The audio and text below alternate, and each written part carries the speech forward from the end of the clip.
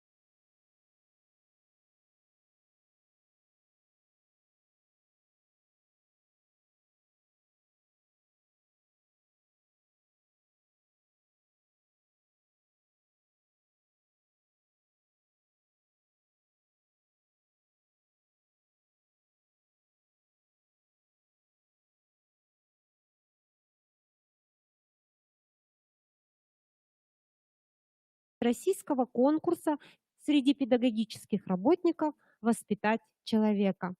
Цель конкурса – выявление и трансляция профессиональному сообществу новых форм, практик и инновационного педагогического опыта воспитания гармонично развитой и социально ответственной личности на основе духовно-нравственных ценностей, исторических и национально-культурных традиций Российской Федерации и Республики Коми. Для награждения победителей конкурса я приглашаю сюда Галину Владимировну Китайгородскую, ректора Коми Республиканского института развития образования. Дипломом победителя награждается Ревунец Валентина Михайловна, директор гимназии искусств при главе Республики Коми имени Юрия Алексеевича Спиридонова. Конкурсная работа «Рабочая программа воспитания гимназии искусств». Номинация «Программа воспитания школьников».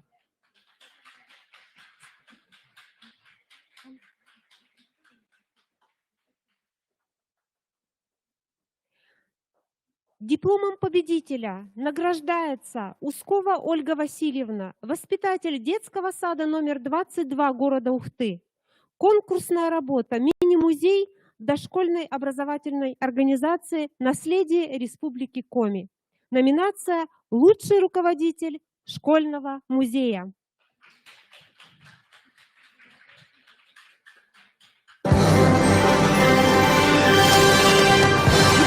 Победителя награждается Ащенко Татьяна Валентиновна, воспитатель гимназии искусств при главе Республики Коми имени Юрия Алексеевича Спиридонова. Здорового и безопасного образа жизни обучающихся на территории здоровья. Номинация «Воспитание на повороте пути».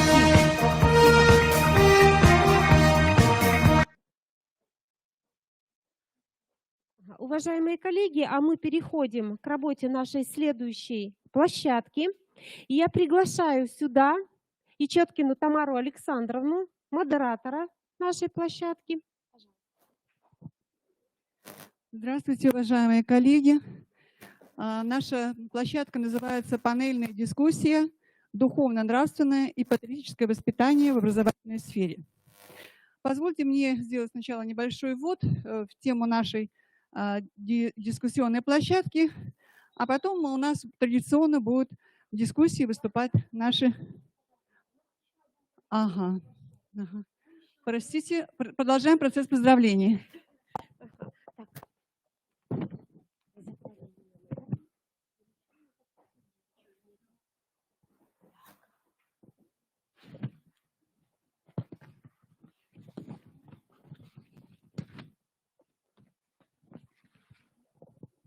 Дипломом победителя награждается Демкина Ирина Валентиновна, руководитель детского сада номер 5, поселка Нижний Одес, Сосногорский район. Конкурсная работа, рабочая программа.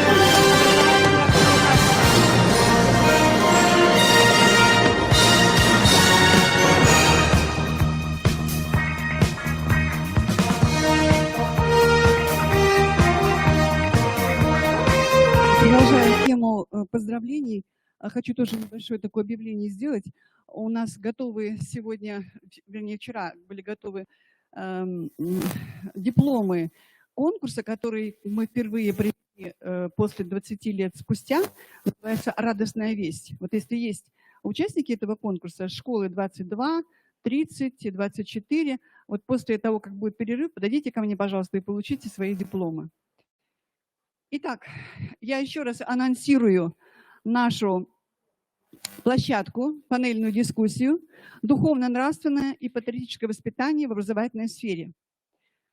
Национальные традиции образования любой страны являются основой педагогической системы и опираются на национальный идеал народа. И об этом сегодня многие выступающие говорили. Национальный идеал пронизывает историю развития народа, нации с самого начала ее генезиса и проявляется в лучших достижениях ее культуры и нравственных началах. Он является сердцевиной цивилизационной идентичности и обладает свойством преемственности. Передавать ценности из поколения в поколение можно только через образование и воспитание. Поэтому возврат системы образования к национальному воспитательному идеалу стал насущной задачей сохранения безопасности страны. Если обратиться к концепции духовно-нравственного воспитания и развития личности гражданина России, принятой еще в 2014 году, то мы с вами знаем воспитательный идеал, и с ним, я надеюсь, многие работают.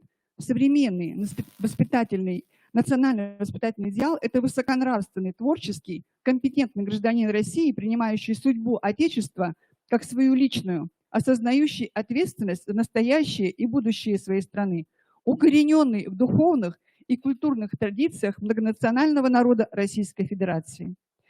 Идеал – это для нас ориентир. Мы формулируем цель, поэтому важнейшей целью современного отечественного образования и одной из приоритетных задач общества и государства является, конечно же, воспитание, социально-педагогическая поддержка становления и развития высоконравственного, ответственного, творческого, инициативного, компетентного гражданина России. Обратимся к содержанию. Конечно же, содержание нашего воспитательного процесса, они основываются на ценностях, базовых ценностях. И эти национальные ценности, которые хранятся в социально-исторических, культурных, семейных традициях многонационального народа России, которые передаются от поколения к поколению и обеспечивают успешное развитие страны в современных условиях. Традиционным источником, как мы уже сказали, нравственности являются базовые национальные ценности. Перечислим их: патриотизм, социальная солидарность, гражданственность, семья, труд и творчество, наука, традиционные российские религии, искусство и литература. Смысловые характеристики ценностям я не даю, поскольку понимаю, что мы все в теме, но на что следует обратить внимание? В российском и советском образовании имеются богатейшие традиции воспитания подрастающего поколения в духе любви к Отечеству и готовности к его защите. За 30 лет экспериментов с воспитанием мы все же не растеряли наши традиции. И об этом судим по героическим подвигам наших солдат на проводимой спецоперации в Украине. Ведь всегда в нашем образовании во главе угла и в Российской империи, и как в советский период, было воспитание самоотверженного гражданина, патриота, готового на подвиг ради блага близких, ради блага Отечества. В одной из заповедей христианских гласит: «Нет больше той любви, как если кто положит душу свою за друзей своих». Евангелие от Иоанна. Эта заповедь живет в сердцах нашего народа, независимо от веры и национальности, потому что мы единый народ. Современное образование должно преодолеть затянувшийся кризис, духовно-ценностный вакуум и стать истинно патриотически ориентированным. Обеспечение духовно-нравственного развития и воспитания личности гражданина России является ключевой задачей современной государственной политики Российской Федерации. Таким образом, духовно-нравственное развитие и воспитание обучающихся является первостепенной задачей современной образовательной системы и представляет собой важный компонент социального заказа для образования. Содержание духовно-нравственного развития и воспитания личности определяется в соответствии с базовыми национальными ценностями и приобретает определенный характер и направление в зависимости от того, какие ценности общество разделяет. Как организована их передача от поколения к поколению. Духовно-нравственное развитие и воспитание в целом является сложным, многоплановым процессом. Оно неотделимо от жизни человека во всей ее полноте и противоречивости. От семьи, общества, культуры, человечества в целом, от страны проживания и культурно-исторической эпохи, формирующей образ жизни народа и сознание человека. Для организации пространства воспитания и его полноценного функционирования требуются согласованные усилия всех социальных субъектов, участников воспитания. Это семья, это общественные организации, включая детско-юношеские движения и организации, учреждения дополнительного образования, культуры, спорта, средства массовой информации, традиционные российские религиозные объединения. И ведущая содержательно определяющая роль в создании уклада школьной жизни принадлежит именно этим субъектам. Мы сегодня здесь собрались для того, чтобы нам согласовать определенные вопросы, которые помогут нам эти задачи решить. Мы должны с вами определить, каковы же признаки патриотизма, которые мы возьмем в основу выбора содержания воспитания детей и молодежи. Каков механизм воспитания патриота? Здесь, конечно же, важно вспомнить парадигму любой деятельности. Парадигма любой деятельности состоит из таких процессов, как выбор ценностей, целеполагание, деятельность и результат. И, конечно же, вот как раз самое начало вида деятельности – это то, какие мы ценности нашим ребятам, нашим воспитанникам предъявим, как мы организуем, по каким критериям организуем выбор этих ценностей, от этого будет зависеть результат. В чем причины недоработки в патриотическом воспитании в образовательных организациях? Какие ресурсы имеет современное образование для выполнения одной из приоритетных задач воспитания патриотизма?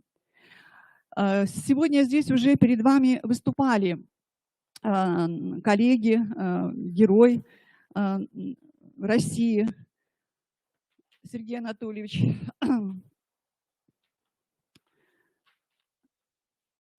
Липовой. И мы сегодня продолжим эту дискуссию и предлагаем вам послушать выступление. Белоруссия у нас подключена или нет? Подключена, да? Значит, послушать опыт наших коллег из Белоруссии. Акимова Елена Петровна, начальник Центра идеологической воспитательной и социальной работы, Гродненский областной институт развития образования. Новые формы гражданского и патриотического воспитания, региональный аспект. Я прошу соблюдать регламент, не более 5-7 минут выступления. Пожалуйста.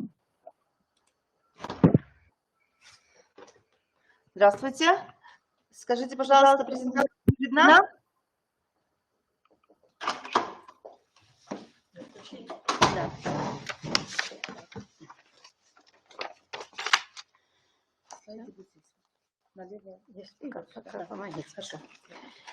Да.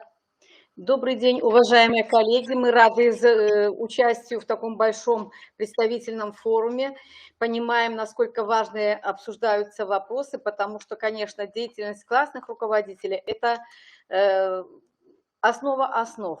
Насколько бы умные решения не принимались на уровне государств, насколько бы умные решения не принимались на уровне Министерства образования, органов управления образованием, насколько бы умно себе не давали методические рекомендации ученые и, в принципе, и практики бы не делились опытом, все это будет, коэффициент полезного действия очень низкий, потому что все зависит от того, как будет работать классный руководитель.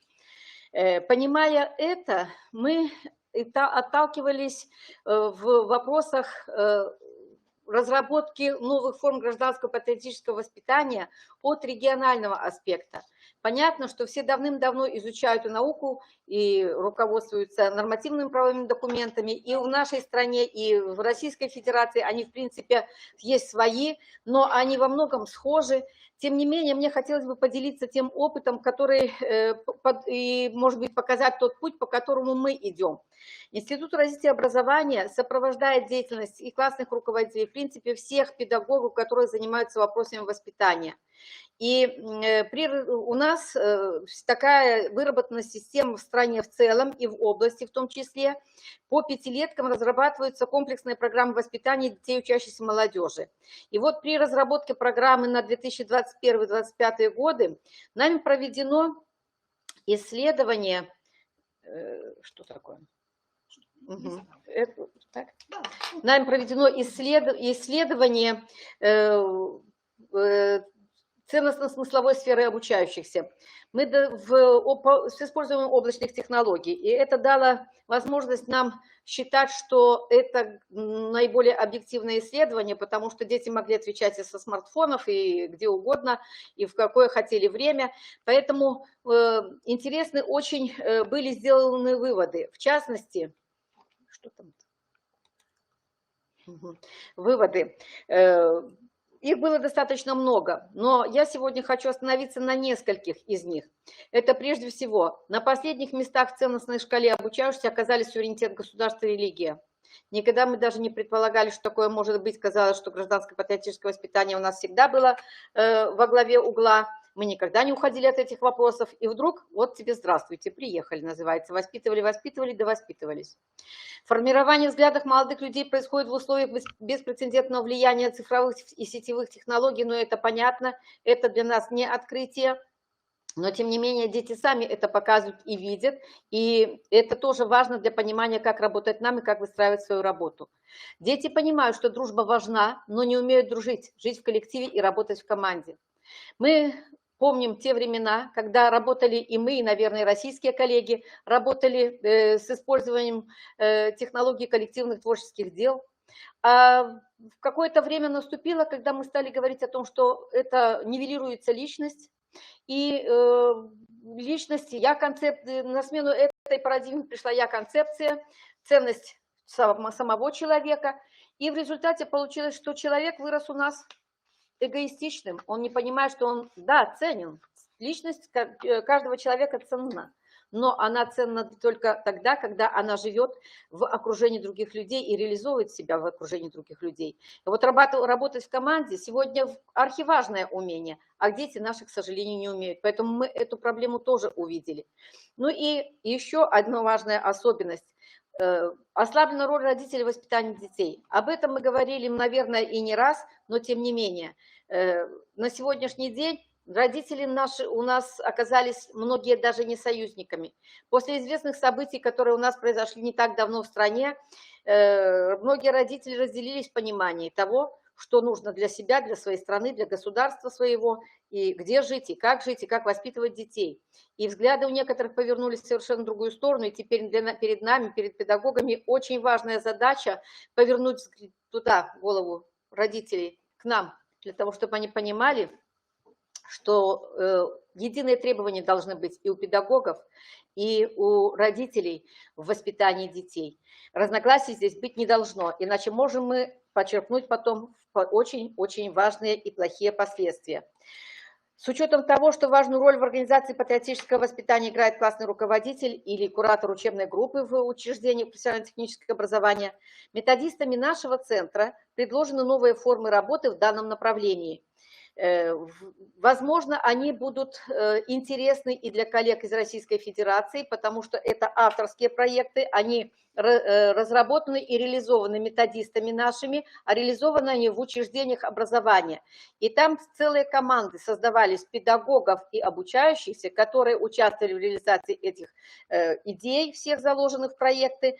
И затем получился целый продукт, который сегодня используется в работе и будет использоваться дальше. Участие классных руководителей вместе с обучающимися в проектах содействует повышению их профессиональных компетенций в воспитательной работе классных руководителей прежде всего и дает возможность обучающимся почувствовать себя сопричастными к многим-многим важным событиям, которые им нравятся и которые они понимают, что необходимо делать, и с удовольствием включились в их работу. Уникальность наших проектов состоит в совмещении реальной практической деятельности детей и молодежи и ее отражения в виртуальном пространстве. Объединение обучающихся разного возраста одной целью – патриотическое воспитание посредством изучения истории малой Родины в период Великой Отечественной войны, становление и развитие суверенной Республики Беларусь.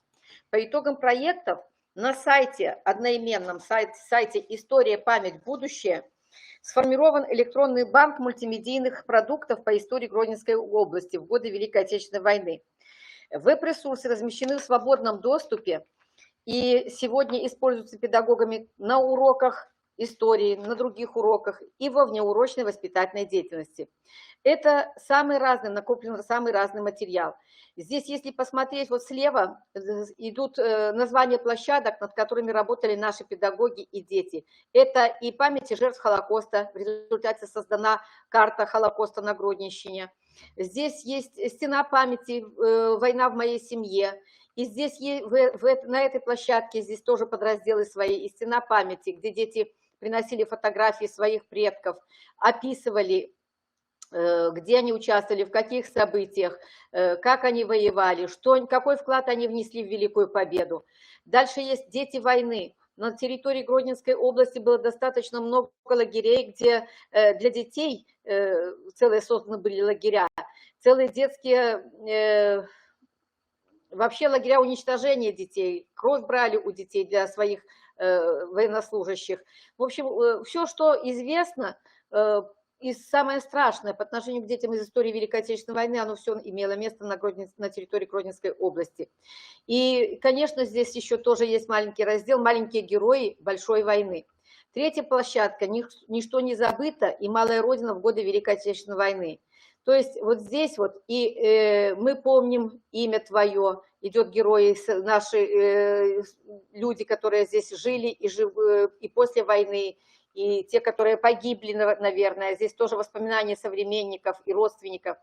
Тема войны в искусстве, видеопродукт, май 45-го и так далее. Здесь достаточно много площадок.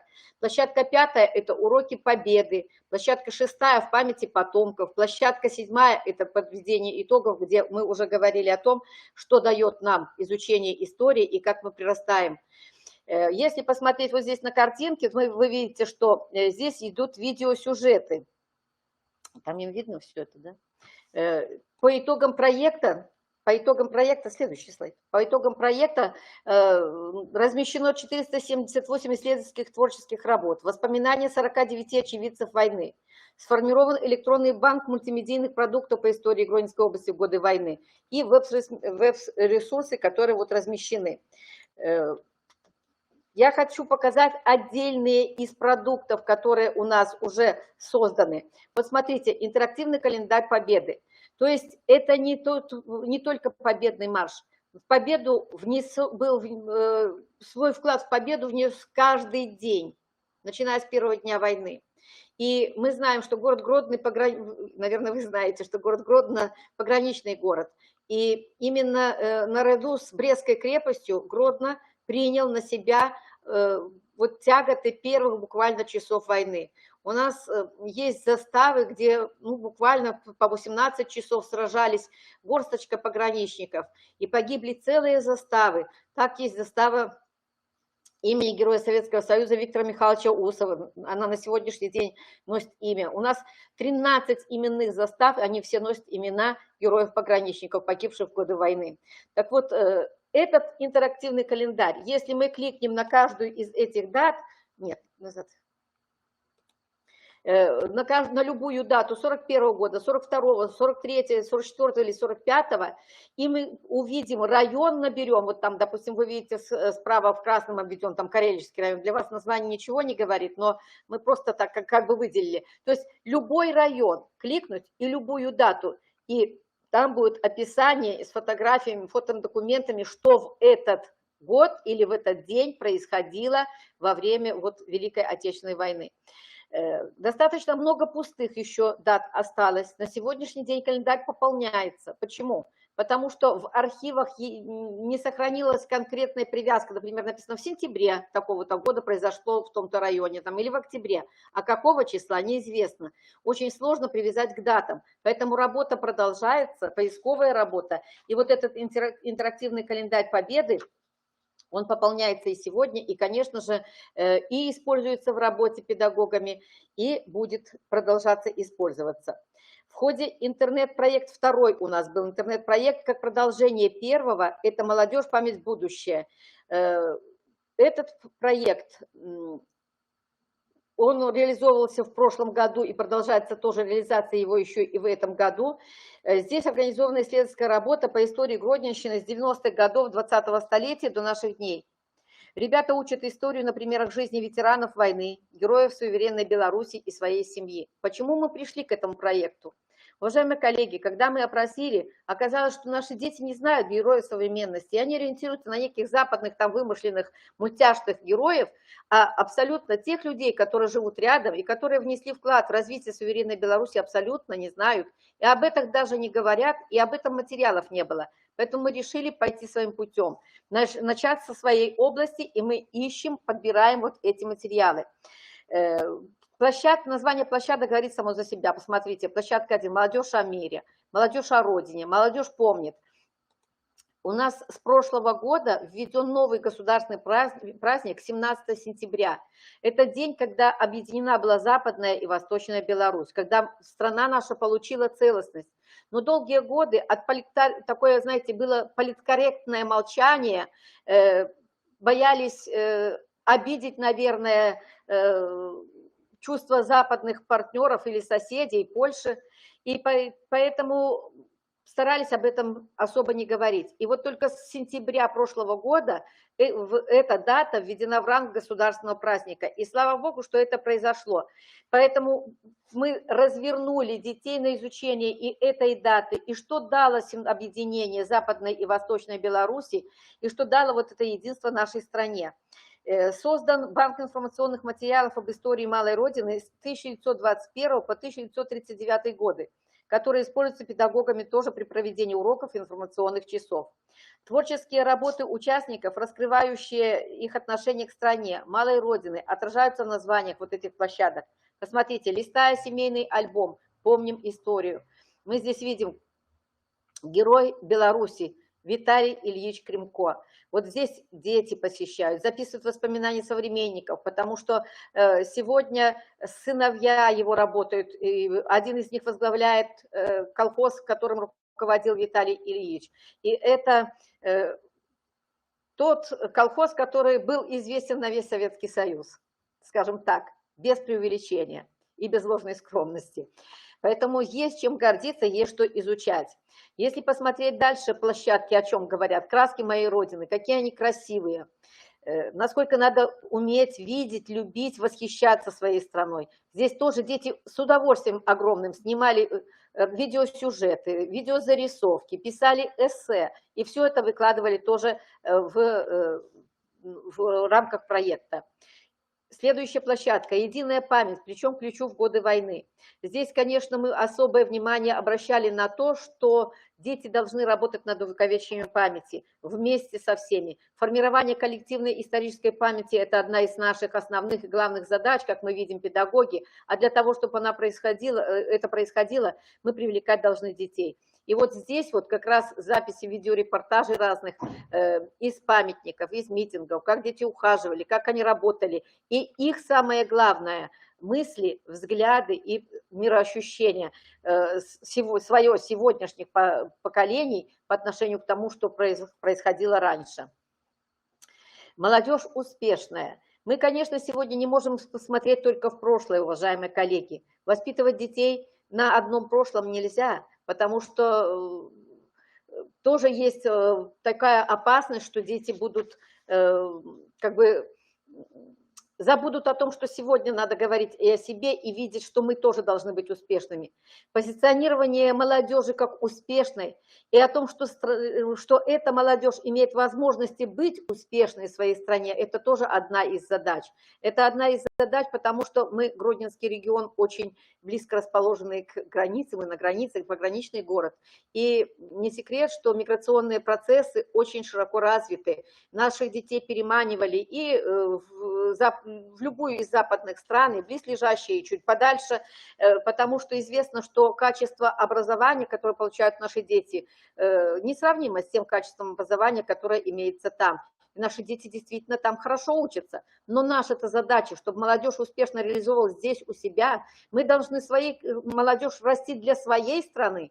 И вот этому вопросу мы посвятили целую площадку, и молодежь тоже делилась и мнениями по этому вопросу. И понятно, что здесь очень много в этих проектах было задействовано обучающихся из учреждений профессионально-технического среднего специального образования. Когда они заканчивают свое учебное заведение, они уходят. Но нам очень важно видеть, как они реализовываются дальше. И поэтому мы им предложили такой проект «Я и мое первое рабочее место». С какой гордостью они присылали материалы и описания, как их встретили в трудовом коллективе, понравилось ли им первое рабочее место, продолжают ли они здесь работать, будут ли они продолжать делиться своими планами. И это тоже имеет огромный воспитательный эффект. При должном комментарии, при должном сопровождении педагогическом именно вот этой работы. Создать благоприятную среду для реализации активной жизненной и гражданской позиции,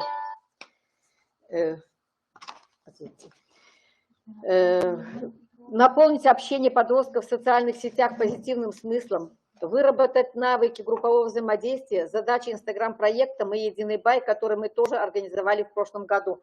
А он с апреля 2021 года реализовывается этот проект, он продолжается и в сегодняшнее время. В нем участвует более 1300 команд учреждений образования, в которые в соответствии с замыслом входят подростки, родители и классные руководители.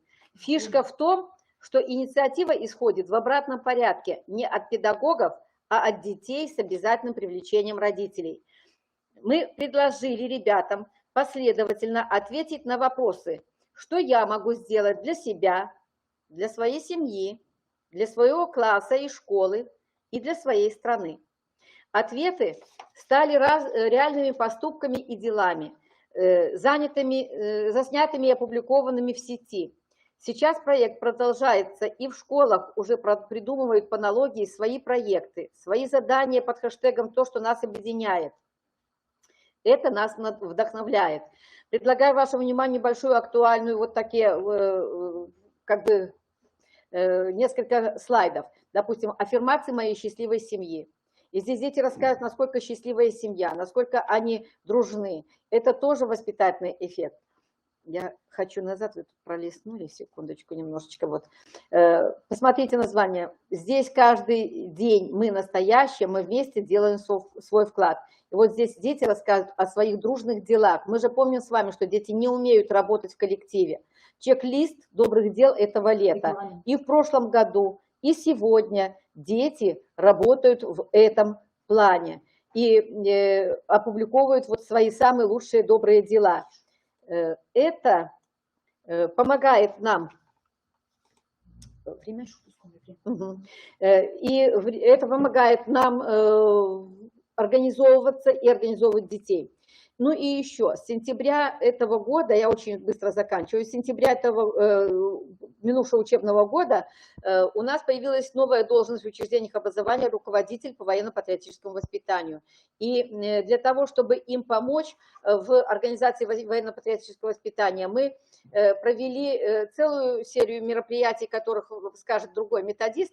Я единственное, что буду говорить, скажу вам о том, что очень интересно состоялась панорама музеев учреждений образования, где были видеоролики до 10 минут и с интерактивными экскурсиями. И это дало возможность сегодня разместить их на Google диске, и дети посещают, и руководители военно-патриотического воспитания, они могут не только посетить как виртуальную экскурсию, но они и заинтересуются, и обязательно там есть контакты, когда можно посещать другие учреждения образования. Еще у нас такое ноу-хау с этого года появилось в духовно-нравственном воспитании. Мы учредили совместно с епархиями Белорусской Православной Церкви, это только в Гродненской области такое есть у нас, премию имени Героя Беларуси митрополита Филарета, первого патриарша экзарха всей Беларуси, за высокий уровень организации духовно-нравственного патриотического воспитания детей и молодежи. Премия эта будет ежегодная и очень-очень статусная. Ее так красиво вручали, и очень всем понравилось. И последнее. Мы говорили о работе с родителями. Мне хотелось бы обратить ваше внимание на то, что мы вышли тоже в виртуальное пространство. И это виртуальные школы, а на сегодняшний день еще мы и организовали телеграм-канал для родителей, успешное родительство, и прирастаем. Он работает только еще с 1 апреля, но мы прирастаем в своих подписчиках. Таким образом, мы хотим сказать, что при должном сопровождении методистов есть возможность у классных руководителей, у других педагогов, которые занимаются воспитательной работой, во-первых, участвовать в этих проектах и привлекать своих детей. С другой стороны, методически обучаться. И с третьей стороны, получать, по аналогии с нами, разрабатывать свои такие интерактивные проекты. Благодарю за внимание. Огромное спасибо, Елена Петровна, за такой комплексный доклад. Вы находитесь на рубеже идеологической борьбы. Вы действительно используете такой ресурс важный, как память о Великой Отечественной войне. И мы сегодня как раз обсуждаем механизмы, подходы к воспитанию патриота, патриотического отношения. И вы сегодня нам показали вот такой проект, который комплексно рассматривает весь процесс, о котором вот я уже говорила. Это вы организуете на основе таких ценностей, как Родина, как патриотическое отношение, защита Родины. На этих ценностях вы организовываете такую комплексную деятельность и учащихся, и учителей, и это очень важно. И я думаю, что ваш опыт будет востребован нашей аудиторией, тем более, что запись вашего выступления и презентация, она будет в открытом доступе, и можно будет посмотреть еще раз, изучить ваш опыт. Мне бы хотелось попросить Олесю Викторовну как-то сократить свое выступление хотя бы до 5 минут, поскольку у нас уже час мы отстаем в своей программе, поэтому очень коротко, пожалуйста, Олеся Викторовна, ваше выступление, методическое сопровождение руководителей по военно-патриотическому воспитанию, опыт Гродненской области. Пожалуйста. Здравствуйте, уважаемые коллеги. с 1 сентября 2021 года в нашей стране с целью совершенствования форм и методов патриотического воспитания учащихся введена новая должность – руководитель по военно-патриотическому воспитанию. И как раз-таки с момента введения данной должности в нашем Гродненском регионе была выстроена и сформирована своя система методического сопровождения деятельности руководителей по военно-патриотическому воспитанию и налажено эффективное взаимодействие со всеми потенциальными субъектами гражданского, патриотического, ну и, конечно же, военно-патриотического воспитания. Итак, какими шагами мы создавали, да, свою систему методического сопровождения? Первое, что мы сделали, это в сентябре месяце наш институт провел сверку кадров руководителей по военно-патриотическому воспитанию. И проведя эту сверку, мы составили такой своеобразный портрет руководителя по военно-патриотическому воспитанию. Я не буду перечислять, на какие моменты мы обращали внимание. Все это есть на слайде. Уровень, кто имеет какую квалификационную категорию, у каких работников есть опыт военной службы, у кого ее нет. Очень интересное такое сравнение для всем кажется, да, многие думают, что руководитель по военно-патриотическому воспитанию – это мужчина, но в нашей области есть примеры, когда эту должность занимают женщины. Из 206 руководителей мужчин 11 женщин, которые занимают эту должность. Следующий момент, что мы сделали, это провели межведомственное совещание в ноябре месяце, в котором присутствовали все заинтересованные субъекты военно-патриотического воспитания. Я здесь тоже подробно останавливаться на этом не буду, вы можете ознакомиться на слайде. На повестку дня были вынесены вопросы об организации эффективной работы руководителей по военно-патриотическому воспитанию, о взаимодействии военных комиссариатов с учреждениями образования области. Конечно же, это профориентация молодежи на поступление в военные учебные заведения, ну и, конечно же, особенности проведения мероприятий военно-патриотической направленности.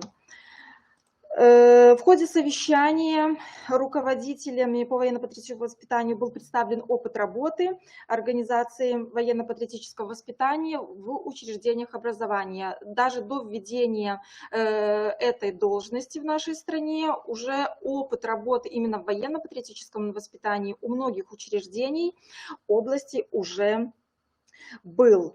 По итогам совещания были даны поручения всем субъектам военно-патриотического воспитания, в том числе и нашему институту. И первое такое важное для нас поручение – это была разработка образовательных программ повышения квалификации руководителей по военно-патриотическому воспитанию. В связи с этим было на сегодняшний день уже реализовано 4 программы повышения квалификации. Повышением охвачены практически 80% руководителей по военно-патриотическому воспитанию области. В рамках повышения квалификации осуществлено посещение 3 учебных заведений. Это и мы посетили военный факультет нашего Гродненского университета имени Янки Купалы. Там были проведены практические занятия, осуществлена экскурсия по военному факультету.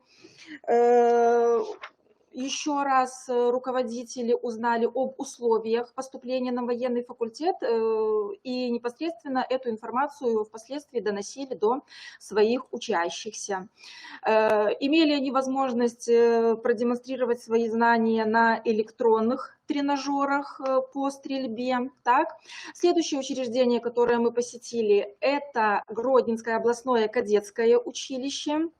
Здесь тоже мы познакомились с системой работы учреждения, с условием проживания кадетов. Так, и как раз-таки руководители, вернувшись на свои рабочие места, доступно, понятно и интересно могли это все рассказать своим учащимся. И третий такой наш выход, посещение, это посещение государственного учреждения образования средней школы номер 3 имени героя-пограничника, Героя Советского Союза Виктора Михайловича Усова. Это то учреждение образования, которое имеет богатейший опыт в проведении мероприятий военно-патриотического воспитания. Как раз-таки это то учреждение, одно из немногих, где женщина занимает должность руководителя по военно-патриотическому воспитанию, но в школе выстроена такая целостная система, которая позволяет результативно и продуктивно проводить работу в гражданском и патриотическом воспитании. Следующий шаг по методическому сопровождению руководителей по военно-патриотическому воспитанию было то, что мы на сайте нашего института создали вкладку, вот вы можете видеть скриншот сайта, да, по военно-патриотическому воспитанию. Здесь мы собрали весь необходимый материал, который необходим для работы руководителей. Это и нормативно-правовое обеспечение, это и материалы по профориентационной работе. Здесь мы размещаем материалы опыта, да, военно-патриотического воспитания в учреждениях образования Гродненской области. Это позволяет руководителям черпать опыт своих коллег, да, и привносить что-то новое в свою систему работы. Данная вкладка на нашем сайте постоянно изменяется, видоизменяется и пополняется необходимыми материалами. Ну и последнее наше такое масштабное мероприятие – это то, что вот в учреждениях образования нашей страны, области при проведении линеек и массовых торжественных мероприятий проводится торжественная церемония вноса и выноса государственной символики Республики Беларусь. Но и именно подготовку знаменных групп для этого ритуала как раз-таки поручено руководителям по военно-патриотическому воспитанию. Но не все руководители знают, как это правильно делать, да, как это нужно делать. Поэтому мы разработали план обучающих семинаров совместно с учреждениями образования области, которые имеют богатый опыт в данной практике. И на сегодняшний день, только за апрель месяц, мы провели 3 таких кустовых обучающих семинара, в котором приняли участие 26 знаменных групп учреждений образования области. И уже как раз-таки в мае на торжественных линейках, посвященных окончанию учебного года, свои навыки, которые они получили во время прохождения обучения, да, на этом семинаре, они смогли продемонстрировать. И во вкладочке на нашем сайте в военно-патриотическом воспитании есть как раз-таки материалы, видеоматериалы, как нужно работать со знаменными группами. И вот эти видеоматериалы помогают тем руководителям, которые не смогли непосредственно принять участие в нашем семинаре. Но на сегодняшний день мы считаем, что та система методического сопровождения руководителей по военно-патриотическому воспитанию, которая выстроена у нас, она имеет свои положительные результаты, положительные плоды, ведь все, кто нацелен на воспитание гражданина, патриота, защитника своей страны, мы работаем в таком тесном взаимодействии, в тандеме. И впереди у нас много планов на новый учебный год, и я думаю, у нас все получится, и будем двигаться вперед. Спасибо большое. Спасибо, Олеся Викторовна. Очень интересный опыт. Белоруссия всегда отличалась вот как раз таким подходом очень комплексным и патриотическим, и воспитание действительно было на высоком уровне. Вот я сколько не встречалась с коллегами на таком мероприятии, как международное рождественское чтение, не всегда поражал именно вот ваш такой подход, патриотический подход. Поэтому большой привет братьям Белоруссии, сестрам Белоруссии. Очень мы действительно за вас тоже болеем, вы там на рубежах, держитесь, пожалуйста.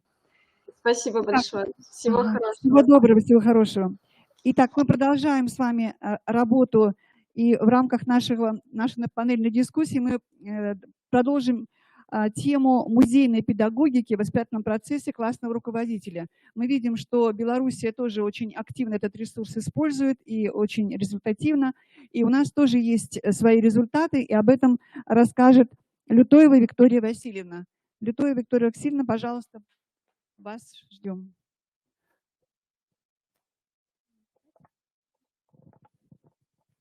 Добрый день. Я рада приветствовать вас на форуме классных руководителей. Уверена, что многие из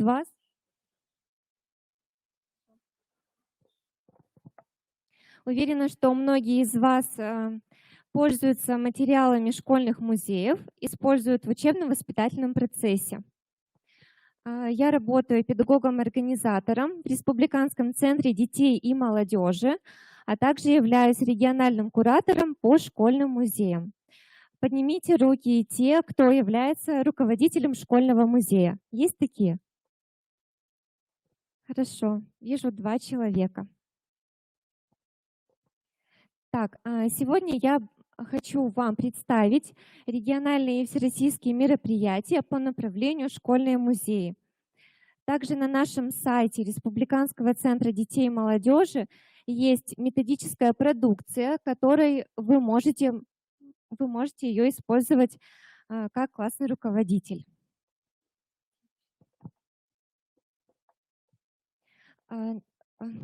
Сейчас Федеральный центр детско-юношеского туризма и краеведения ставит перед нами новые задачи. На сайте Федерального центра есть портал «Школьные музеи», который мы постепенно заполняем.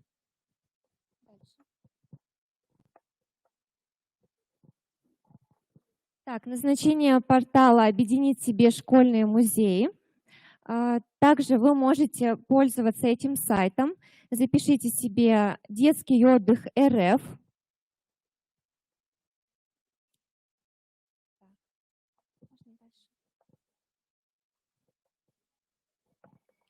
Наш центр, Республиканский центр детей и молодежи, проводит различные конференции «Отечество земляками». Скорее всего, многие из вас принимали участие. Также это Республиканская олимпиада по школьному краеведению, конкурс музеев образовательных учреждений и Республиканский сбор детского актива школьных музеев. Большим плюсом участия в наших мероприятиях является выход на всероссийский уровень. И ребята, которые выходят победителями и призерами, уже едут в Орленок, в Артек, у нас дети едут. И вот эти дипломы федерального центра имеют очень большой вес при поступлении в вузы. Обратите внимание, на слайде у нас активисты школьных музеев. У нас проходит секция «Юный экскурсовод», куда я тоже вас приглашаю к участию. Каждый год в конце января мы проводим уже 25 лет «Отечество земляками», наша конференция, а также в ноябре проводим Олимпиаду.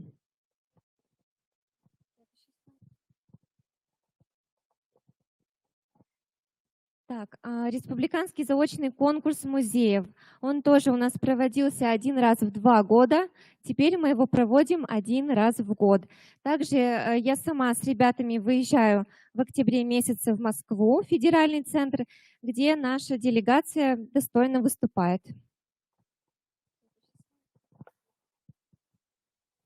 Вот как раз мы с ребятами из 24-й школы, с 21-й школы гимназии искусств мы выступаем в федеральном центре.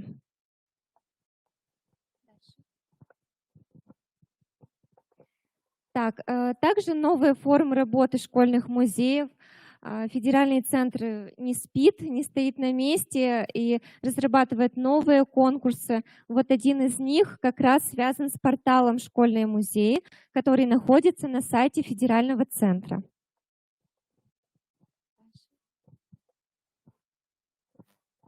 Многие из вас, скорее всего, были у нас каждый год в апреле месяце. Мы проводим сбор детского актива Республики Коми. Возможно, на фотографиях вы видите знакомые лица. тоже также приглашаем вас и ваших коллег, которые занимаются школьными музеями. Мы проводим хорошую учебу для руководителей и также интересные мероприятия для детского актива.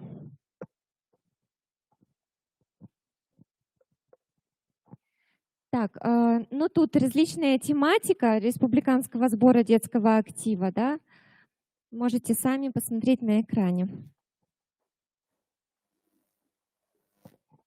Семинар руководителей школьных музеев.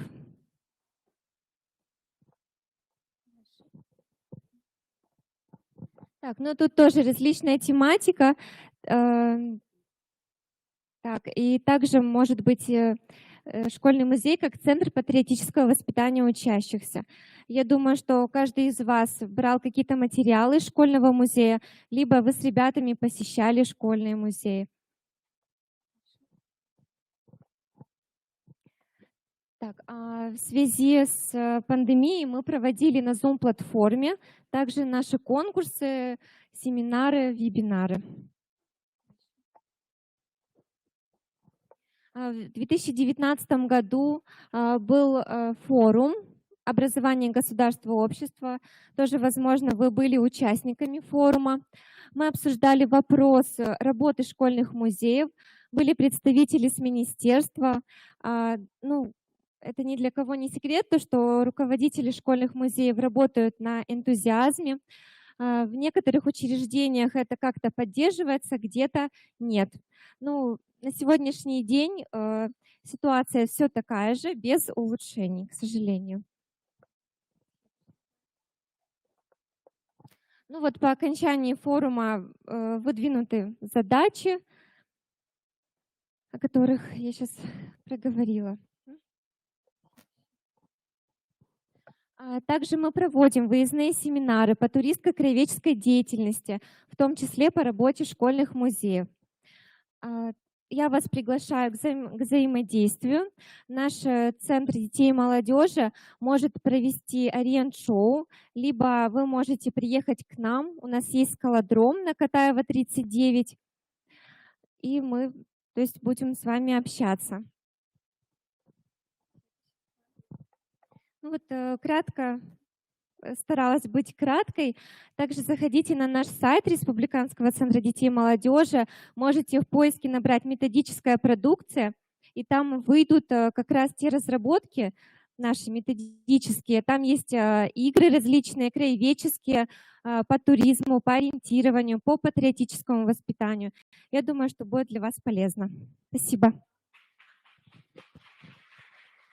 Спасибо, Виктория Васильевна, педагог-организатор отдела краеведения Республиканский центр детей и молодежи. Я думаю, что этот ресурс для классных руководителей тоже очень важен, поскольку здесь мы видим с вами как раз вот тот механизм, который воспитывает отношение к родине, защитника родины. И это очень важно для современной модели идеала воспитанника.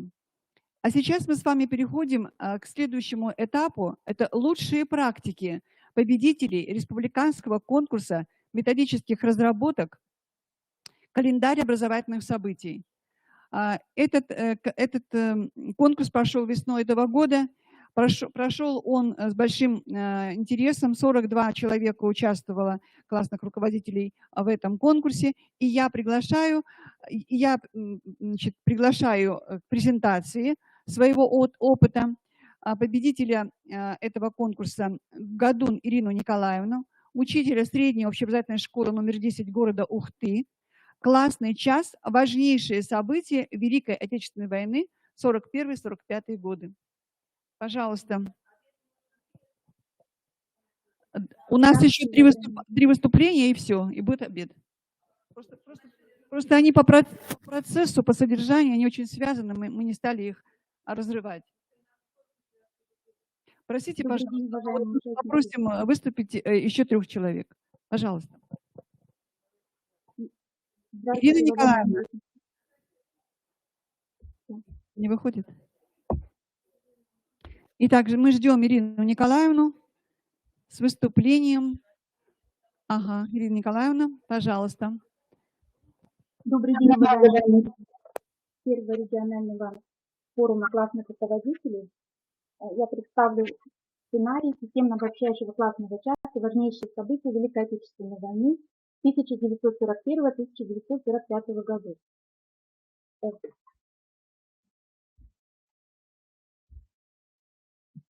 Основная цель классного часа складывается из аспектов личностного, метапредметного и предметного аспекта. Все их я не стала расписывать, поскольку классный руководитель каждого класса прекрасно их знает из федерального государственного общеобразовательного стандарта, но единая цель – это систематизация знаний учащихся о всем периоде событий четырехлетнего вот этого страшного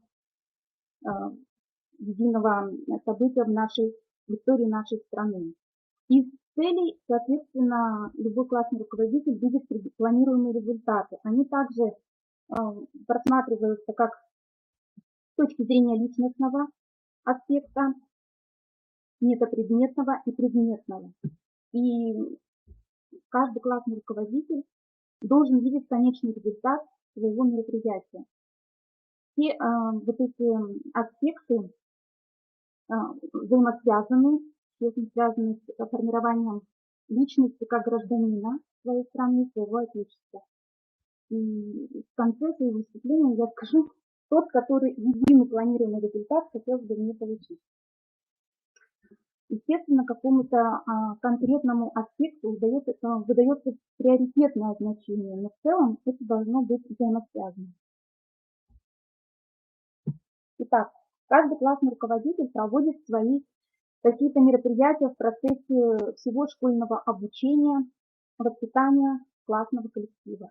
Эти мероприятия могут быть связаны с акцией памяти, например, совместная помощь ветеранам, посещение историко-краеведческих музеев, просмотр фильмов совместно с коллективом, обсуждение, вы их видите на экране. И все эти мероприятия в конце, в итоге, вот на выпуске из школы, они должны иметь какое-то системное значение для личности ребенка, для формирования полноценного гражданина, патриота своей страны. Вот одно из них, например, мы с ребятами делали совместный плакат, посвященный нашим воевавшим родным, собрали информацию о них, у кого-то нашли фотографии, но каждый ученик в классе участвовал в создании этого плаката, который мы потом раскопчевали сзади, скотчем детям, каждый сантиметр делали тем, чтобы он сохранился навечно, чтобы мы могли его всегда вывешивать в девятом классе. Итак, что включает в себя подготовка к классному часу? Я представлю вам две модели, если позволите, для среднего звена и для старшего звена. Для среднего звена систематизация знаний о Великой Отечественной войне также важна, как и для старшего звена. В среднем звене можно начинать с 6 класса. Самое важное – это начать, например, саму подготовку за 2 недели до мероприятия. Обычно мы начинаем до 9 мая, за 2 недели. На одном из классных часов учитель предлагает детям подготовиться к мероприятию и распределяет обязанности. При этом надо продумать, кого из двух учащихся самых надежных, ответственных, хорошей дикции можно было бы выбрать в качестве ведущих мероприятия. Им и предлагается быть ведущими, как правило, дети не отказываются. Далее учитель предлагает подготовить краткие доклады по темам. Эти темы – это как раз и есть те важнейшие события, которые происходили в годы Великой Отечественной войны. Но мы знаем эти события какими-то отдельными моментами. А вот чтобы их систематизировать, вместе собрать, это все в единое мероприятие, такого плана мероприятия, к сожалению, у нас проходят редко. Поэтому я придаю значение систематизации вот этой информации. Я предлагаю детям, кто желает подготовиться по той или иной теме. Всегда найдутся активные, которые поднимают руку, я тоже записываю и даю установку. Какого плана должен быть доклад? Не более 3-5 минут. Обязательно нужно обрисовать временные рамки, какие даты проходило это событие, важнейшие моменты события и какую историческую роль сыграло это событие в годы Великой Отечественной войны. Также нужно предложить кому-либо из детей подготовить стихи о войне. Обязательно сделать оговорку, что это не могут быть стихи из интернета. Это, конечно же, поход в библиотеку, обязательно подбор серьезной литературы, стихи Твардовского, Александра Твардовского, Юрия Полякова, Евгения Пушенко, с тем, чтобы можно было уже даже в 6 классе читать эти серьезные стихи о войне. Учитель также интересуется о родных, воевавших родных ребят. В каждой семье есть своя история. И если дети подготовят небольшой доклад, я всегда им приношу образец о своем прадеде, биография, фотография обязательно должна быть. Показываю, как нужно сделать, подготовиться. Всегда ребята отзываются. Ну а те безинициативные, которые всегда есть в каждом классе, вот им поручается выучить подобранные стихи. Дети не отказываются. Также нужно подготовить 3-4 военные песни, прорепетировать их. Так. И далее осуществить в течение этих 2 недель осуществить текущий контроль. Что он в себя включает? Во-первых, отдельная встреча с ведущими. Ну, я готовлю по сценарию, распечатанному этого классного чата. Сразу мы договариваемся, что сценарий сохраняется в тайне, иначе не будет со мной вот этой вот заинтересованности. И мы с ними прорабатываем этот сценарий с помощью презентации, которая готовится классным руководителем, репетируем и проговариваем, кто у нас затем выступает. Обязательно классному руководителю необходимо отредактировать подготовленные учащимися доклады. То есть те, кто готовит доклады, приносят, показывают. Где-то я убираю лишнее, где-то что-то прошу добавить. Есть такие моменты, где важно сказать то, что все знают, и дети тоже должны об этом узнавать. Репетируем вот эти вот выступления по возможности. Можно и на переменах, можно на отдельном классном чате, но мы готовимся. Те стихи, которые подготовил ответственный ребенок, я делаю ксерокопию, раскладываю на столе и предлагаю особенно учащимся выбрать, кто какое стихотворение будет учить. Они сами выбирают, я записываю себе список и контролирую, чтобы они были готовы. Также проверяю биографии воевавших родных учащихся, потому что, как правило, дети очень ответственно к этому подходят, готовятся и с удовольствием рассказывают. А вот репетиции исполнения военных песен мне очень помогают учить музыку. Я их заранее скидываю папку с минусовками, с текстами песен, и уже идет полноценная репетиция на уроках музыки. Обязательно классному руководителю необходимо связаться с родителями, чтобы родители были приглашены на этот ответственный классный час. Ну и есть еще комплексная подготовка классного руководителя к мероприятию, которая включает в себя подготовку презентации, подбор видеоролика. Очень много хороших специальных видеороликов о Великой Отечественной войне в интернете. Я беру видеоролик, они живы, пока мы их помним. Можно просмотреть виртуальные экскурсии, которые тоже сейчас в интернете. Какие-то предметы можно принести, связанные с оставшихся военных действий и связанные с войной. Обязательно должна быть политическая карта мира. Я готовлю раздаточный материал. Это такая таблица, которая подготовлена и никому не показана. Таблица событий, которые я нарезаю. Вот небольшие наборы разного цвета. Вот у меня целая коробка. И тем, чтобы можно было проконтролировать усвоение материала в конце классного чата. Далее хотелось бы напомнить, применяю наглядные, практические, словесные методы. на данном классном часе. Ну и ресурсы. Ресурсы есть у каждого классного руководителя, их очень много, достаточно. И все они могут пригодиться при систематизации материалов. Сам классный час состоит из 5 этапов. Организационный этап занимает не более 3-5 минут. На нем вначале обычно кто-либо из детей, у нас, я вам скажу, как было, вышел ребенок со стихотворением Александра Твардовского. Затем ведущие сказали вступительное слово, и обязательно, конечно, мы определяем тему, дети определяют тему. Классный руководитель на самом классном части уже сидит тихо в сторонке и просто листает презентацию. Все проводят дети. Ведущие задают вопрос в аудитории. Да, мы будем говорить о Великой Отечественной войне, о событиях.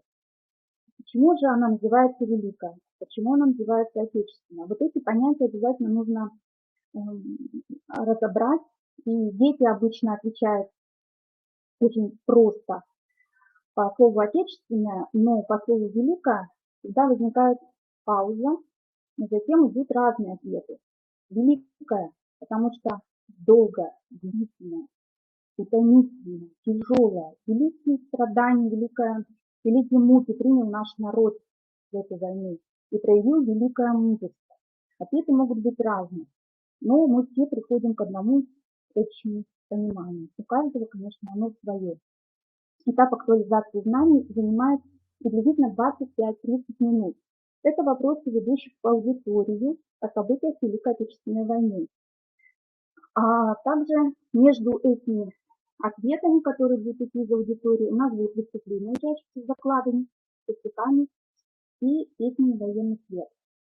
После этого будет этап самоконтроля. Это как раз работа с раздаточным материалом, который вот я показывала, с этими таблицами, которые необходимо будет собрать либо в парной работе, либо группами, можно с родителями.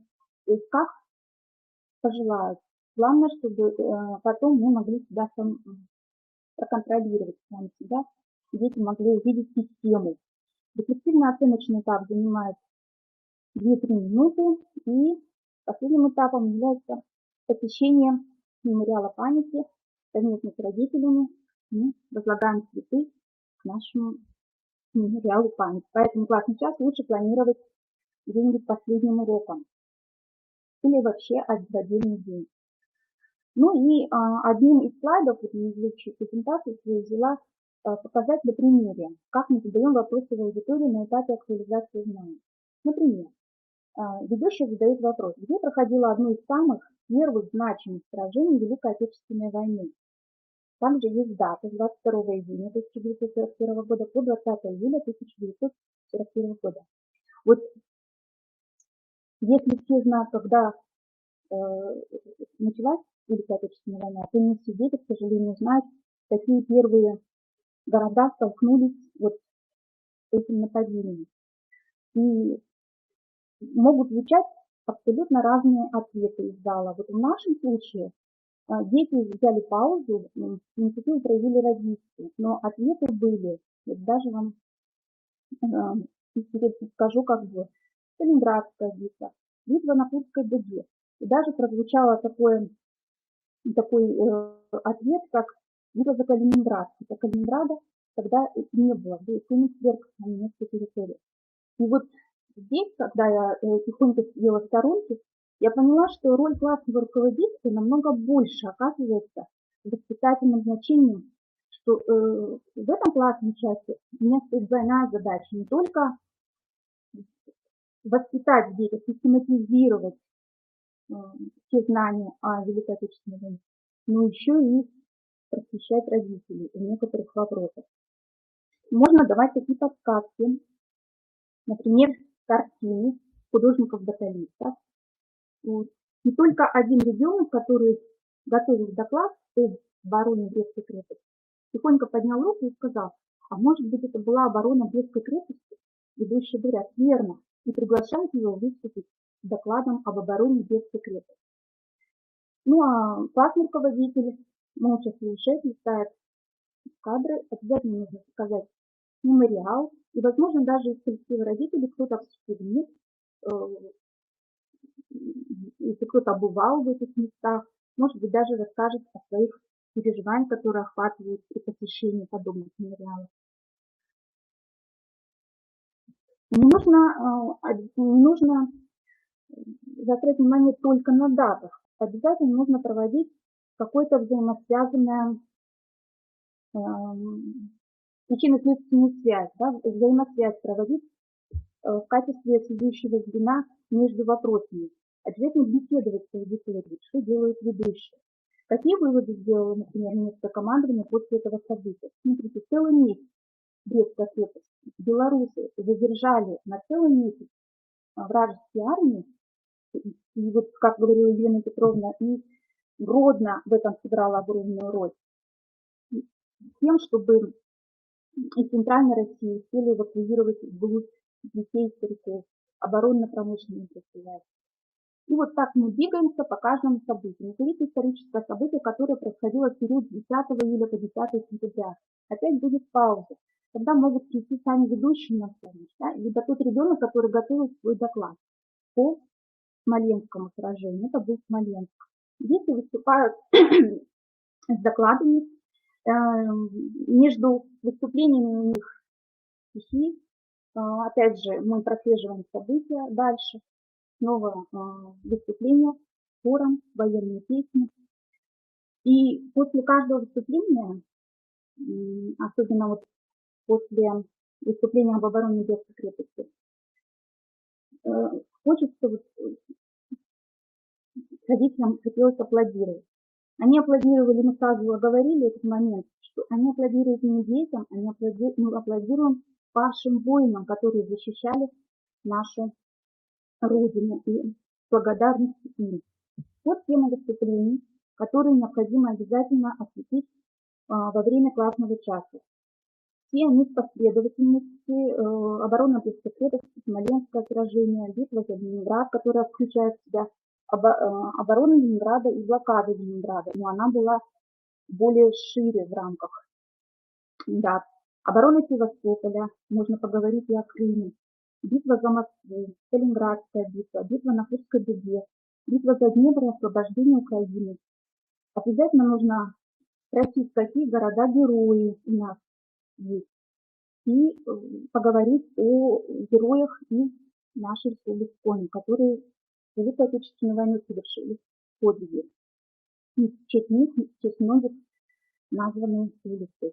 И некоторые дети даже этого не знают. Ирина Николаевна, И минуточку, можно сейчас как-то вот уже закругляться, потому что у нас да, час мы, перебор у нас идет, час уже да, работы. уже заканчиваю. Пожалуйста, у вас очень интересное выступление, извините, пожалуйста. Я вот еще покажу просто пару слайдов, которые присутствовали в моей презентации, даже со ссылкой на виртуальную экскурсию.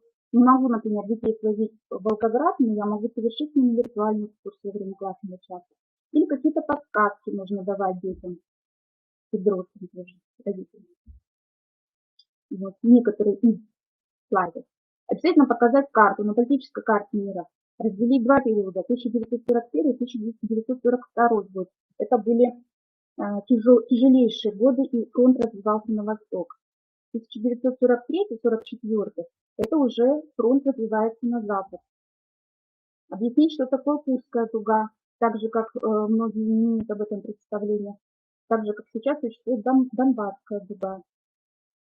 Обязательно завершить тем, что британские и американские войска очень хотели прийти в Берлин первыми, но у них это не получилось.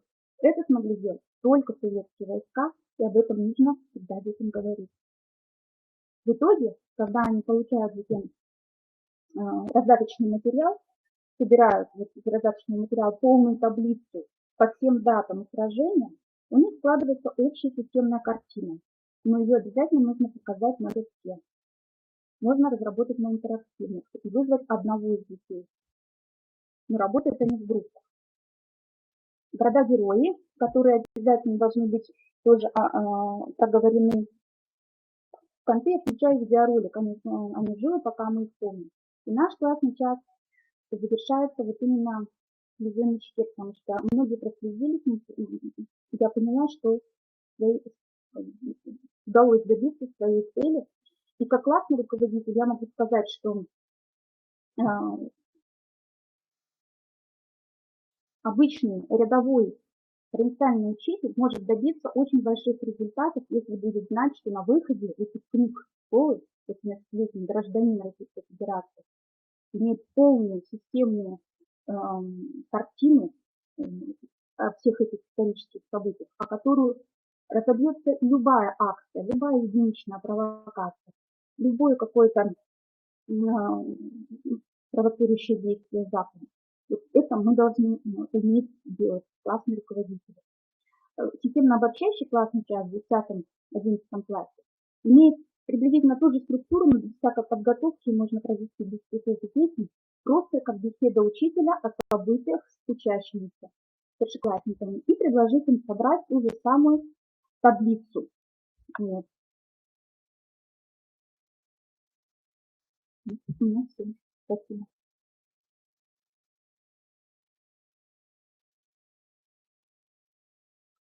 Тамара Александровна. Ирина Николаевна, спасибо вам большое. Очень такое хорошее комплексное выступление. Я думаю, что наши педагоги обязательно воспользуются вашей разработкой. Она настолько методически содержательна и информационна, и я думаю, что результат будет очевиден. Спасибо большое. И мы приглашаем Григорьеву Ирину Николаевну, учителя средней общеобразовательной школы номер 21 с углубленным изучением немецкого языка города Сыктывкара. Воспитательное мероприятие «Литературно-музыкальная композиция «Солдат минувшей войны» о жизни Ивана Петровича Конюхова, ветерана Великой Отечественной войны. И я хочу сказать, что, уважаемые коллеги, извините, но когда мы готовились, планировали это мероприятие, мы изначально договаривались о 15 минутах выступления. Ну, конечно, у нас уже идет перебор, и мы бы попросили как можно сократиться. Нет, пульт, пожалуйста. Ну, во-первых, здравствуйте. Я понимаю, что мы все сегодня устали, все с утра здесь. И первое хочу представиться, что я обыкновенный учитель 21-й школы города Сыктывкара. Так, все. Вот как говорится. То, что сегодня мы слушаем с вами, да, я немножечко не согласна. С нас никогда с вами воспитательную функцию не снимали. И тот, кто отработал в школе уже больше 10, 20 или, как мы, уже больше 30 лет, да, знает, что воспитательная функция, она всегда у нас была и всегда остается. И поэтому это самое сложное. Сложное в том, что мы с вами все учителя-предметники. Кто-то преподает математику, как я, например, кто-то физику, кто-то химию. Легче, наверное, учителям истории, литературы. Нам сложнее, но тем не менее мы с вами всегда уходим на классное руководство и даже больше времени порой уделяем классному руководству. Так вот, сейчас я являюсь классным руководителем 6 класса, 6 Б класса и... Не поняла, я куда-то не туда нажала. Сейчас. Это уже мой 6-й класс, классное руководство. Обычно классное руководство, если я беру с 5 класса, то я довожу до 11-го. Что хочу сказать. За последние 2 года, как и вы все... Так. Сейчас. Отредактирует. Последние 2 года мы с вами не имели возможности... выезжать с детьми, да, в экскурсионные поездки по другим городам. Вот с предыдущими классами, в которых я была классным руководителем, мы побывали в Белоруссии, то, что сегодня показывали, посещали мемориальный комплекс «Брестская крепость». В Бресте были в музее территории мира.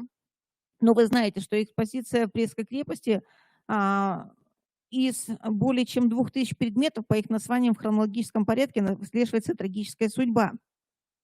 Накануне вторжения, испытания войны и признания. Посетили тематическую экскурсию мемориальный комплекс Хатынь.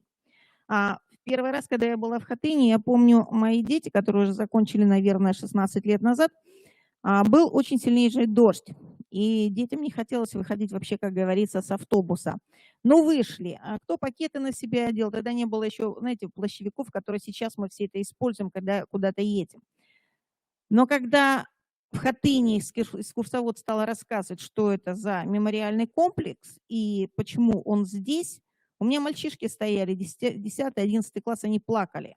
они под дождем плакали. Дождь закончился, вышло солнышко, и никто не хотел уходить. Это действительно, я считаю, что классный руководитель должен всегда обращаться к специалистам, тем специалистам, которые умеют это на профессиональном уровне показать нашим детям то, что мы не всегда можем. Поэтому я считаю, что самое главное, мы должны выводить их в музеи, выезжать в поездки, конечно, если на это согласие родителей, правильно? Дальше очень повезло нам, мы побывали накануне празднования 70-летия нашей Великой Победы на репетиции Парада Победы. Вы представляете, детям удалось посмотреть всю эту военную технику. В Санкт-Петербурге, конечно, мы были на площади Победы, музей Великой Отечественной войны. В Москве нас очень сильно, значит, не только техника военная, но это Поклонная гора оставила большое впечатление. Также мы были в Калининграде, посещали военные тайны Кенигсберга. В Нижнем Новгороде побывали у мемориала памяти героям Великой Отечественной войны. Вы знаете, мы в 2013 году успели побывать в Киеве. И в Киеве музей боевой славы, я не знаю, остался он сейчас там или нет, но это было самое большое впечатление. Вот представьте, вот поминальный зал больше, чем тот зал, в котором мы сегодня с вами сидим. И вот здесь вот на одной стороне, на потолке, во-первых, поминальные столы, да, с кружками, значит, с треугольными письмами, с похоронками, просто со стаканами, две свои вот эти кусочки хлеба. На одной стороне фотографии всех военных, которые погибли во время войны, на другой стороне фотографии мирных жителей. А на потолке во всю длину, вот у меня до сих пор это в голове, 13-й год, уже события, мы помним, да, какие были на Украине. Журавли, идет один ряд из женских платков, а второй ряд из шинелей солдатских, журавли. Вот тот, кто занимается детским творчеством, можете представить, как это сложно все сделать. И такое гнетущее состояние, а выходишь с этого поминального зала, и зал памяти. Он такой светлый, там все позолотой. И нам говорит ведущая, которая говорит на чисто русском языке, она выучила, откуда мы приехали, что мы приехали из Коми, из Сыктывкара. Она нам говорит, а вот теперь попробуйте, найдите имя своего героя Советского Союза. Там выбиты были все имена героев Советского Союза. Дети так на меня смотрят, ну что, кого ищем? Я говорю, как кого?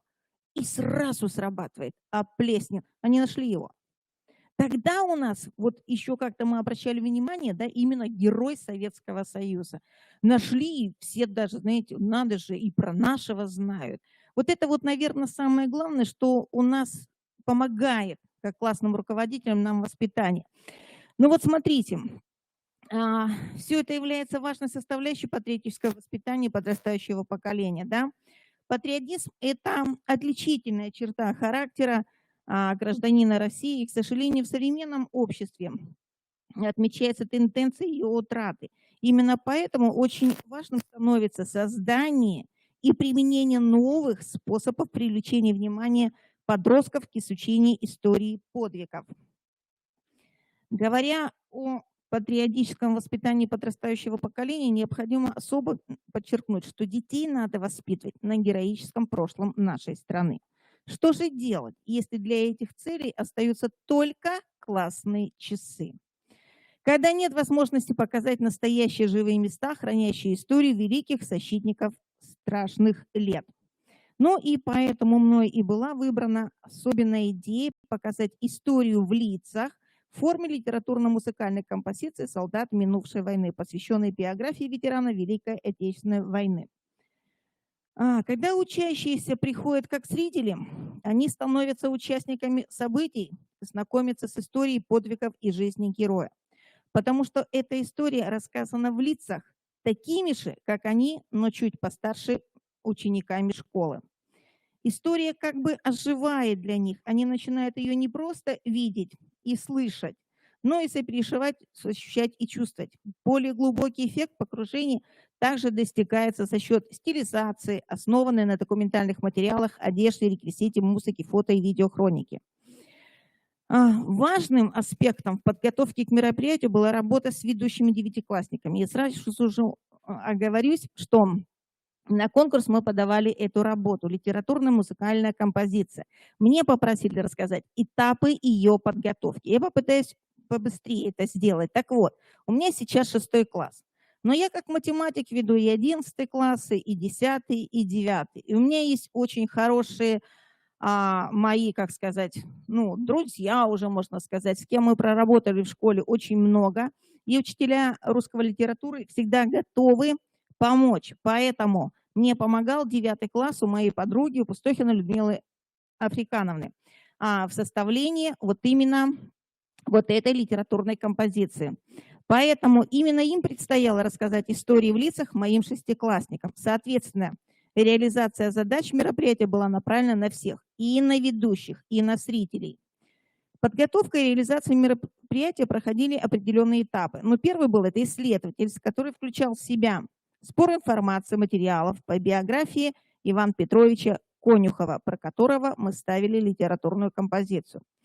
Об исторических военных событиях, связанных с формированием боевыми действиями 28-й Невельской краснознаменной стрелковой дивизии. Сбор, анализ документальных материалов по воспоминаниям Ивана Петровича Конюхова. Дальше на этом этапе был сбор документальных, музыкальных, фото и видеоматериалов. Ну и говоря о ходе реализации, нельзя не рассказать о главном герое. Хотя я очень быстро пробегу, потому что все-таки у меня было сегодня рассказать, как создавалось, да.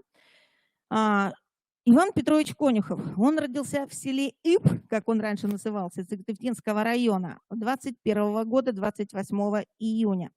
И на начало войны ему было 20 лет. Вначале его не взяли в армию, да, зрение не то, значит, киномехаником работа и так дальше. Я вам очень быстро расскажу. Но в декабре 41 года собирали всех.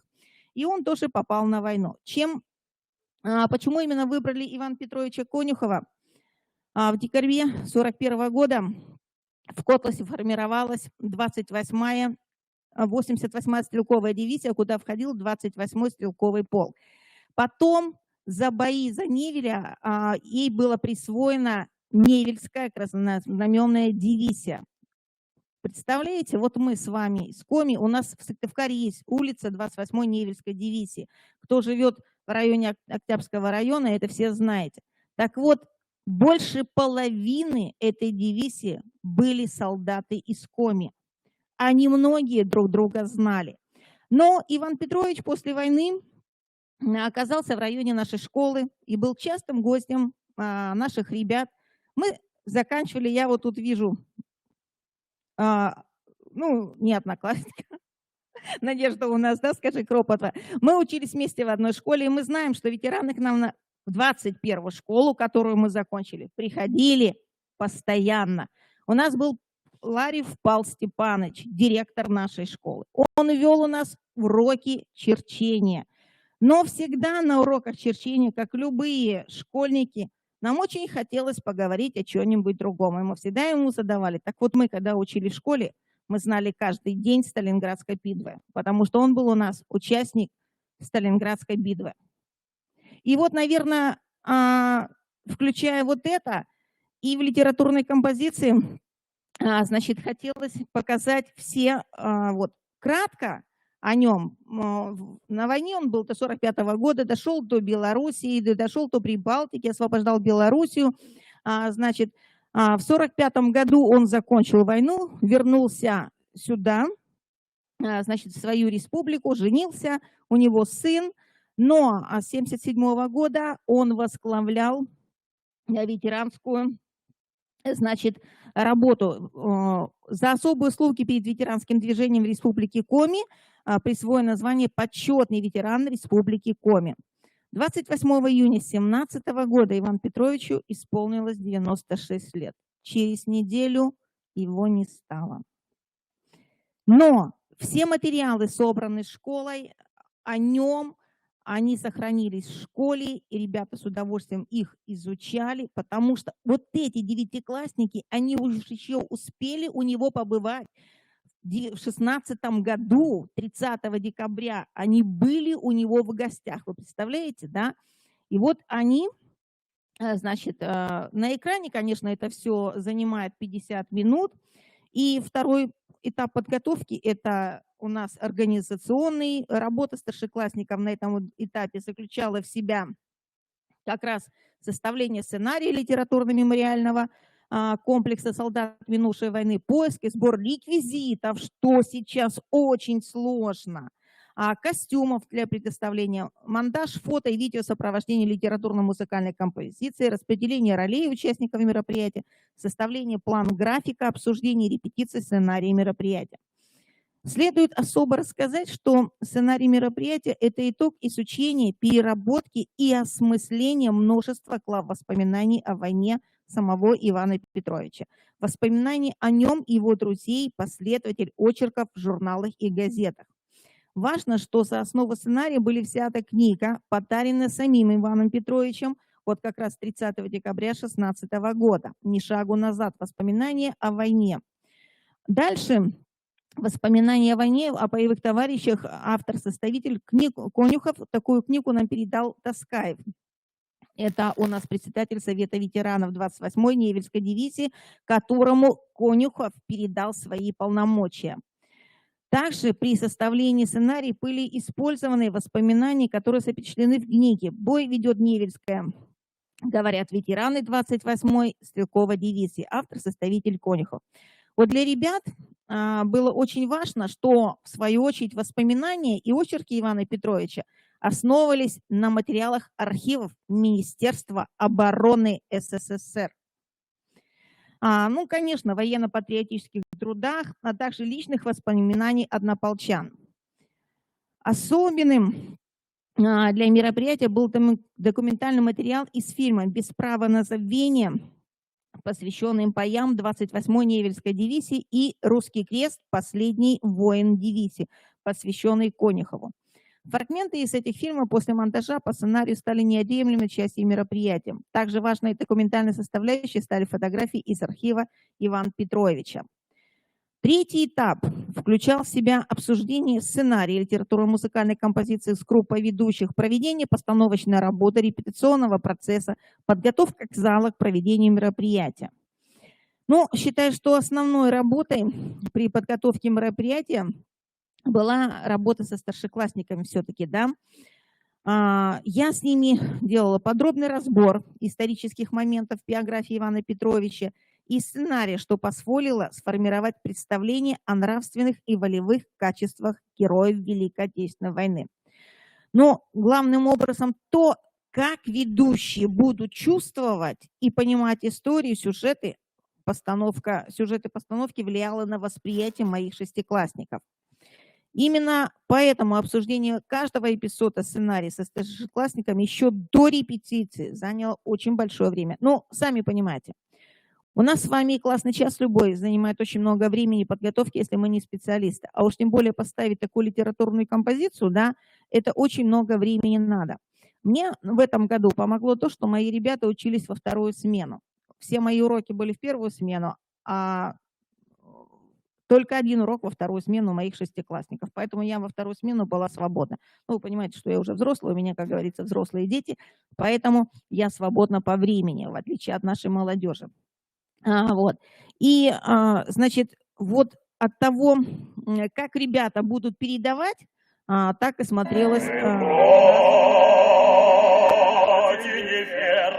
Вот с этой песни, которая у нас называлась в данном случае, для себя считали гимном солдаты 28-й Невельской дивизии, начиналось выступление. Ну, ход мероприятия вы видите, да? Действие каждого эпизода усиливалось фото и видеохроника, музыкальной композиции, шумовыми эффектами. Вот на этом у нас война, эпизод «Война. Действующее лицо», когда получают треугольный конверт из Форда. Для усиления сцены звучит трагическая тема. Какие новости от родных они получат, зрители следят за эмоциями. Что, конечно, здесь было? Вот, понимаете, Мы когда с вами смотрим фильмы о войне, мы проникаемся, потому что мы воспитаны были на этом, да? Нынешним детям многие эпизоды нужно объяснять. И вот здесь вот фрагмент, когда жена его однополчанина Григория Попова получила письмо от него, а погиб Григорий Попов на глазах Ивана Петровича, совершенно молодой. Он был его другом, он тоже был из Коми. И он буквально, они связисты, он только поднялся, и пуля его сразила, причем шальная пуля, да. И он до этого просил, если я погибну, расскажи все сыну, как было. Но вы помните, тут, конечно, сейчас уже осталась молодежь, а ведь вот мой дед, он не любил рассказывать о войне. Они не любили об этом. Это сейчас вы спрашивают бабушек, дедушек, расскажите, да, вот, что же было. А ведь тогда они не любили рассказывать. И вот Иван Петрович, в чем его заслуга была, он решил, что ветераны уходят, и надо, чтобы об этом знало подрастающее поколение. Ну и следующий этап подготовки, это, конечно, само представление. Оно состоялось накануне Дня защитника. Значит, финальным событием стало прощание с Иваном Петровичем на экране. Я что-то перелистнула очень быстро. Вот здесь, если видно, фильм, когда снимали, как раз Тоскаев один был из тех, кто снимал этот фильм, в поезде уезжает Иван Петрович, они тогда ехали на раскопки, это Тверь, где они находили. Вот он в окне, и как бы было предложено, что вот он уезжает, давайте помашем. А как это махать, мне ребята говорят? Его же уже нету в живых. И вот у них такой вот, как бы, такое идет, как бы хотят помахать, да, и остановились. Шестиклассники потом спрашивают, а что это? То есть каждый эпизод все равно нужно. Ну и не менее важный этап, чем подготовка и само мероприятие, это стала рефлексия. Мы поднялись со своими шестиклассниками в кабинет, значит, стали обсуждать, что они увидели, и произошло закрепление формирования представления о нравственных и волевых качествах именно героя Великой Отечественной войны. Ну и участникам была предложена анкета, да, что ответить. Но вот самый главный, ой, сейчас все уроню. Самое главное, это был у нас 10-й вопрос. Я перелистнула. Угу. Мои родные победители Великой Отечественной войны. Вот, значит, это стало результатом мероприятия. Именно вот этот 10-й вопрос, он способствует проявлению интереса к изучению истории подвига героя Великой Отечественной войны. Но показать показали, а теперь же нужна обратную связь, да? И здесь ученикам было предложено провести исследование на тему «Мои родные победители Великой Отечественной войны». Данную работу можно оформить было в любом стиле. Сначала мы делали это задание на 9 мая. Теперь уже оно перешло на летние каникулы. И ученики продолжают проводить самостоятельные исследования внутри своей семьи, узнавать, кто из родных и родственников участвовал в Великой Отечественной войне, в качестве кого они принимали участие в борьбе с фашистскими захватчиками. Вопрос был, какую историю жизни героев в семье они узнали. Вот 2 выступления перед 9 мая мы прослушали на классном часе. Один мальчишка к нам приехал 2 года назад из Москвы, да, и он знал все о своих родственниках, которые участвовали в Великой Отечественной войне. А вторая девочка, у нее, оказывается, бабушка с дедушкой из села Ип. И она нам тоже поведала, сколько человек ушло с этого села на фронт. Да? Что? Ну, самое интересное, вы знаете, мы с вами работаем с детьми и всегда готовы к тем неожиданным моментам, да, какие бы мы ни были. Но первый вопрос был, а вы знаете про свою семью? Вот был вопрос от ребенка у меня, а вы-то знаете про свою семью? А хорошо, что я знаю, да, я ведь уже старая, поэтому я знаю. Говорю, ты представляешь, а я знаю, а у меня родители Сергиева Посада, тогда назывался Загорск. И мой дед, он прослужил именно под Москвой в ПВО, сержантский состав с 41 года по 45-й, командовал взводом тех девчонок, которые как раз у нас отображены, а зори здесь тихие. Представляете? И у них сразу же встал вопрос, а что это за фильм-то? Вот оно вам дальше, работа, пожалуйста. Работайте, у нас поле с вами на воспитательной работе всегда. Посмотреть фильм во время классного часа. Его достаточно начать, они дома его продолжат, да, посмотреть. И в заключение добавлю, сегодня особо важно вернуться к истокам нашей великой победы, осмыслить уроки и ценности этого величайшего события века, что имеет огромное значение как для сохранения памяти о легендарных защитниках Родины, так и для воспитания молодого поколения. Ну и в настоящее время очень важным, сейчас, наверное, опять, да, становится сохранение памяти о событиях, которые начались более 80 лет назад, осмысление уроков и ценностей этого величайшего события, победы, представление документальных историй, подвигов героев Отечества. Дело в том, что я бы, наверное, вот как раз наше все начальство ушло с вами, которое здесь было. Я бы хотела обратиться сегодня к начальству. Верните нам, пожалуйста, поездки, да еще бы те поездки, которые были от ГОРАНО, которые стоят не так дорого. Если мы едем через туроператоров, то это намного в разы дороже. И тогда мы все с вами поедем и будем воспитывать патриотическое воспитание наших школьников. Спасибо. Если какие-то вопросы есть, задавайте. Ирина Николаевна Григорьева со своим прекрасным выступлением, мероприятие, посвященное такой теме «Солдат минувшей войны» о жизни Ивана Петровича Конюхова.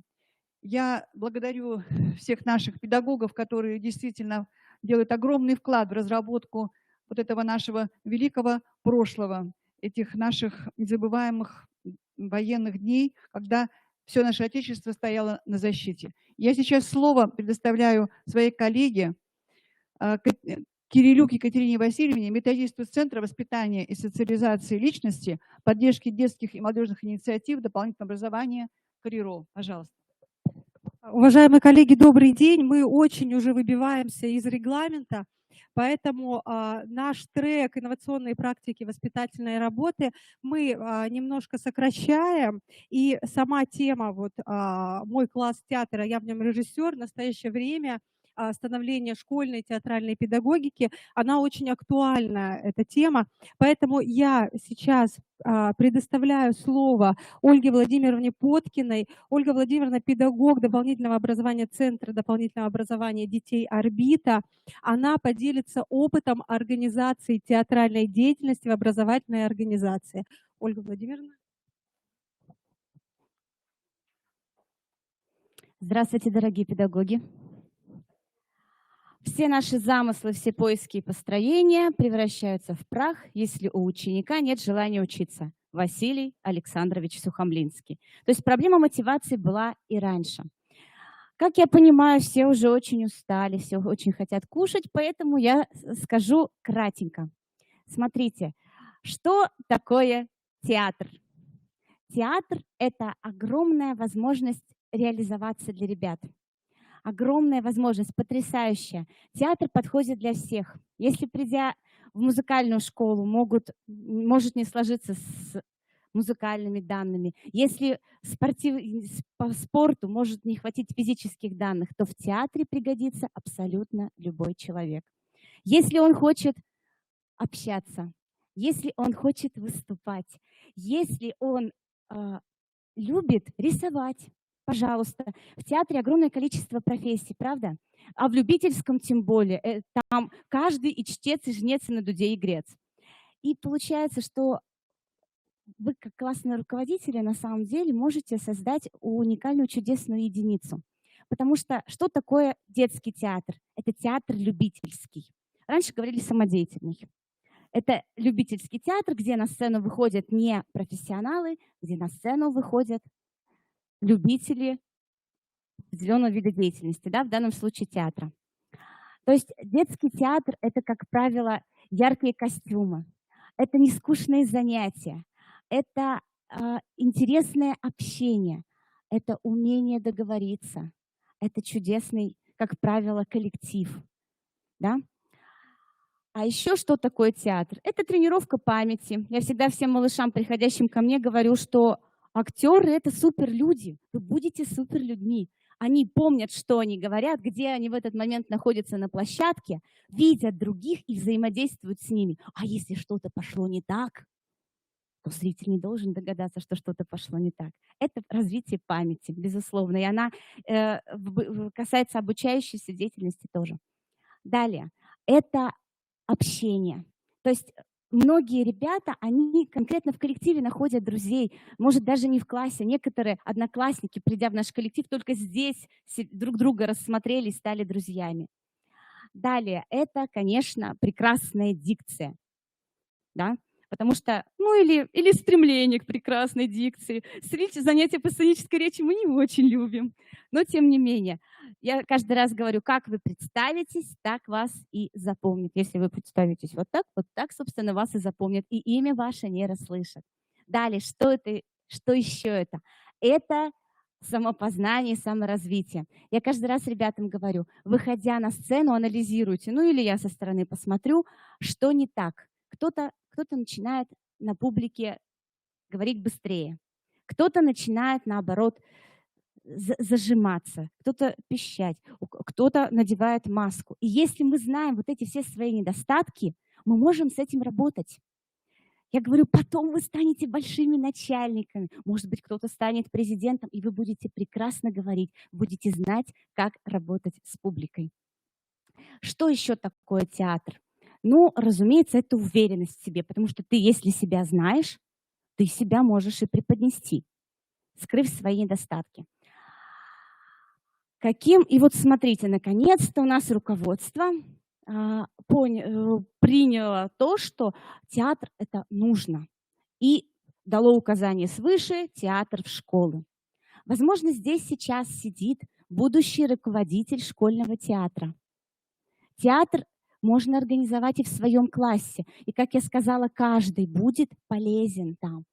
Даже если он не хочет выступать. У меня есть ребята, которые готовы таскать ширму, готовы выйти в массовке, посидеть на звуке, посидеть на свете. Выступать они не хотят, но они в коллективе уже на протяжении нескольких лет. Значит, интересно. Значит, здесь у них друзья. Значит, они находят ответ своим потребностям. И они могут так или иначе самореализоваться, да? Я не буду рассказывать об опыте конкретно своего коллектива, потому что вам это будет не полезно. Я хочу рассказать о том, как можно привнести игровую деятельность, театральную деятельность конкретно в свою работу, в работу школы. Я сама когда-то училась в Татарстане в инновационной школе, как бы сейчас сказали. Раньше ее называли просто экспериментальная. КЭУПК, да? Так вот там, получается, директор, слушайте, прочитаю, потому что иначе ошибусь. Директор написал авторскую программу «Объединение дополнительного предметного обучения как форма реализации воспитательного компонента образования». Что это было на практике? На практике это было то, что игровая, получается, технология, она пронизывала все предметы. Я понимаю, легко внедрить игровую технологию, например, там, в изучении языков. У нас были действительно там английский, татарский язык, это были сценки. Это, как правило, были определенные предлагаемые обстоятельства. И поэтому слушали нас тоже прекрасно, другие, получается, ребята. То есть если это даже не наш диалог, все равно слушают замечательно.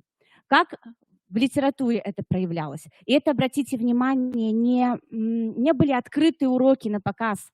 Обычно открытые уроки у нас супер шикарные, а это были обычные уроки. Мы прошли произведение, к примеру, да? Вот для учителей литературы. Форма суд. Прошли произведение, ну, к примеру, Обломова прошли, да? Или, например, суд у нас, помню, был по «Горе от ума». Распределяются роли.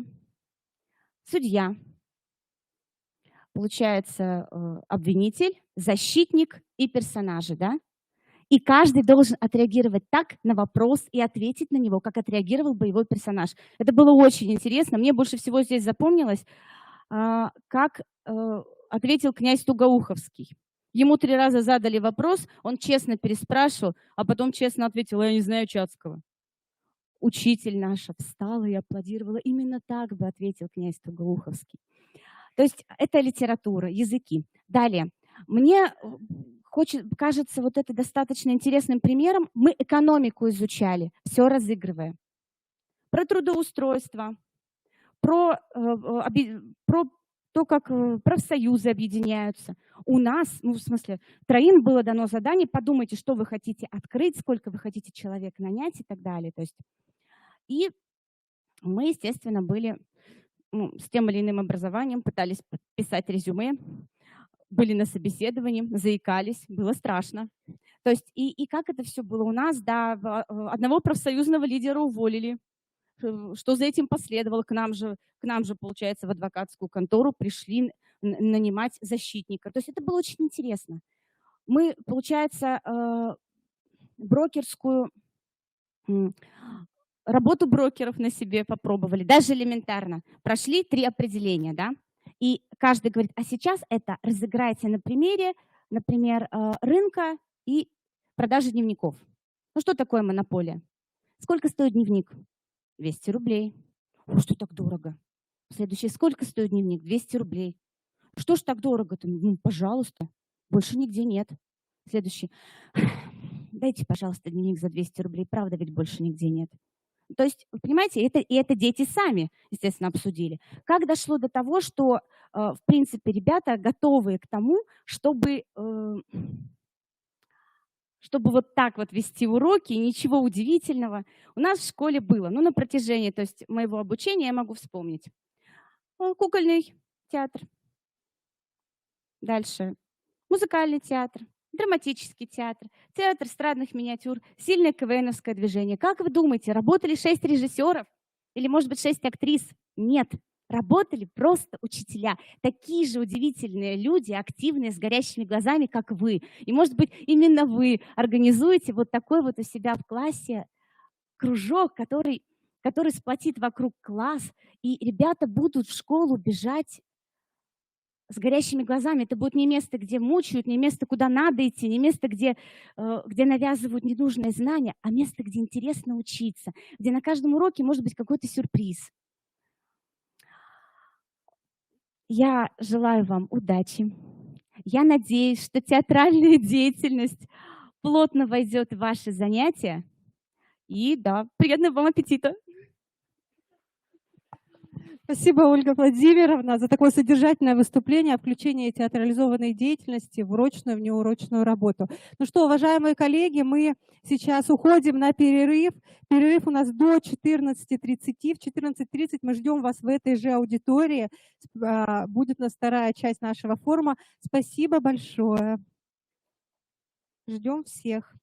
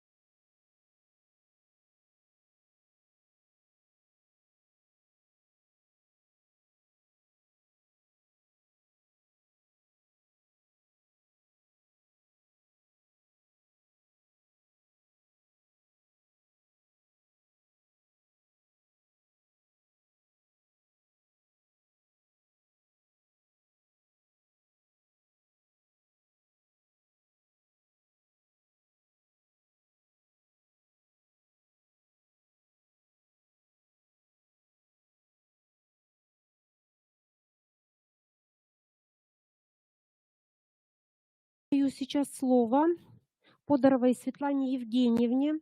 Это модератор форсайт-сессии, классный руководитель родительского коллектива. Пожалуйста. Здравствуйте, уважаемые коллеги. Рада всех приветствовать. Значит, наша форсайт-сессия называется «Классный руководитель родительского коллектива». И начнет нашу форсайт-сессию Гаврилов Александр Сергеевич. Он учитель истории и обществознания, классный руководитель, участник Всероссийского форума классных руководителей, который проходил в прошлом году осенью. Да, и он очень хочет нам рассказать об этом.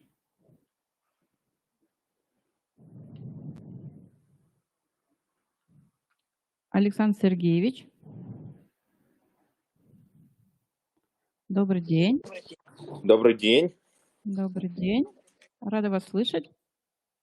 Добрый день, уважаемые коллеги. Действительно, очень приятно работать сегодня на первом региональном форуме классных руководителей.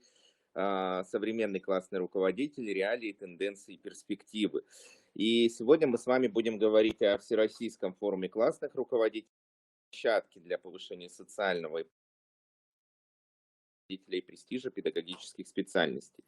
Ни для кого не секрет, да, особенно для, я думаю, той аудитории, которая сегодня нас смотрит и, собственно говоря, находится в Коми-Республиканском институте развития образования, что в прошлом году, в 2021 году в Москве прошел впервые Всероссийский форум классных руководителей, и в этом году планируется проведение второго такого форума, тоже в октябре в Москве. Ну и, конечно же, очень радует, что республика перенимает опыт, и уже подобный форум у нас проходит в республике, да, первый региональный форум классных руководителей. Но если говорить о форуме классных руководителей всероссийском, то в соответствии с поручением президента Российской Федерации 9 мая 2021 года Минпросвещения России впервые проводит Всероссийский форум классных руководителей. И форум тогда объединил активистов школьного образования, ориентированных на обеспечение глобальной конкурентоспособности российского образования и воспитание гармонично развитой и социально ответственной личности на основе духовно-нравственных ценностей народов Российской Федерации. Что хочется отметить, что в этом году в форуме смогут принять не только активисты школьного образования, но и впервые в этом году мы увидим там и кураторов групп среднего профессионального образования, которые также могут теперь принять участие в данном форуме. Ключевые темы форума, которые поднимались в прошлом году, ну и, собственно говоря, пока организаторы эти ключевые формы и темы и заявляют, да, ну, во-первых, это, конечно же, организация воспитательной работы при реализации образовательных программ. Ну, я не буду уже на этом останавливаться, потому что сегодня коллеги очень много сказали и про, собственно говоря, программу воспитания, и про образовательные программы, ну и про классное руководство в целом, поэтому на ключевых темах, на этих останавливаться подробно не буду.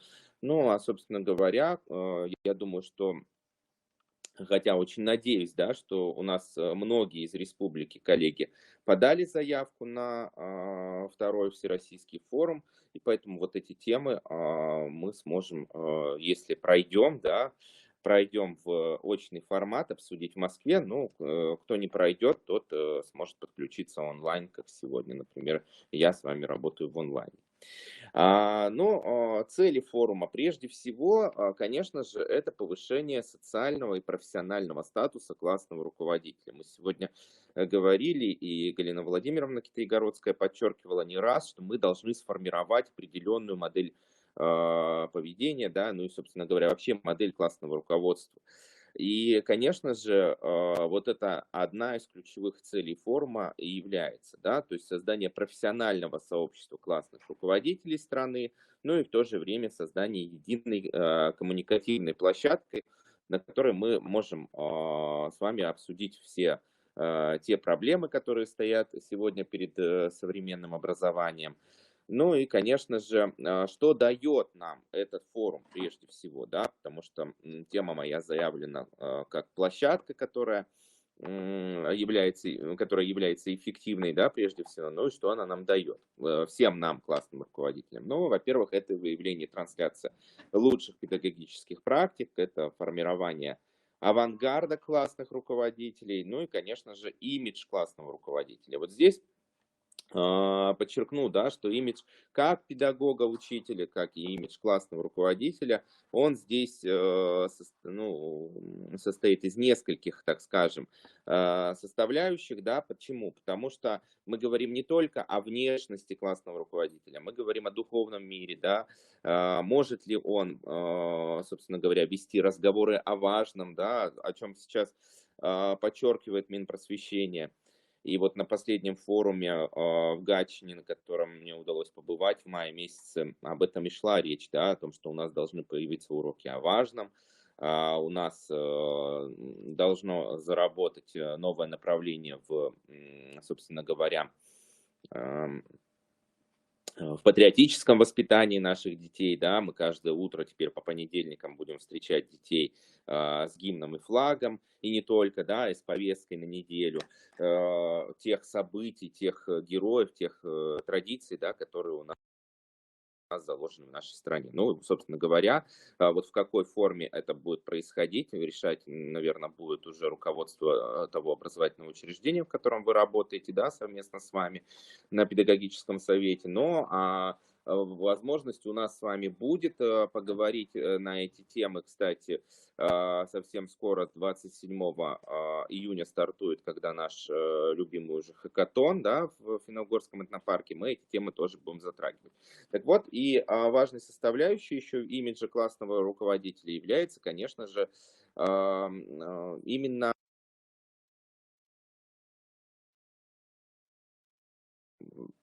да, у меня звук, является именно цифровой имидж, да, то есть как мы себя с вами позиционируем в социальных сетях, да, потому что, ну, все наши практически ученики сейчас есть в социальных сетях, родители есть в социальных сетях, администрация есть в социальных сетях, ну и, собственно говоря, мы постоянно с вами находимся в поле зрения, поэтому имидж, цифровой имидж тоже немаловажен для современного педагога, тем более классного руководителя.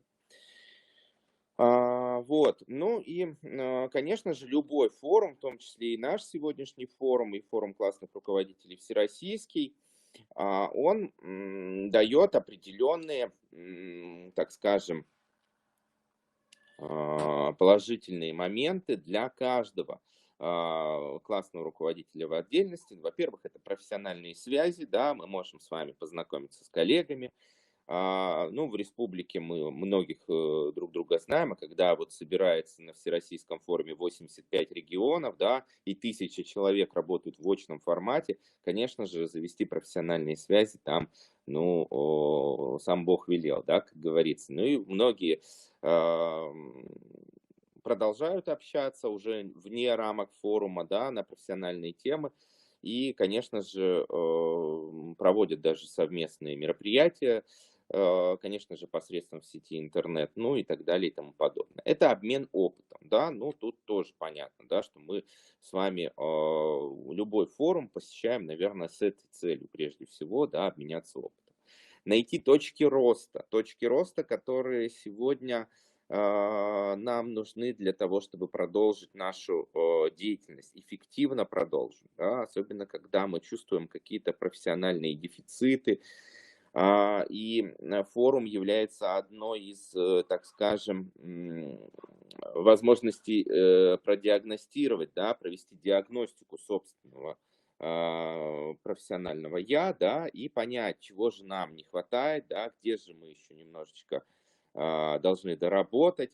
Ну и, конечно же, горизонтальный и вертикальный рост, он возможен, да, то есть любой форум, если вы проявили себя, а еще если вы и не просто едете на форум, но и транслируете свой опыт потом в регионе, и транслируете в своем муниципалитете, конечно же, это дает вам возможность горизонтального и вертикального роста. Да? То есть не обязательно, конечно же, нам становиться всем сейчас заместителями директора, например, по воспитательной работе или директорами там, и так далее. То есть не обязательно вертикальный рост, но горизонтальный возможен. Тем более вы знаете, что завершилась апробация на уровне федерации в 13 регионах, завершается апробация аттестационного портфолио на новые, да, так скажем, категории педагог-наставник и педагог-методист, да, поэтому, собственно говоря, вот здесь тоже есть возможность профессионального роста. Ну и что хотелось бы мне отметить,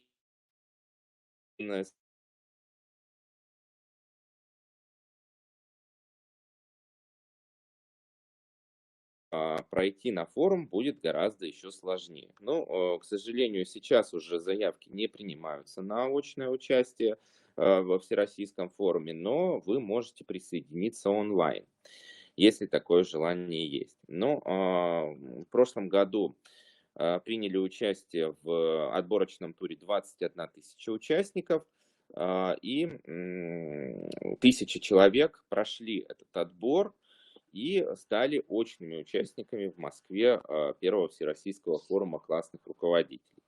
В этом году, врать не буду, но говорят о том, что уже более 60 тысяч заявок было подано к середине мая, поэтому, конечно же, отбор достаточно серьезный. И теперь он проходит в 3 этапа. Первый этап – это тестирование, а вот второй этап достаточно интересный. Почему? Потому что Академия Минпросвещения России запустила тренажер. Тренажер специально для классных руководителей «Учусь быть классным». Ну, мы с вами все прекрасно понимаем, чем тренажер, например, будет отличаться от обычного тестирования. Да? Тест у нас проверяет только теорию, теоретические знания, а вот тренажер дает нам возможность отработать какие-то навыки.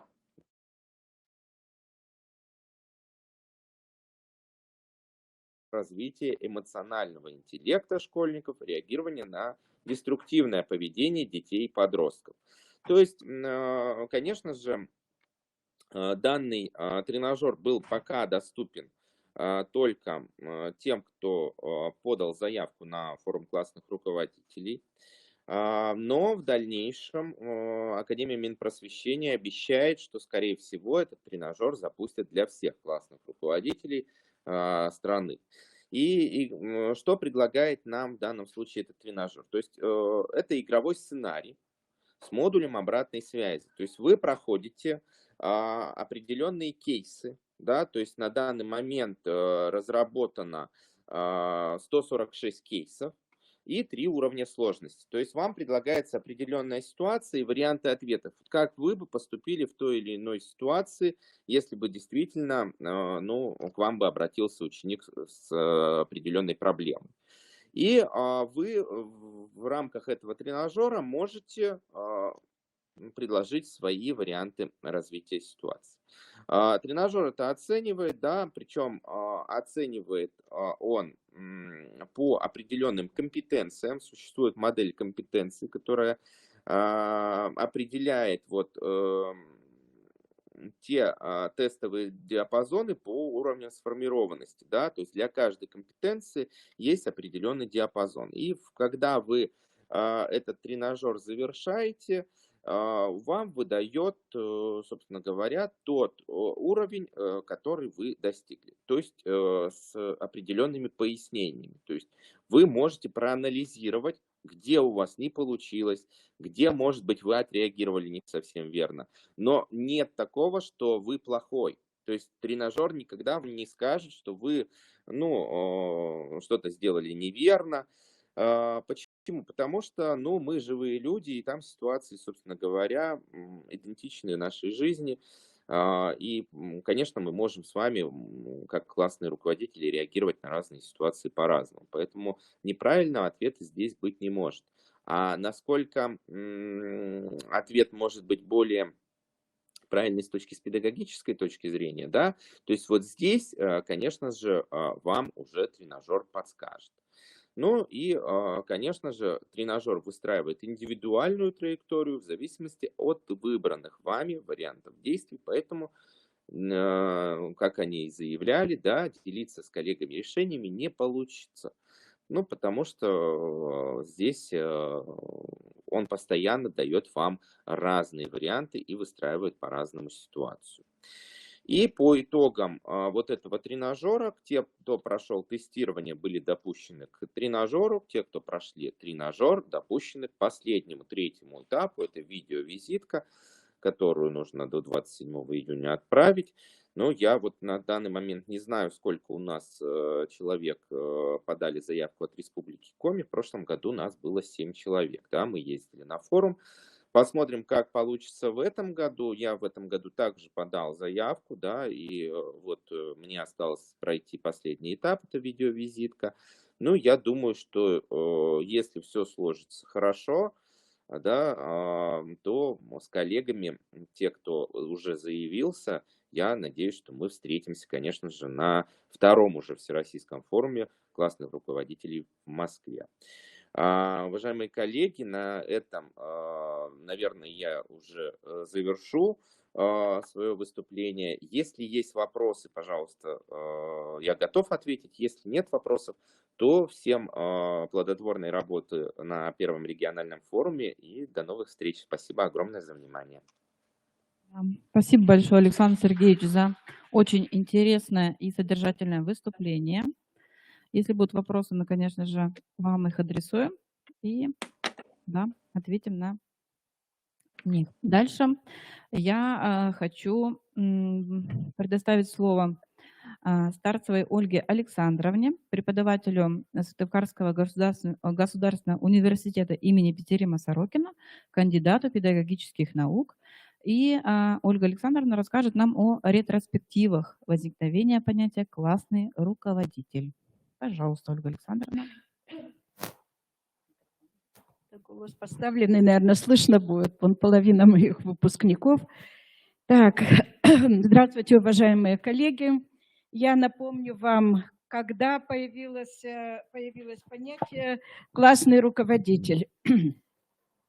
Начнем с того, что меняется время, меняется отношение к классному руководителю, меняются требования к классному руководителю. И мы видим, что все идет по линии усложнения. В России на протяжении 19-20 веков по-разному решался вопрос о том, кто должен заниматься воспитанием детей в образовательном учреждении. И вот появляется циркуляр Министерства просвещения в 1813 году, который назывался «Об установлении должности комнатных надзирателей при пансионах». Этот, скажем, циркуляр предписывал строгое разделение функций обучения и воспитания. Надзиратели в течение суток находились вместе со своими воспитанниками, и на каждого надзирателя приходилось по 15 учащихся. Ну, в отличие от сегодняшней наполняемости, мы видим, что это в половину меньше. Они вместе с воспитанниками ходили на занятия, вместе проводили свободное время, следили за порядком и чистотой в комнатах пансиона. Какие же требования предъявлялись к надзирателям? Надзиратели должны были быть людьми, скажем так, владеющими обязательно французским языком, с надежной нравственностью и хорошими манерами. Вот 3 такие составляющие на начальном этапе предъявлялись к надзирателям. В 1835 году была введена должность классных надзирателей, которые следили за поведением учащихся на занятиях, на улице, и появляется новая обязанность – слежка в общественных местах. Образование классных надзирателей было на порядок ниже вот первых комнатных надзирателей, и это могло быть образование на уровне уездного училища. Именно эта причина делало их малоавторитетными, а их постоянный надзор вызывал протест со стороны учащихся. В 1871 году был введен институт классных наставников в мужских гимназиях и классных дам в женских гимназиях, которые осуществляли, опять же, надзор за учащимися своих классов, отвечали за поведение, но не выступали в роли организаторов воспитательной деятельности. Эта работа в школах тех времен почти не проводилась, то есть воспитательную работу не требовали. Работа по воспитанию детей возлагалась на всех учителей, но школьная жизнь требовала согласования и объединения воспитательной деятельности учителей в организации воспитания учащихся, особенно во внеурочное время. Поэтому во многих школах уже в 20-е годы стали появляться руководители воспитательной работы. И в 1931 году была введена должность групповода. Положение о классном руководителе было утверждено Наркомпросом РСФСР 28 июня 1931 года, а уже в 1934 году введена должность классного руководителя, которой мы пользуемся по сей день. Чем ближе к современному времени, тем выше требования к учителю. Василий Александрович Сухомлинский на первое место выдвигал воспитательный аспект деятельности классного руководителя. Учитель воспитывает не только идеями, заложенными в знаниях, но и тем, как он их несет в класс. Основным организатором воспитательной работы в классе является классный руководитель. И мы должны здесь отметить, что он назначается директором школы из числа учителей, то есть приказом, стаж работы которых составляет не менее 2 лет. Но мы сейчас видим, что иногда приходят в школу молодые специалисты, и сразу же в первый год их обязывают вести классное руководство. Поэтому они не справляются с нагрузками иногда и избегают. Причем здесь должна быть оговорка. Значит, классным руководителем назначается учитель, который работает в данном конкретном классе. Почему? Потому что если учитель не работает в данном классе, естественно, из чего будет складываться его авторитет? Ребята должны видеть, да, его как человека, как организатора, как учителя. На него возлагается ответственность за организацию жизни детей. Вот сегодня уже вы много об этом говорили, за формирование и воспитание детского коллектива. Вот нужно отметить, что сегодня иногда приходишь в школы и спрашиваешь, на каком этапе находится вот ваш детский коллектив, и, к сожалению, учителя не могут ответить, на каком этапе.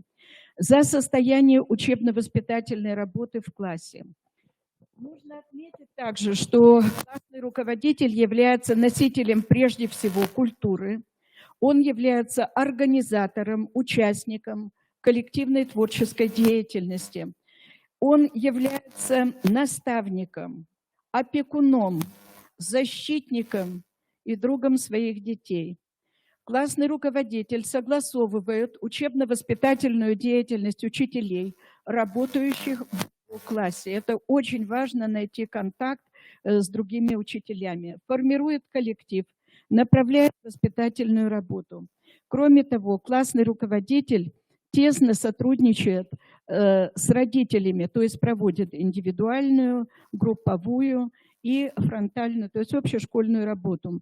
Воспитательная работа классного руководителя не ограничивается только рамками школы. Вот кто из вас сегодня присутствует и работает классным руководителем, вы знаете, что сколько сегодня на вас возложено требований, куча бумаг. Просто вот в прошлом году выходил циркуляр Министерства образования, там указывали, какие документы имеют право требовать от классного руководителя, то есть как бы ограничивали, а получилось еще больше.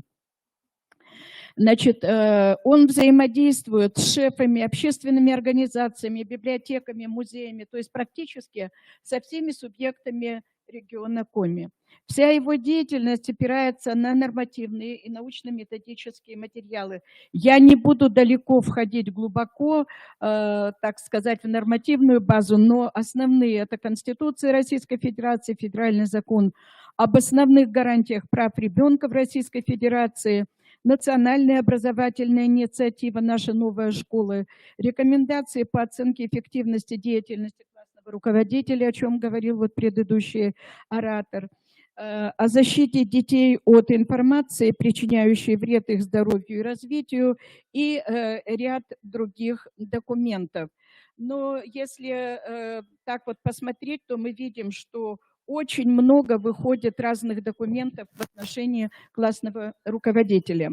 Классный руководитель должен знать, здесь коротко пробегусь опять же, основы общей психологии, педагогической психологии, общей педагогики, физиологии детей и подростков. И когда сталкиваешься вот со студентами, особенно первого курса, они удивляются, зачем нужна физиология? Да, то есть вот нет еще понимания. Вот те стажисты, учителя, они всегда знают, для чего нужна физиология. Методы и навыки общения с учениками. Вот посмотрите, сколько показывают в средствах массовой информации происходит инцидентов классных руководителей, вообще педагогов с детьми. Вот прошлогодний особенный инцидент, когда учительница сорвала наушники с ребенка, да, он ее там отпинал. Вот поэтому вот посмотрите, крайний поступок вызывает крайнюю меру, но мы должны соотносить, что угол нападения должен быть равен углу отражения физики, да? Но вот с моей точки зрения, я проработала все-таки 45 лет, и мой конек – это трудные дети, я еще раз вам хочу сказать, что ни один ребенок просто так учителя не обидит. Если вы корректны и уважительны к ребенку, а трудный подросток, он особенно нуждается в том, чтобы к нему относились уважительно и корректно, потому что дома ему не хватает любви и заботы, да? Он выходит на улицу, находит себе подобных вот таких же ребят. И поэтому именно в школе от нас он ищет поддержку. А иногда бывает так, что учитель соревнуется с ребенком, как на ринге с позиции силы. Я учитель, я взрослый, следовательно, ты должен мне подчиниться. Вы дипломированные специалисты, у вас диплом, вас этому учили, а ребенок имеет право на ошибку.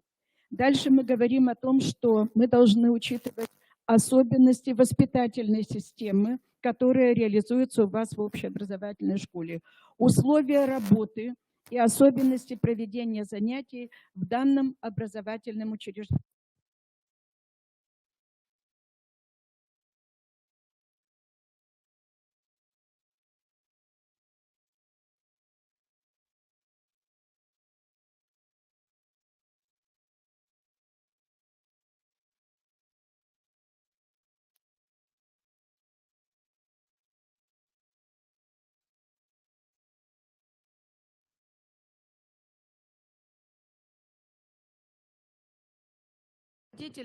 Можно отнести это исследовательскую компетентность.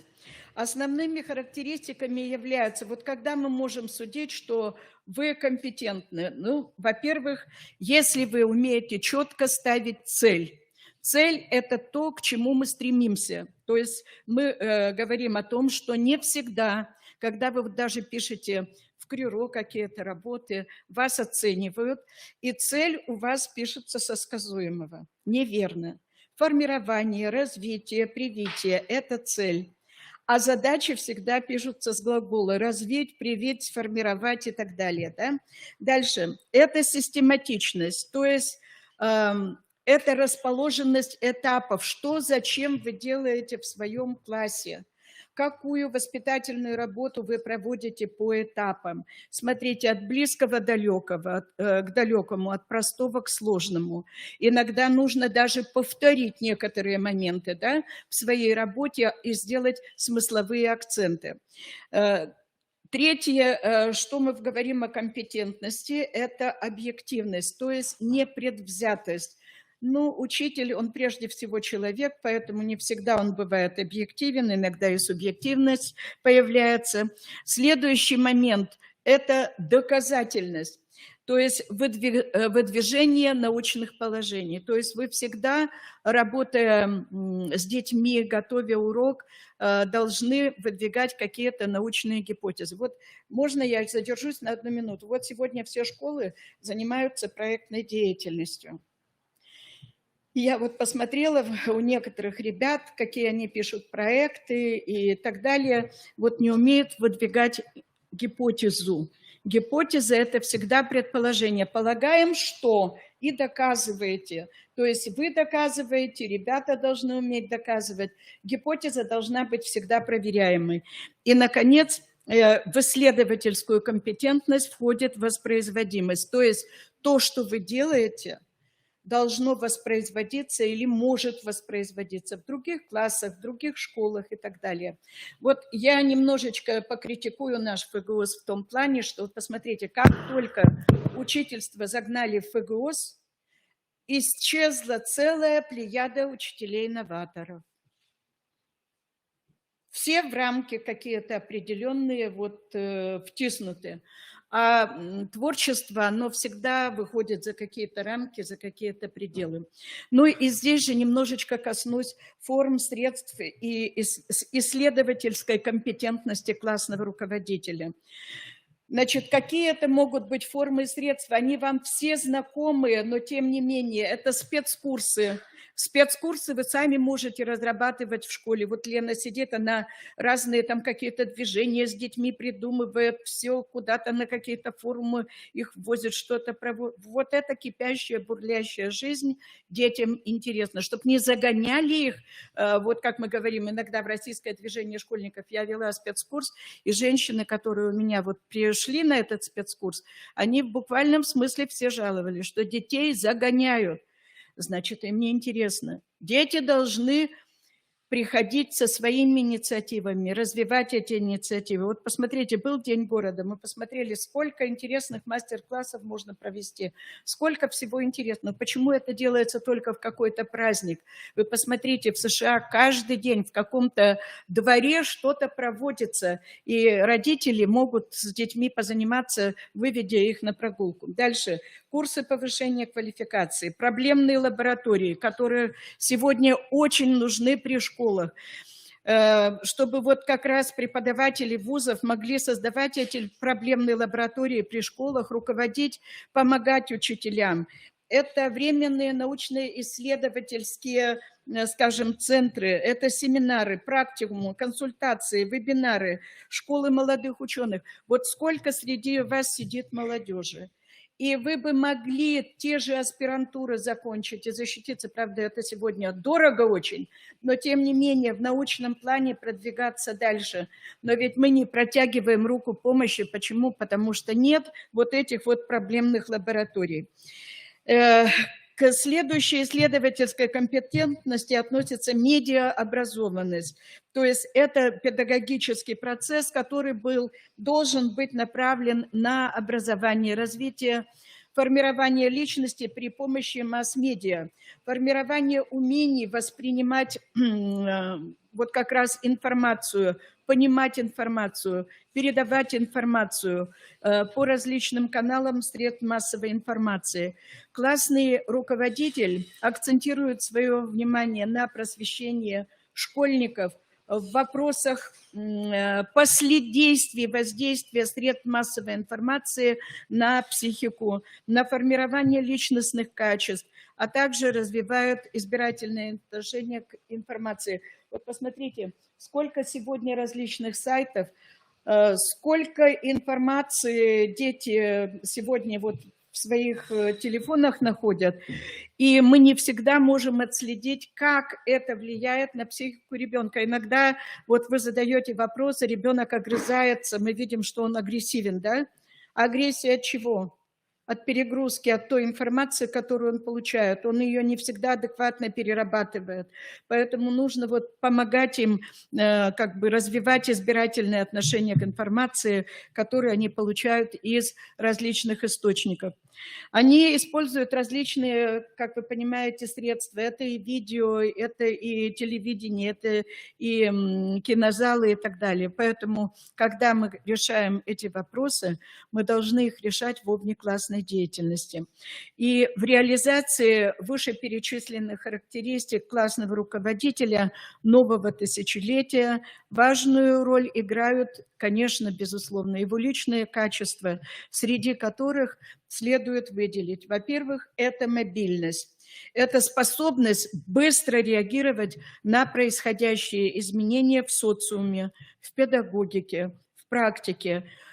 Но что значит быть мобильным? Быть мобильным – это значит уметь быстро изменять свои мысли, свои эмоции, свои действия, опережать, предвидеть и развивать педагогическую науку и практику. Вот сколько среди вас, молодых стажистов, интересных людей, опыт которых можно представить и обобщить. Вот почему-то забыли вот это обобщение. Посмотрите, средства массовой информации сегодня все только показывают, как работают предприниматели, бизнес, да, а вот о человеке труда, вот учителя, забывают сказать теплые слова. Вторая характеристика – это коммуникабельность. Умение общаться с учителями, с родителями, вообще в целом с людьми.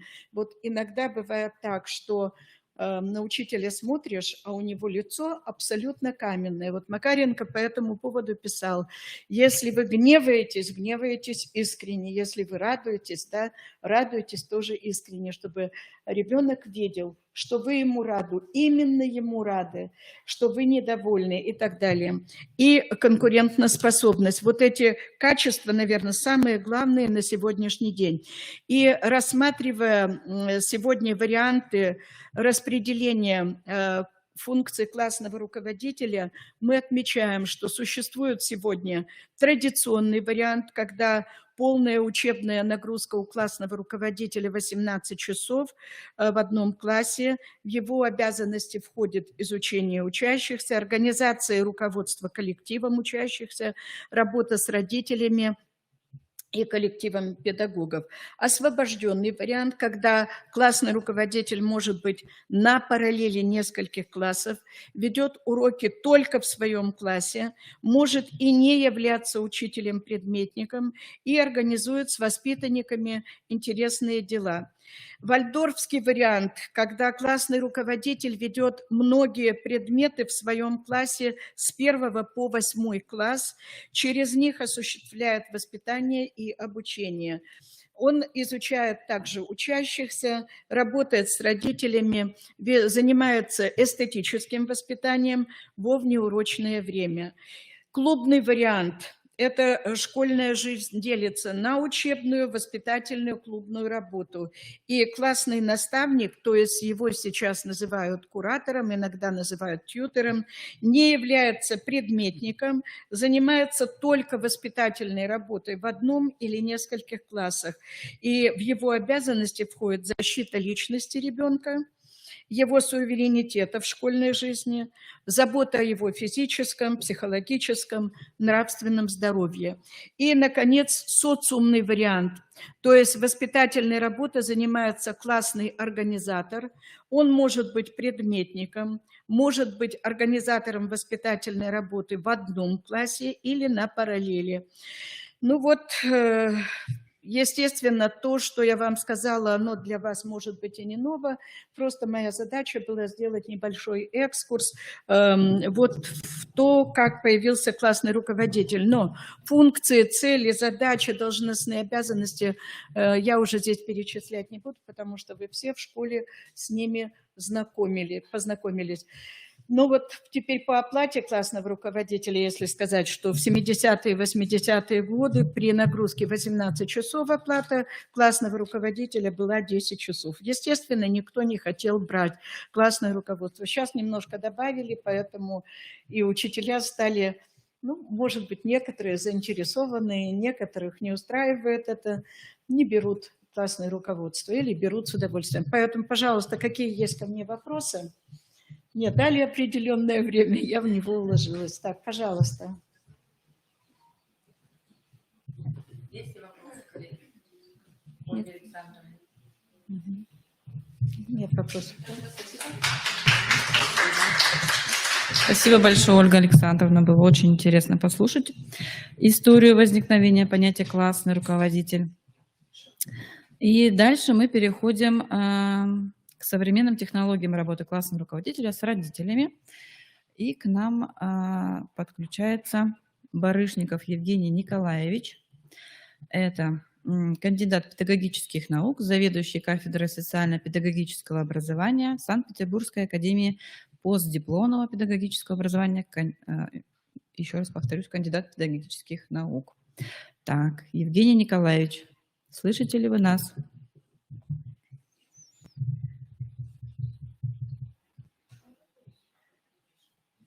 Что-то нет.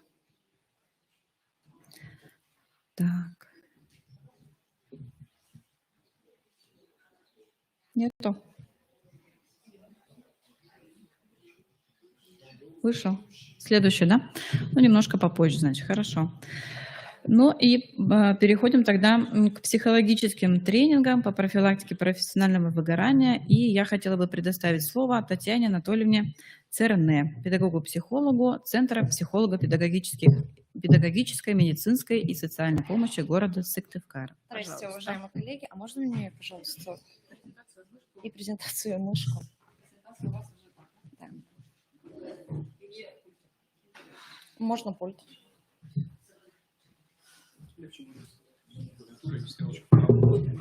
Все, спасибо. Уважаемые коллеги, меня зовут Татьяна Анатольевна Церне. Я являюсь педагогом-психологом Центра психолого-педагогической, медицинской и социальной помощи. Я думаю, что многие из вас, кто здесь находится с нашим центром, знакомы, так как мы работаем со всеми образовательными организациями города Сыктывкара и Эжвы. Вашему вниманию сегодня я хочу представить опыт работы нашего центра по психологическому сопровождению образовательных организаций, а именно по сопровождению педагогов. Что такое вообще в целом психологическое сопровождение? Это целостная комплексная система взаимодействия между психологом и педагогом. Ну и, соответственно, сопровождение, оно направлено на содействие профессионально-личностному развитию и укреплению психологического здоровья педагогов. Так вот, наш, получается, центр, наши педагоги, они взаимодействуют с педагогами на каждом этапе их профессионального развития. То есть первый этап – это, конечно, владение профессией, когда педагог только приходит в профессию и происходит его адаптация. Второй этап профессионального развития педагога – это АКВА. Да, здесь происходит творческое осмысление профессии и, конечно же, нахождение себя в ней. Третий этап – это зрелость. Здесь происходит уже самореализация.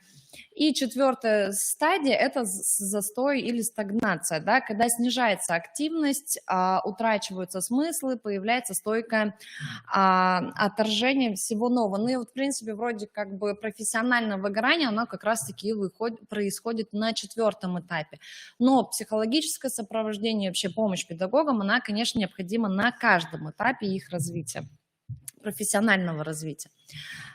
Если говорить о модели психологического сопровождения, которая создана, да, и которая существует в нашем центре, какие субъекты взаимодействуют, да, в рамках этой модели, это, конечно же, управление образования, дальше центр развития образования, ну, соответственно, наш центр, ГМО педагогов-психологов, социальных педагогов, классных руководителей, администрация школ, педагоги школ, служба примирений и служба медико-педагогической комиссии территориальной. Исходя из сопровождения, соответственно, реализуются целевые функции. Это развитие, фасилитация, психологическая поддержка, психологическая помощь и коррекция.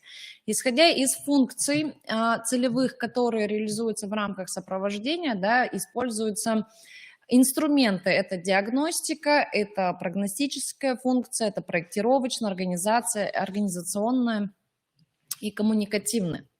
Используем подходы в данном сопровождении: деятельностный, личностно ориентированный, практикоориентированный, ну и так далее. И содержательный компонент, вы можете с ним ознакомиться. Я думаю, что презентация тут будет сохранена, и кому необходимо будет, вы себе их возьмете и более подробно с ней ознакомитесь. Ну и, соответственно, конечно же, мы используем различные методы в рамках психологического сопровождения. Ну, первое, с чего всегда все начинается, это, конечно, изучение нормативно-правовой базы и программной документации. И следующие методы, это, конечно, мы используем консультирование, представление, анализ педагогического опыта, различные дискуссии, круглые столы, мастерские, семинары, тренинги и так далее. Исходя из сопровождения перед нами стоят ожидаемые результаты, да, это повысить социально-психологическую компетентность педагога, повысить мотивацию, сформировать культуру нравственных и морально-психологических качеств, ну и так далее, да, улучшить психологический климат в педагогическом коллективе. Но данная работа, конечно, как и любая, в принципе, работа, она может сопровождаться различными трудностями. И психолого-педагогическое сопровождение педагогов, в рамках которого мы тоже сталкиваемся с различными трудностями, вот некоторые мы вам представили. Это может быть низкая мотивация педагогов на данную работу, да, перезагруженность педагогов различной информации сейчас достаточно много, низкий уровень доверия, особенно к психологам, да, настороженное отношение, установка администрации на оценочную работу психолога, ну и так далее. В рамках нашей деятельности, именно психологического сопровождения, мы ориентируемся также на нормативно-правовое методическое обеспечение. И таких вот два главных документа, которые мы вам здесь представили, это концепция развития психологической службы в систему образования до 2025 года и система функционирования психологических служб в общеобразовательных организациях. Ну, в каждой образовательной организации сегодня, да, создана данная служба, которая функционирует. В педагогической деятельности есть свои особенности, я думаю, что вы тоже их хорошо знаете. И исходя из этих особенностей, конечно, педагогам нужна поддержка, и педагогам нужна, так сказать, может быть, эмоциональная разгрузка и так далее, психологическая разгрузка. Педагоги сталкиваются достаточно часто с тем, что происходит изменение содержания, форм, технологий обучения. Сейчас модно говорить, да, о том, что мы живем как бы в быстро меняющемся мире, да, это вак-мир, и, конечно же, то, как сегодня все развивается, требует от нас различных умений и умения перестраиваться и так далее. Соответственно, от нас тоже есть требования, чтобы появлялись новые формы работы с учащимися и так далее. Педагог достаточно разнопланово и интенсивно общается ежедневно, ну и социальная оценка, конечно, тоже в деятельности педагога присутствует. Проблемами эмоционального выгорания педагогов занимались различные как отечественные, так и зарубежные психологи и ученые, фамилии все представлены. Но вот какие качества помогают избежать профессионального выгорания? Когда педагог работает, он в первую очередь, несмотря на то, сколько к нему предъявляется требований, сколько требуется, чтобы он выполнял и так далее, в первую очередь любой педагог должен всегда заботиться о себе. Да? Это, конечно, хорошее здоровье и сознательно направленная забота о своем физическом состоянии. Вот это самое важное, да, то есть ориентация в первую очередь всегда идет на себя. Этому мы учим наших детей, да, и это мы должны уметь делать сами, да, что в первую очередь забота идет о себе. Способность формировать и поддерживать в себе позитивные оптимистические установки и ценности, высокая мобильность, информационные и инструментальные ресурсы и личностные ресурсы, активная мотивация преодоления. Я более подробно остановлюсь.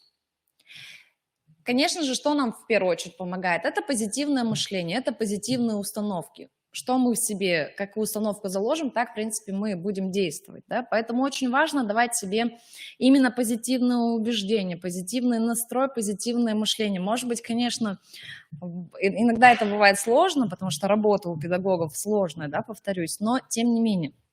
То есть позитивное убеждение. Даже когда сейчас школьники, они проходят экзамены, когда они готовятся к экзаменам, первое, что им говорим, что нужно давать себе позитивные установки, что ты справишься, что ты сможешь, да, и так далее. Вот и педагог должен давать себе тоже самый позитивный настрой. То есть я смогу, у меня все получится, я достойна, я сделаю и так далее. Позитивное отношение к жизни. Ну, это простейшие рекомендации. Что необходимо, да? Как можно больше улыбаться, смеяться над собой, да, над ошибками, заряжать себя и других хорошим настроением, делиться успехами и достижениями своими и с другими людьми, да, оценивать любую ситуацию с позитивной возможностью, ставя вопросы, как я могу это использовать. То есть в любой ситуации, которую нам дает жизнь, мы всегда ищем плюсы. Конечно, там есть, ну, если сложная ситуация, есть и минусы, но любая ситуация, данная нам в жизни, она несет в себе какой-то для нас опыт, какие-то для нас плюсы. Рекомендации по изменению стиля жизни как профилактика, да, но это такие стандартные упражнения. Сядьте в кресло, расслабьтесь, спокойно отдохните. В каждой образовательной организации, да, есть кабинет психолога, и там есть, например, специальное кресло, можно прийти, порелаксировать, да, на перемене, послушать музыку, заварить себе чай или кофе, не решать свои проблемы сразу по возвращению домой. Ну, это рекомендация как для педагогов, мы то же самое говорим родителям, да. Всегда нужно в первую очередь справиться со своими эмоциями негативными, да, а потом уже только переходить к действию.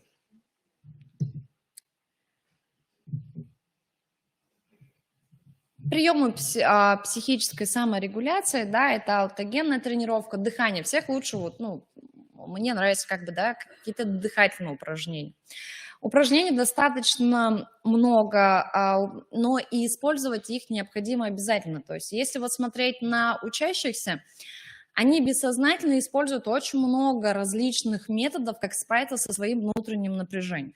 Если наблюдать за первоклашками или второй класс, да, особенно вот зимой, и, например, я наблюдаю, я достаточно часто это вижу, когда учащиеся после учебного дня, они возвращаются домой зимой, ну, я зимой это наблюдаю, летом их не так часто видишь, да, потому что каникулы.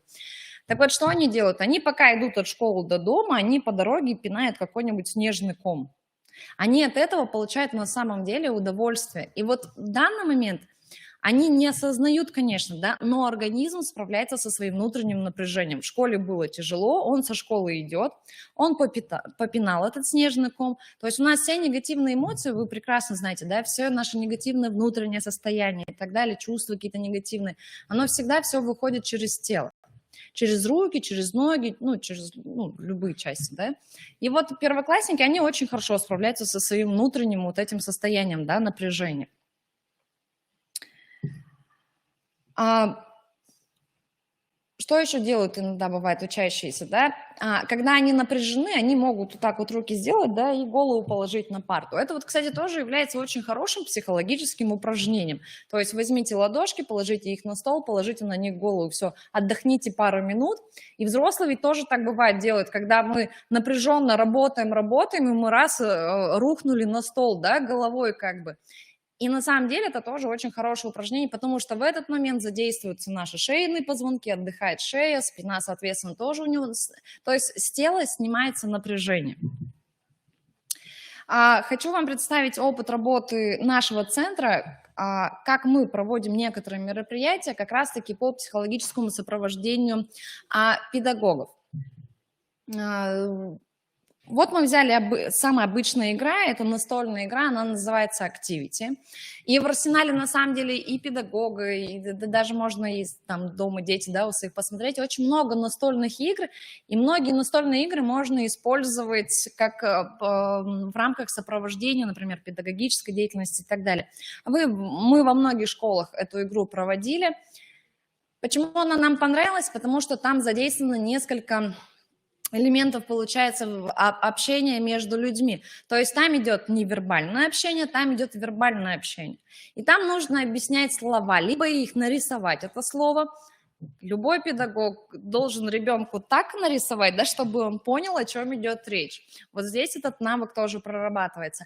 Здесь идет, то есть при помощи жестов, мимики, без слов нужно объяснить какие-то слова. И, ну и следующее, это умение за минуту объяснить уже словами, да, не используя однокоренные слова, какое-то слово, да, чтобы команда догадалась. Так вот, сейчас как бы требуется, да, не то, что требуется, а просят о том, чтобы педагоги, классные руководители в первую очередь у своих учащихся развивали мягкие навыки, soft skills. Я думаю, что вы о них все знаете, да? Но ведь прежде чем развивать у учащихся эти мягкие навыки, нужно их развить в себе. Так вот, педагогу очень важно иметь эти мягкие навыки. Почему? Потому что у нас очень много ситуаций, где нам нужно легко перестроиться. Я думаю, многие из вас, когда они с утра идут на работу, у вас есть определенный план работы, но вы только зашли в свою образовательную организацию, и вам могут резко дать какое-то задание. И да, нам надо очень быстро перестроиться, чтобы это задание выполнить. Так вот, эта игра как раз-таки помогает прочувствовать вот на себе вот эти овладения этими мягкими навыками, когда нужно без слов что-то объяснить другому человеку. Хочу представить опыт нашего педагога-психолога Чегдаевой Юлии Владимировны. Вот она как раз-таки с педагогами проводит тренинг для педагогов «Полотно счастья», и различные арт-терапевтические техники проводятся, и вам здесь представлены рисунки, это мандалы, да, когда, то есть тут идет раскрашивание, здесь идет арт-терапия, вот у нас с педагогами проводят такие занятия. Но это вы можете проводить, не обязательно, что нужно пригласить психолога, который вам проведет эти занятия. Эти упражнения вы можете делать сами для себя, да. То есть упражнений для снятия внутреннего напряжения и вообще способов сейчас достаточно много, да. В том году, например, был популярный способы снятия напряжения, да, разработанные для детей, там, попыты и так далее, когда они вот нажимали. Хотя, конечно, не всем это помогает. Есть очень хорошее упражнение, оно арт-терапевтическое, оно называется каракули. Так вот, дети, когда в школе учатся, и если вы вспомните себя, вы тоже это делали, я уверена, что большая часть из вас каракули рисовали. Когда я училась, я помню, мы на полях рисовали такую интересную змейку, когда, устаешь ведь на уроках, да, либо чувствуешь какое-то напряжение, и мы рисовали на полях, это был наш способ. Иногда, когда работаю с детьми в школах, я вижу, что иногда, редко, но я встречаю, что кто-то до сих пор рисует эту змейку. Когда если вы за собой понаблюдаете, я думаю, что, наверное, даже те, кто сейчас здесь сидят, возможно, кто-то уже сидел и что-то рисовал. Либо мы сидим и обводим, какую-нибудь букву написали и сидим и ее обводим. Видите, я сказала, а люди сразу улыбались. То есть ваша реакция понятна, да, что действительно есть те, кто рисует. И это помогает. Конечно, так или иначе мы чувствуем в течение дня, часа внутреннее напряжение, и нам необходимо справиться с этим напряжением. Я думаю, что на педсоветах многие, кто из вас сидят и рисуют различные каракули, мы воспринимаем информацию, но через тело у нас напряжение выходит. Все, мы себе помогаем. То есть бессознательно мы помогаем себе справиться с негативным внутренним состоянием.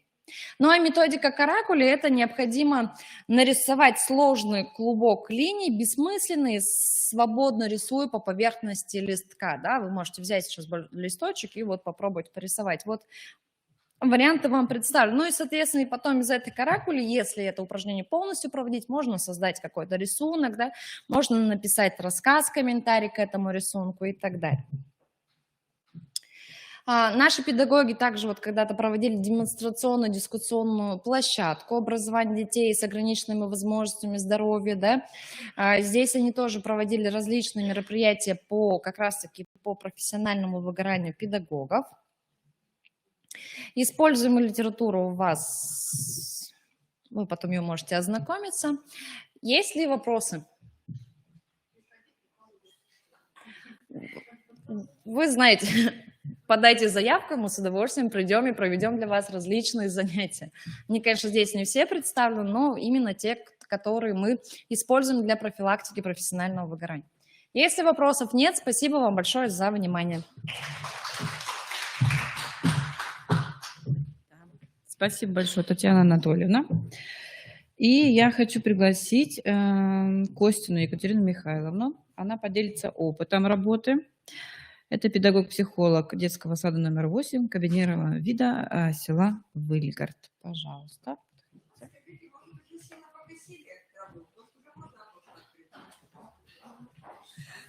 Добрый день, уважаемые коллеги. Меня зовут Костина Екатерина Михайловна, педагог-психолог детского сада села Выльгард.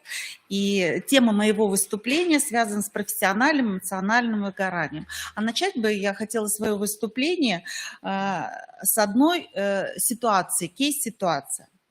Педагог Светлана работает в детском саду около 15 лет. Она хороший педагог. У нее было уже 2 выпуска в школу. Она замужем, у нее есть ребенок, который пошел в первый.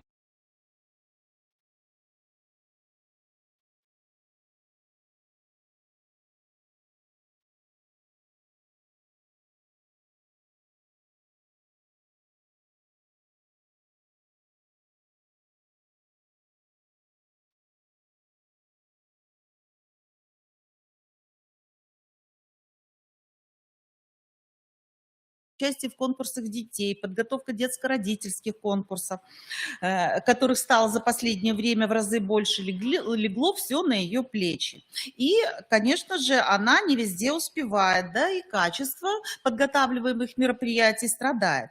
Мероприятия с родителями, которые все реже стали, родители все реже стали проявлять инициативу, и она стала слышать в свой адрес какие-то негативные моменты со стороны администрации. А еще и грядущая аттестация, подготовка материала занимает большое количество времени. А последнее открытое занятие к педсовету показало, было полностью провалено.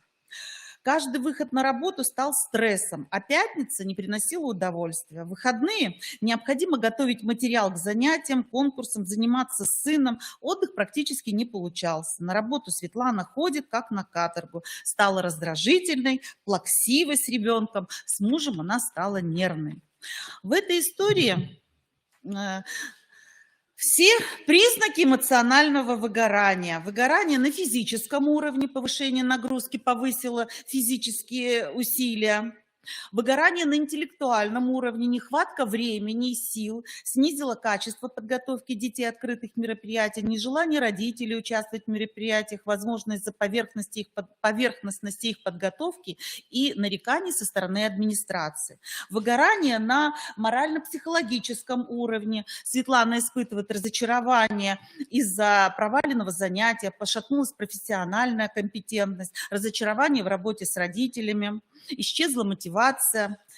Хотелось бы сразу сказать, что это действительно реальная история, и закончилась она благополучно, благодаря тем ресурсам, которые мы нашли, благодаря руководству, которое не осталось равнодушным. Педагог в настоящее время успешно, работая с большим желанием, и, в общем-то, смогла преодолеть все трудности. Профессиональное выгорание – это синдром, развивающийся на фоне хронического стресса и ведущий к эмоциональному, умственному, физическому истощению работающего человека, особенно в системе профессии человек-человек. Профессиональным стрессорами добавляет и загруженность работой по дому, дефицит времени, который мы уделяем семье и своим детям, да и смена дня и ночи – это тоже какой-то такая стрессовая ситуация. А у нас на севере еще какая стрессовая ситуация, да? У нас насколько длинная зима, насколько темные ночи достаточно продолжительные. Все это, конечно, является таким некоторым стрессом, раздражителем и, возможно, одной из причин профессионального выгорания, эмоционального выгорания. Еще одна проблема, которая может стать также причиной профессионального выгорания, это разобщенность коллектива педагогов. Профессия педагога предполагает командную работу, слаженность и сплоченность. Совместность является успешной результативность в работе и подразумевает высокую вероятность решения проблем, творчества, отсюда и удовлетворенность работой. Все вышесказанное привело к созданию долгосрочной программы по профилактике синдрома эмоционального выгорания «Сделаем мир ярче», которая предполагает не только овладение педагогами различными техниками, методами и приемами снятия напряжения, саморегуляции своего состояния, снятия состояния профессиональной усталости, но и проводимые в ходе работы тренинги на сплочение коллектива является одним из средств создания комфортного психологического климата в коллективе. Цель и задачи программы направлены на систематическую, целенаправленную работу с педагогами по профилактике эмоционального выгорания, направленных на активизацию личностных ресурсов педагогов, препятствующих выгоранию, на приобретение ими новых знаний о методах, приемах, техниках, способствующих снижению напряжения как в условиях рабочего времени, так и дома, на сплочение коллектива, на улучшение психологического климата в коллективе, как залога успешного сохранения психического и эмоционального здоровья. Данная программа не является законченным вариантом, она продолжается мной, а для начинающих педагогов-психологов может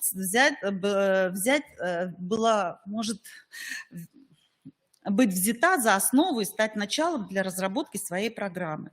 Программа включает в себя теоретический материал, представлена методологическая основа, которая включает принципы построения программы, используемые методы, приемы, психотерапевтические методы, диагностический инструментарий для отслеживания результативности программы.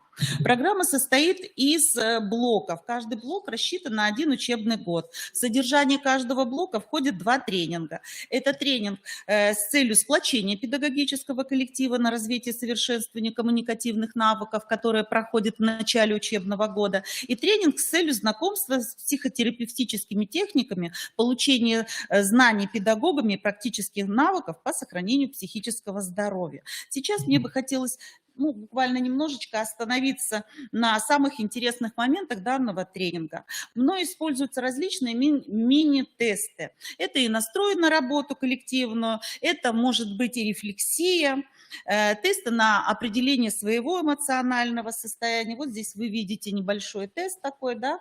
Вот, который можно проводить не только с педагогами, но, я так думаю, даже с учащимися. Следующая очень интересно используемая мною игра – это какология. Она пришла из Японии, где изначально так назывались психологические игры самораскрытия. Это небольшие мини-тесты, их хорошо использовать даже в работе с родителями и в работе с детьми. Они очень интересны, очень быстры в применении, вот, и невозможно предугадать расшифровку. Очень интересные тесты, и рекомендую их использовать. Теперь о некоторых терапевтических моментах, которые, предполагаю, были проведены с педагогами в ходе работы по программе. Это шоколадотерапия, смехотерапия, чайная терапия, мандала-терапия. Конечно, это не совсем терапия, это элементы вот такой терапии. Ведь терапия предполагает какое-то полное погружение. Если говорить о шоколадотерапии, здесь мы дегустировали различные сорта шоколада. Здесь была представлена информация о пользе шоколада. Это и было и гадание на конфетах. И, конечно же, по фантикам очень много можно узнать о человеке. Какую конфетку выбирать, с каким фантиком. Мы это все разбирали. Еще очень интересный у нас такой тренинг был, это чайная терапия, это дегустация различных сортов чая, где мы соблюдали чайные церемонии, и китайскую чайную церемонию, русскую чайную церемонию, гадание на чаинках, чайная викторина, упражнение рифмовка, где мы придумали рифму к слову «чай». Еще один очень интересный тренинг, это был смехотерапия. Всем известно, что смех улучшает кровообращение, пищеварение, помогает мозгу выделить эндорфины, природные вещества, которые снимают боль. Ну и, конечно, здесь подобраны были различные смешные видеоролики в сопровождении текстов. Вот, использовали фототерапию в сопровождении музыки. И уже, как было сказано раньше, тоже у нас было проведено мандала-терапия. Это очень интересная терапия, где педагоги не только узнали о себе, где проходила самодиагностика, но и мы составляли коллективные мандалы, да, из различных материалов, из природных материалов, мандалы денег. Да, все мы знаем, что они несут какой-то заряд бодрости и энергии. Но еще некоторые моменты, с которыми я хотела бы поделиться. Много используют пользуясь различных игр, это и мультфильмы, и практические приемы, упражнения, коммуникативные игры, совместные рисунки, рассказывание притч, великолепный эффект имеет. Ну, вот такое упражнение, как листок для снятия отрицательных стрессов, можно сразу после события написать то, что произошло, выразить свои чувства и эмоции, порвать этот листок или сжечь. Да, замечательный прием. Еще один из приемов – это блокнот. Я его назвала блокнот любимых занятий. Мы с педагогами, каждый сам назвал такой блокнот, дал ему название. Суть в том, что надо написать 5 видов повседневной деятельности, которые приносят наиболее хорошее такое удовлетворение вам. Например, плавание в бассейне, шопинг, ходить в гости к маме, например, чтение книг, просмотр фильмов и прогулка по парку. Затем расположить их по степени значимости. Это и есть ваш ресурс, который можно использовать в качестве скорой помощи при восстановлении сил. Конечно же, улыбка. И я все время говорю, начинать день нужно обязательно с улыбки, встать и улыбнуться, несмотря на то, что произошло и что день грядущий нам несет. Еще у меня есть такое многофункциональное сердце, которое я использую как в работе с родителями, с педагогами, с детьми. Суть его в том, что главное поверить в свои силы и дать положительную установку. Об этом уже говорили. Есть кармашки в моем сердце и записочки. Да? Педагоги приходят, берут записочку, читают положительное высказывание, и как-то настроение повышается. А еще, с другой стороны, есть не только записочки, а небольшие картинки, которые помогают воображать. И тогда уже педагог может сам вообразить то, что день грядущий ему готовит. И конфетки, обязательно конфетки, но это обязательно, как я уже говорила, шоколадотерапия. Но еще один момент, который все-таки у нас небольшое такое практическое, скажем, мое выступление, да, я хотела бы с вами поделиться секретами успеха. Успеха в любом деле, секретами успеха, ну, скажем, выступления где-то, успехами на работе, успехами в семейной жизни. Но сначала я хотела бы сказать о секретах неуспеха. Тогда, чтобы ничего не получилось, нужно включить внутреннюю бухтелку. И когда что-нибудь, значит, вам предстоит, вы начинаете бу-бу-бу-бу-бу-бу. Бу-бу-бу-бу-бу, как, знаете, Будьков все время в «Сватах» говорил, ну что ты свою бухтелку включила, бу-бу-бу да бу-бу-бу. Чтобы ничего не получилось, чтобы вам не сказали, нужно включить рычалку. Вам что-то сказали, вы сразу так. А еще нужно включить боялку. Это такой вот зайчик, да, который ушки прижал, и чтобы вам не сказали, да, ой, боюсь, ой, боюсь сегодня в класс зайти, ой, боюсь этого делать. И вот сильно-сильно дрожать. А еще, чтобы совсем ничего не получилось, нужно включить такую гнобилку. Ой, да у меня ничего не получится, да все плохо, да что же я такая неуспешна, да что же у меня все ничего не получается, из рук валится. Ну, еще нужно включить лемку. Ой, так лень, да не буду я сегодня это делать. Да, ой, да вот опять надо начинать. Да, тогда точно ничего не получится. Ну, еще и кислинку туда добавить. Фу. Ну как это все? Ой, просто не хочется. Все просто некрасиво, противно, не хочу. Ну, а самое главное, включите полное такое отчаяние. Ой-ой-ошеньки, ой, все, ничего не получилось. Тогда точно ничего не получится.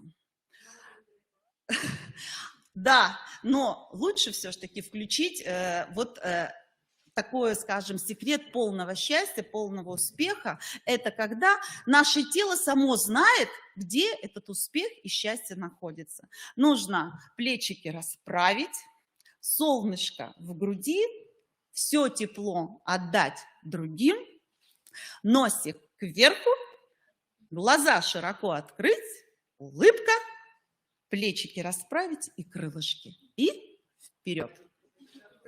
Это секрет успеха. Все, спасибо большое, всем успехов. Екатерина Михайловна, Ну, немножко постойте. У нас тут есть комментарий к вашему выступлению и вопрос. Да? Это состояние сейчас у многих коллег, пишут коллеги. И здорово, а каков штат по численности в вашем детском саду? 36 педагогов у нас. Ну да, детский сад большой, комбинированного вида. У нас 13 групп, много специалистов, 36. Нету. У нас сельский детский сад, у меня небольшой кабинет, все мы проводим в музыкальном или игровом зале, сенсоры комнаты нету, я все время прошу 3-й этаж, но мне никто не строит. А вы сколько раз педагогами занятия? Месяц, неделю, по желанию, как соберетесь?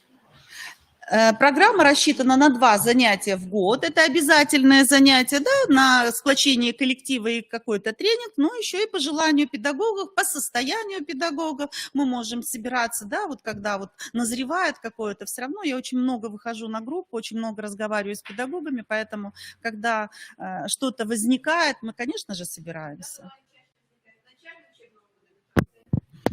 Где-то в серединке, где-то в серединке. Вот. Почему-то больший поток вот такой приходит, когда ко мне педагоги, где-то на февраль-март месяц. Не знаю, наверное, связано с какой-то усталостью в конце года, большой загруженностью. Вот. Хотя и новогодние каникулы, но все равно. Все, спасибо. До свидания. Спасибо большое, Екатерина Михайловна. Все зарядились солнцем. Да, молодцы. Так, продолжаем. Еще у нас есть коллеги Назаренко Татьяна Владимировна, педагог-психолог детского сада общеобразовательного вида номер 20 из города Усинска. Это будет онлайн-подключение, и они участники конкурса «Пси-перспектива», который у нас проходил в КРИРО. Татьяна Владимировна.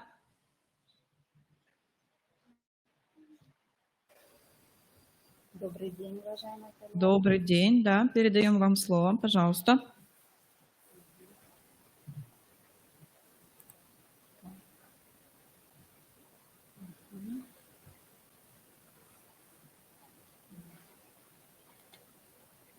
Сгореть на работе очень актуально для человека современного общества, особенно для тех, кто работает с людьми.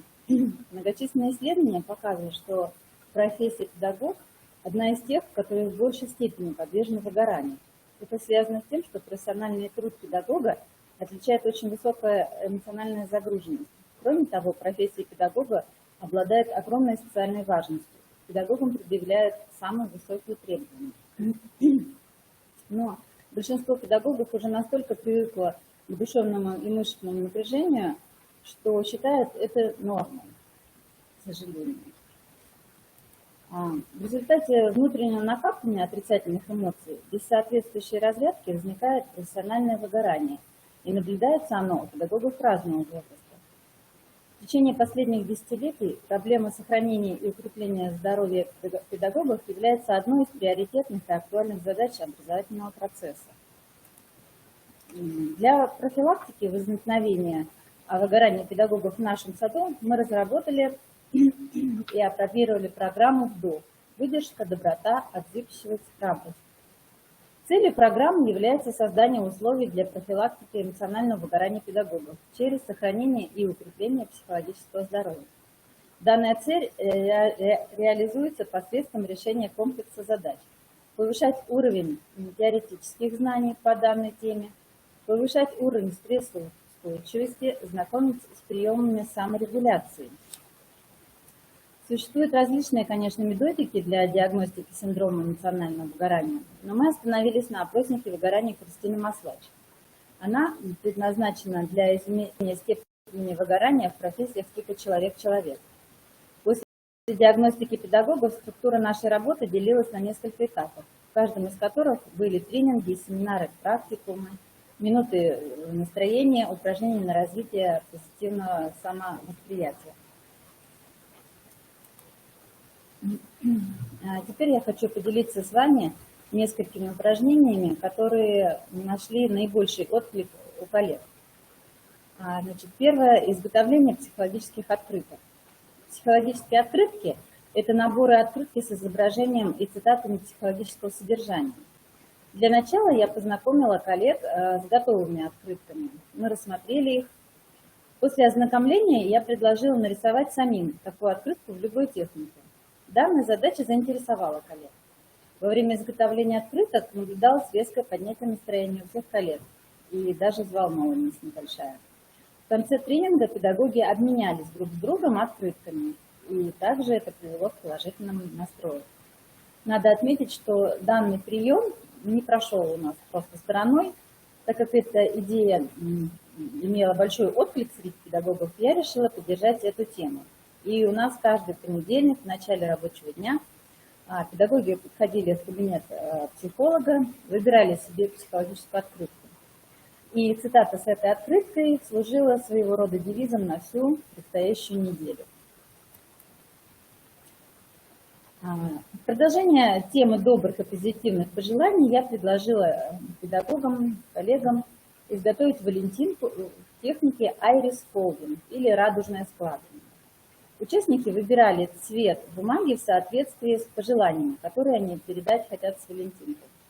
Например, красный – это пожелание для личной жизни, желтое – пожелание для работы, ну и так далее. После изготовления таких вот валентинок тоже педагоги друг другу подарили. Но хочется отметить, что тоже этот прием имел продолжение. В последующем данную технику воспитатели использовали на занятиях с детьми, и которые мастерили подарочки для своих родителей. Одним из основополагающих приемов для нашего коллектива стал тимбилдинг на природе. Тимбилдинг – это активное совместное времяпровождение всего коллектива. Дословно в переводе с английского языка означает командное построение. Совместный отдых положительно влияет на любой коллектив. Работникам даже самых дружных компаний иногда нужно расслабляться и менять обстановку. Но не стоит думать, что на природе можно отдыхать только летом. Педагогам нужна разрядка в любое время года. Поэтому совместные поездки на природу мы осуществляли в течение всего учебного года. Так как я сама пришла в коллектив в начале учебного года этого и была, по сути, новым человеком в данном коллективе, мне захотелось сблизиться с коллегами, легко влиться в данный коллектив. В начале учебного года я предложила провести спортивный тимбилдинг на природе. Коллеги с радостью откликнулись на мое предложение. Мы назвали нашу команду «Туристы», придумали девиз и отправились в лес.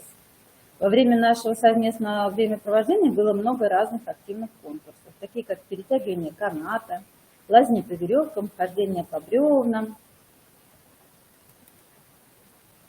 В заключение нашего активного отдыха в качестве релаксации мы попили горячий чай, пели под гитару.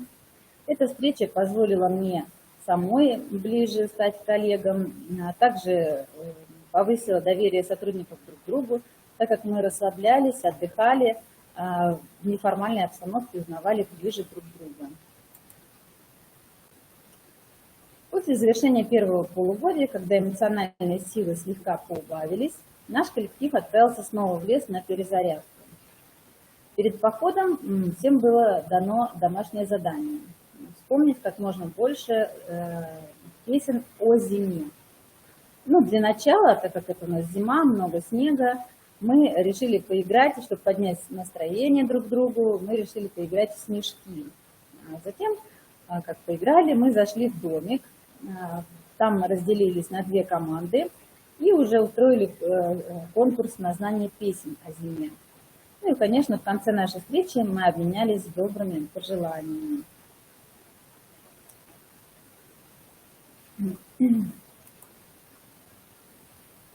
Конец учебного года, время, когда педагоги, несмотря на близость отдыха, чувствуют себя как в конце, на финише марафона.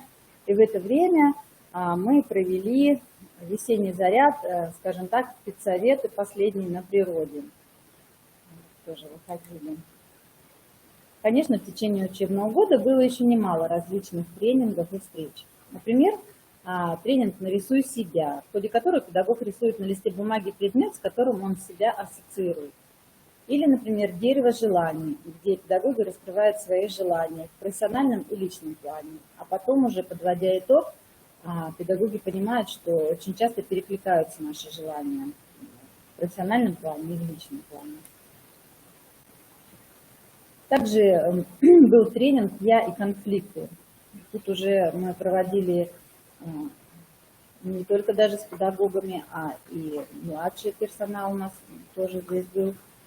Здесь участникам встречи давался пример конфликтной ситуации, который разбирался, что называется, по косточкам, находились причины и способы мирного выхода из данной ситуации.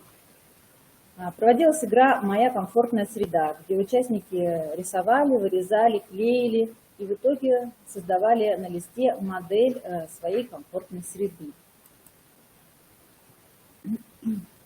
По результатам учебного года можно уверенно сказать, тренинги и встречи не прошли даром. Произошло изменение коллективного настроения посредством группового взаимодействия. Сформировался хороший психологический климат, снижается ситуативная и личная тревожность педагогов, формируются навыки саморегуляции, повышается самооценка, уверенность в себе. Как педагоги улучшаются общие показатели психологической устойчивости педагогической деятельности. Вот такие вот у нас результаты. Спасибо за внимание. Спасибо большое, Татьяна Владимировна. Есть ли вопросы к Татьяне Владимировне, может быть, в чат кто-нибудь что-нибудь нам напишет? А мы дальше продолжаем. И я приглашаю сюда педагогический коллектив учителей начальных классов гимназии номер 1 города Сыктывкара, Агаркову Ольгу Афанасьевну и Быкову Ирину Вениаминовну. Они нам представят программу родительского просвещения под парусами сотрудничества. Пожалуйста, коллеги.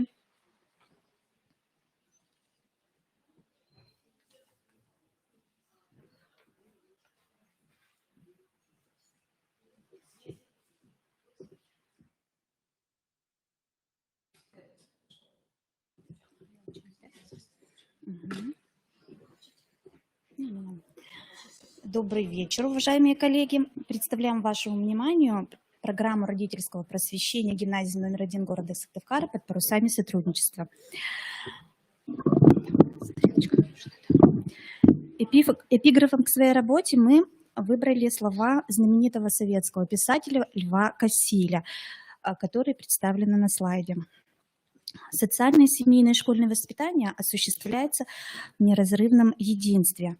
Одним из инвариативных модулей программы воспитания является модуль «Работа с родителями», который направлен на согласование позиций семьи и школы в вопросах обучения и воспитания школьников. Педагогическая культура родителей и обучающихся – один из самых действенных факторов воспитания, поскольку уклад семейной жизни представляет собой один из важнейших компонентов, формирующих нравственный уклад жизни обучающихся. Новизна программы заключается в выработке новых стратегических подходов по взаимодействию семьи и школы для успешного развития ребенка как личности. Цель данной программы создание социальных условий функционирования и совершенствования сотрудничества в организации работы с родителями, объединение усилий педагогического коллектива и родителей в развитии ребенка как личности. Задачи, которые мы поставили перед собой, представлены на слайде.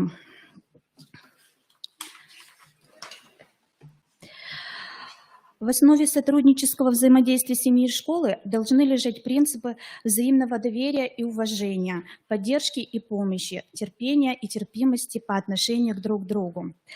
Формулируя принципы, мы решили обратиться к эмблеме гимназии, которая символизирует корабль жизни, плывущий через море знаний под парусами мечты в лучах восходящего солнца, обозначающего счастье. Таким образом, работа с родителями строится на следующих принципах. Первый принцип – это принцип согласия. Девизом данного принципа является фраза «Прежде чем плыть, договоримся на берегу». Следующий принцип – это принцип сопряжения.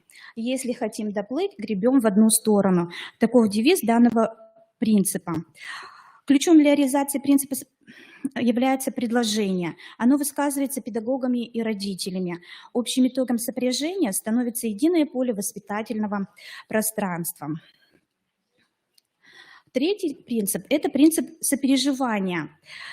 Под девизом «Скорость нашей лодки зависит от самочувствия гребцов». Принцип сопереживания объединяет, сплачивает, поселяет взаимное доверие друг к другу и открывает двери для содружества. Четвертый принцип – принцип сопричастности под девизом «В общем плавании разделим полномочия». Ну и последний принцип – это принцип содеятельности. Доплывем, если объединим усилия, таков девиз данного принципа. В программе мы представили 3 направления повышения педагогической культуры родителей, законных представителей обучающихся.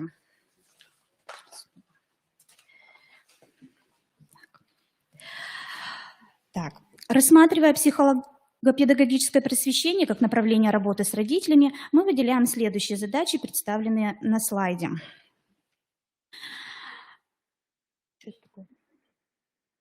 Создание банка данных о семьях учащихся, и повышение педагогической и психологической грамотности и изучение нормативных документов. Данные направления имеют следующие формы, представленные на слайде. Немножко остановимся, да?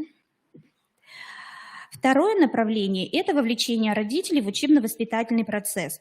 Он заключается в вовлечении родителей в мероприятия общеинтеллектуальной, спортивно-оздоровительной, духовно-нравственной, социальной направленности. Ну и третье направление – это участие родителей в управлении школы. Ну а сейчас о модели организации работы с родителями вам расскажет мой коллега.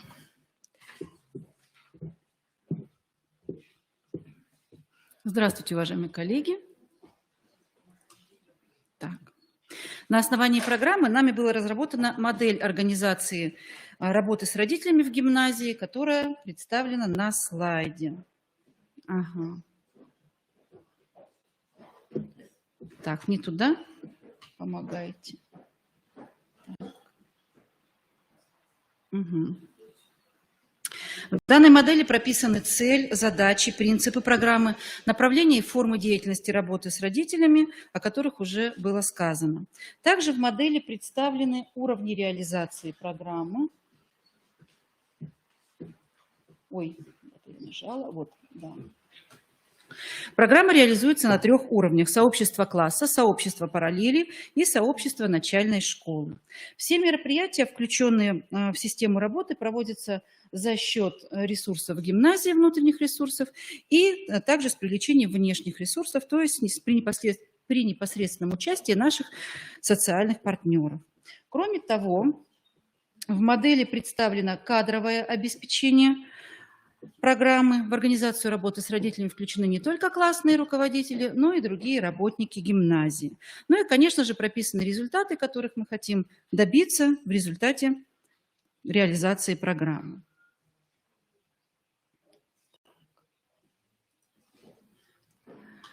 Как уже было сказано, мероприятия по работе с родителями реализуются в гимназии на 3 уровнях.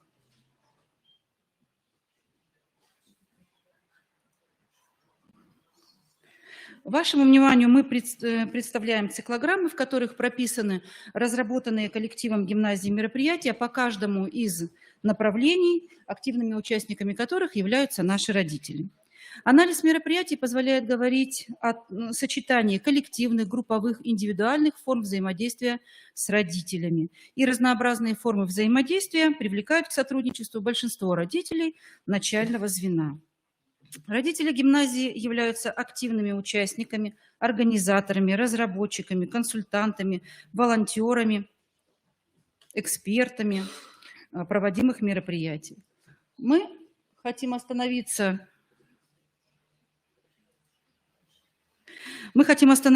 на нескольких мероприятиях, которые являются наиболее яркими на каждом из 3 уровней.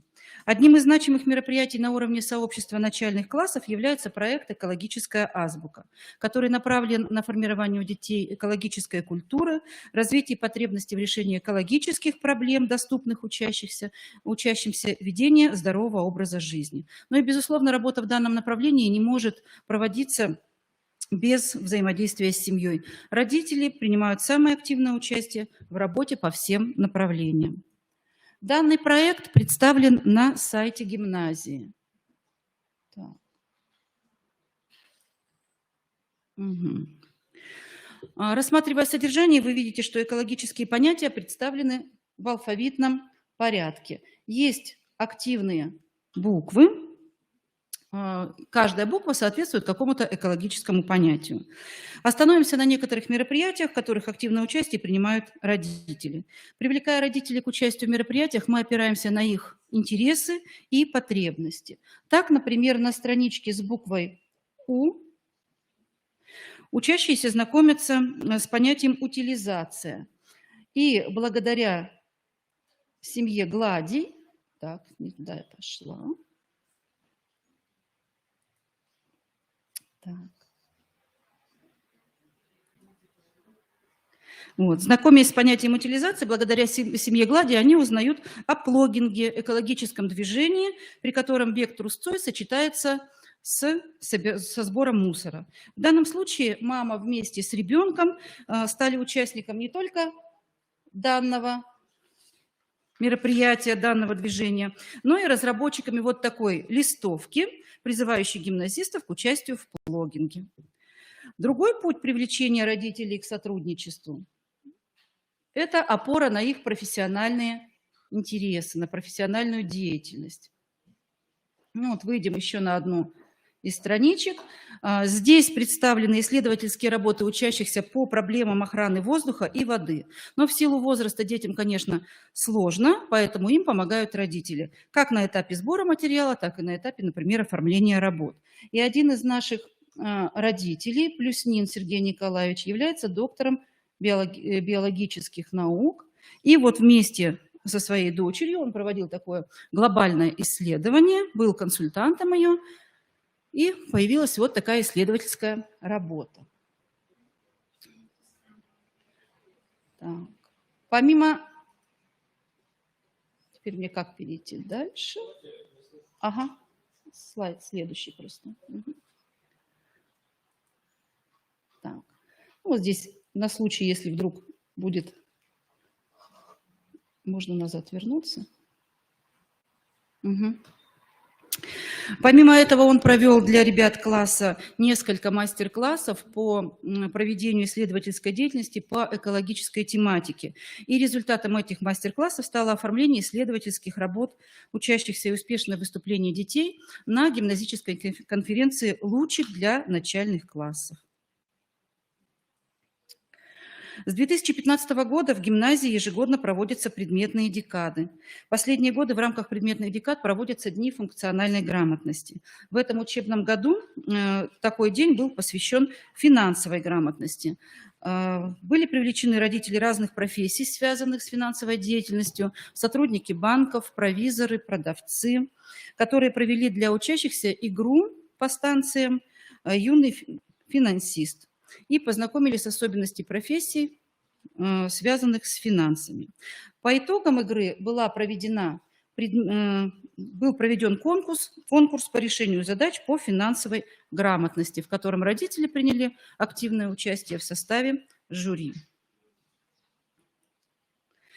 Ведущей формой повышения педагогической культуры родителей являются родительские собрания. Мы отдаем предпочтение интерактивным методам проведения родительских собраний, так как они позволяют перевести родителей из пассивных слушателей в активных участников. И некоторые из приемов мы предлагаем сегодня вашему вниманию на примере собрания «Сделаем детство ярче». Прием погружения. Детство возвращается к нам на уровне ощущений, вкуса, осязания, обоняния. Под релаксационную музыку, закрыв глаза, родители погружались в свое детство, определяя его цвет, вкус, запах. Затем писали на детских ладошках самые яркие воспоминания из своего прошлого и делились ими друг с другом. Прием ассоциации может быть использован как прием нестандартной подачи теоретической информации. Ключевое понятие данного собрания – детское счастье. И в ходе собрания мы построили вот такой дом. Каждый кирпичик в этом доме является проявлением любви. Слова любви, время для любви, подарки, помощь, чувства, традиции. И далее в ходе собрания было раскрыто каждое понятие. Ну вот на данном слайде, например, представлен результат групповой работы родителей при раскрытии понятия «подарки». Главная идея здесь была, что подарок не обязательно должен быть материальным. Такой всем знакомый прием, как мозговой штурм, был использован при работе с кирпичиком или понятием традиции. Результат – банк семейных традиций.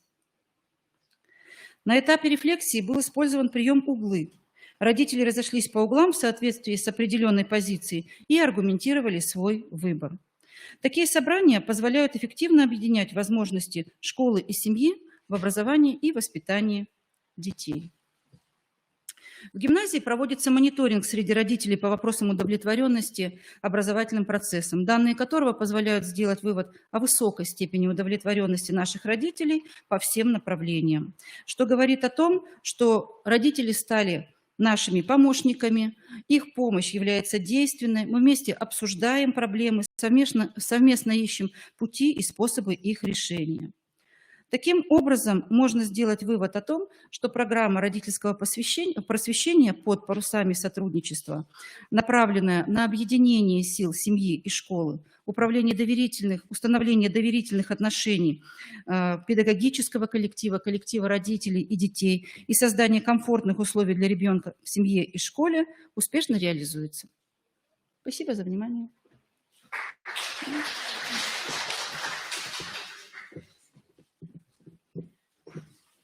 Спасибо большое, коллеги.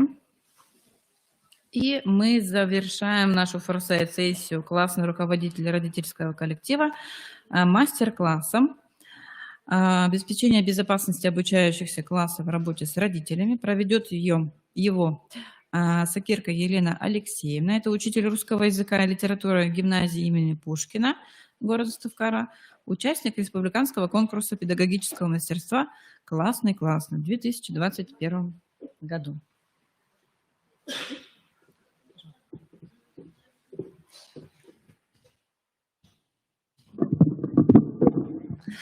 Итак, добрый день, уважаемые коллеги. Меня зовут Елена Алексеевна. Я работаю учителем русского языка и литературы в гимназии Пушкина, а также являюсь классным руководителем 8 А класса. И сегодня мне бы хотелось с вами поговорить, где-то поработать немножечко о том, а как же мы проводим такую интернет-безопасность с нашими родителями на родительских собраниях. Итак, самое ценное в жизни взрослых – это, конечно же, наши дети. И зачастую наших детей подстерегает множество опасностей, и ребенок, попадая в различные жизненные ситуации, может просто растеряться. Задача нас, взрослых, правильно подготовить его к встрече с различными сложными ситуациями, а порой с опасными жизненными ситуациями. Итак, мне бы хотелось начать с определения, что такое опасность. Давайте я спрошу у вас, как вы думаете, что такое опасность?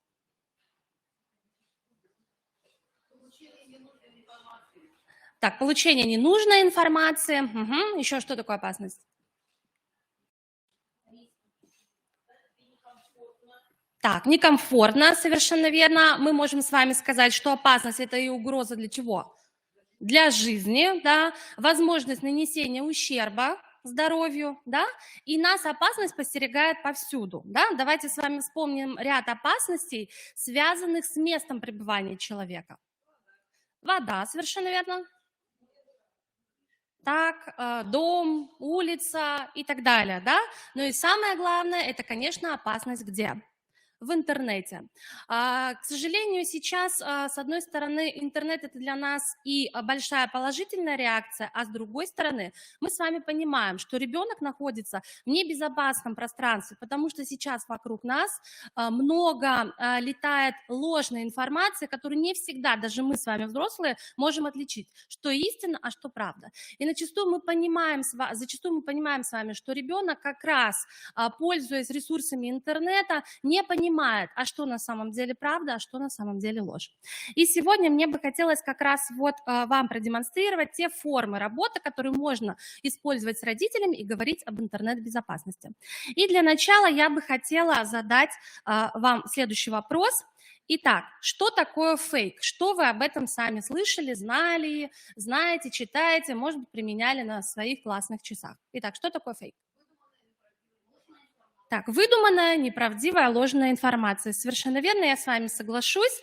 Ну и вот присутствует определение, да, в узком смысле это не просто недостоверная информация, это намеренно искаженная, сфальсифицированная, выдуманная информация. Ее главная цель, конечно же, ввести в заблуждение. В широком смысле фейк – это несоответствующее действительности информационное сообщение. И слово фейк мы будем употреблять в этом смысле.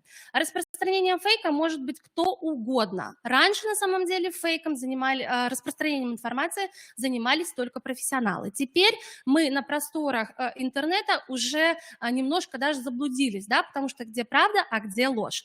Итак, я предлагаю сейчас нам с вами вместе понять, определить, записать, а что нам делать, как учить родителей и детей отличать ложное от истинного, настоящее от ненастоящего. И для этого я предлагаю вам сейчас немножко поработать с чек-листами.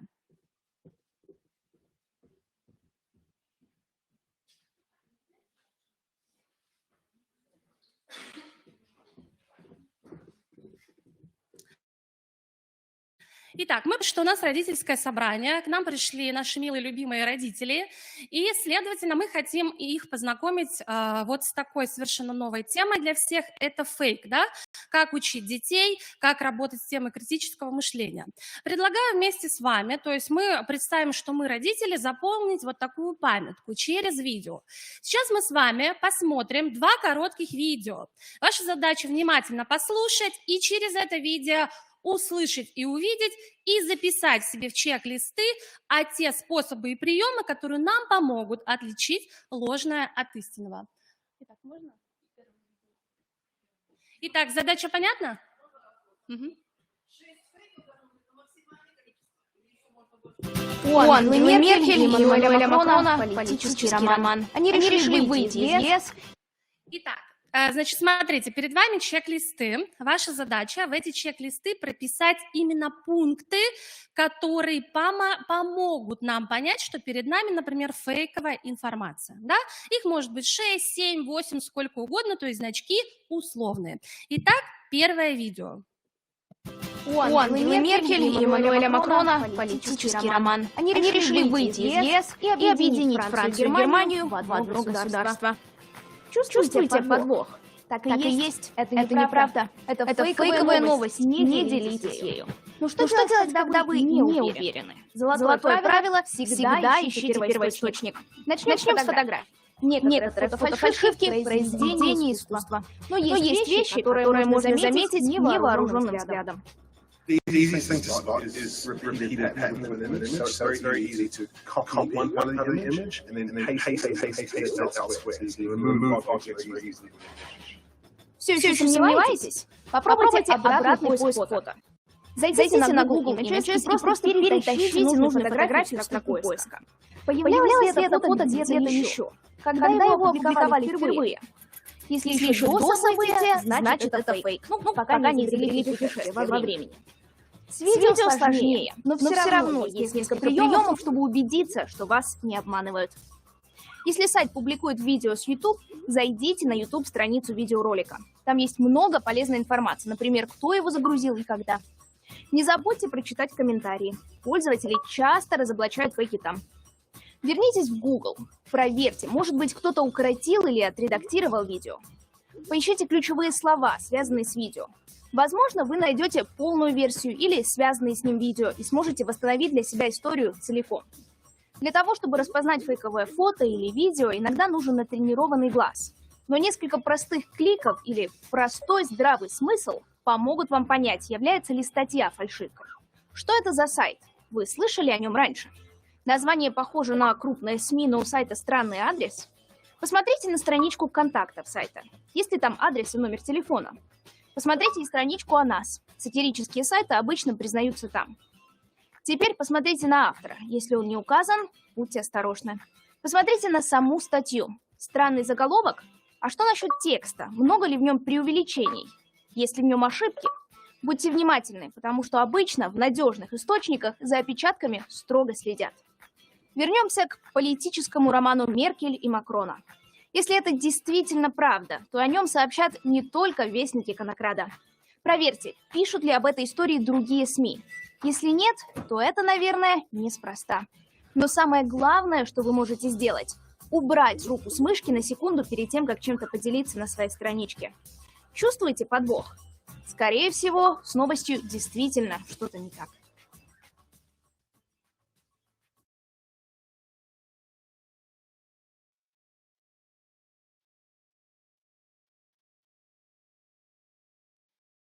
Информационного пространства. И второе видео, давайте посмотрим.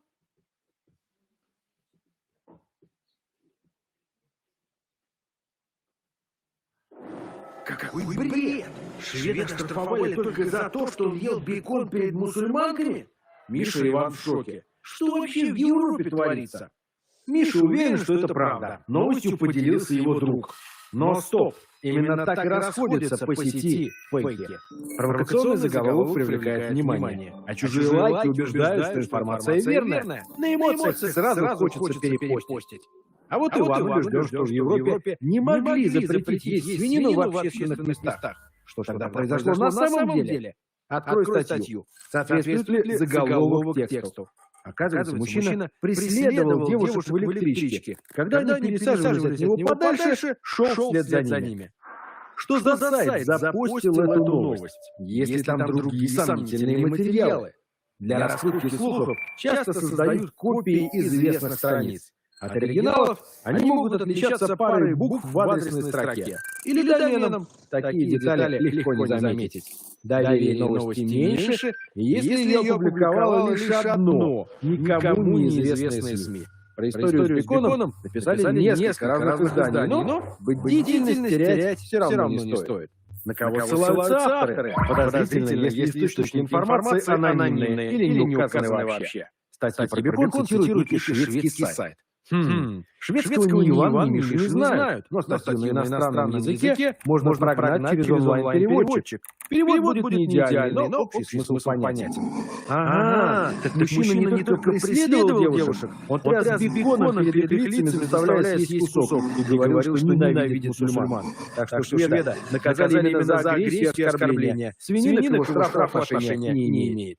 Миша не убивает. Зачем кто-то создает фейки? Есть те, кто зарабатывает на этом деньги. Много кликов, много переходов на рекламу. Но часто с помощью фейков тебе навязывают точку зрения, чтобы ты думал, а лучше действовал определенным образом. Дезинформация – любимый инструмент пропаганды.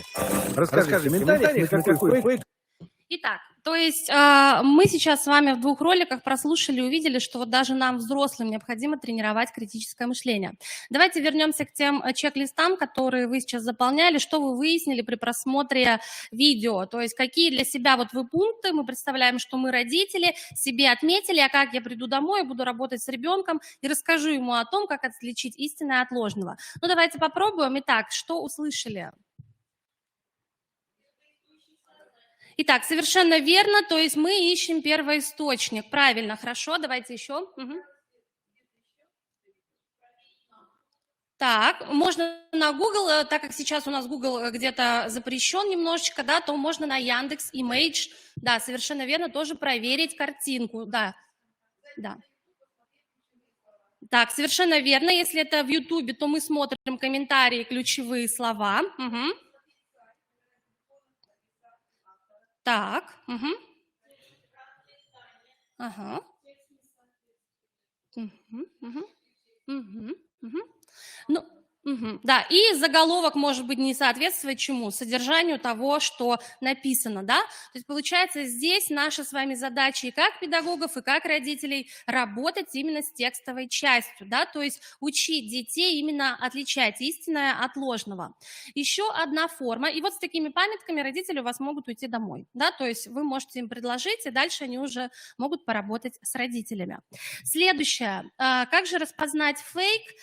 Можно через сайт «Проверено». То есть вот такой сайт, как «Проверено», он дает хороший ресурс. Вы туда кидаете ссылку, и специалисты, которые уже много лет занимаются именно тем, что проверяют разную информацию, проверяют ее через свой сайт. Действительно, сайт дает четкую информацию, фейковая эта информация или все-таки это на самом деле.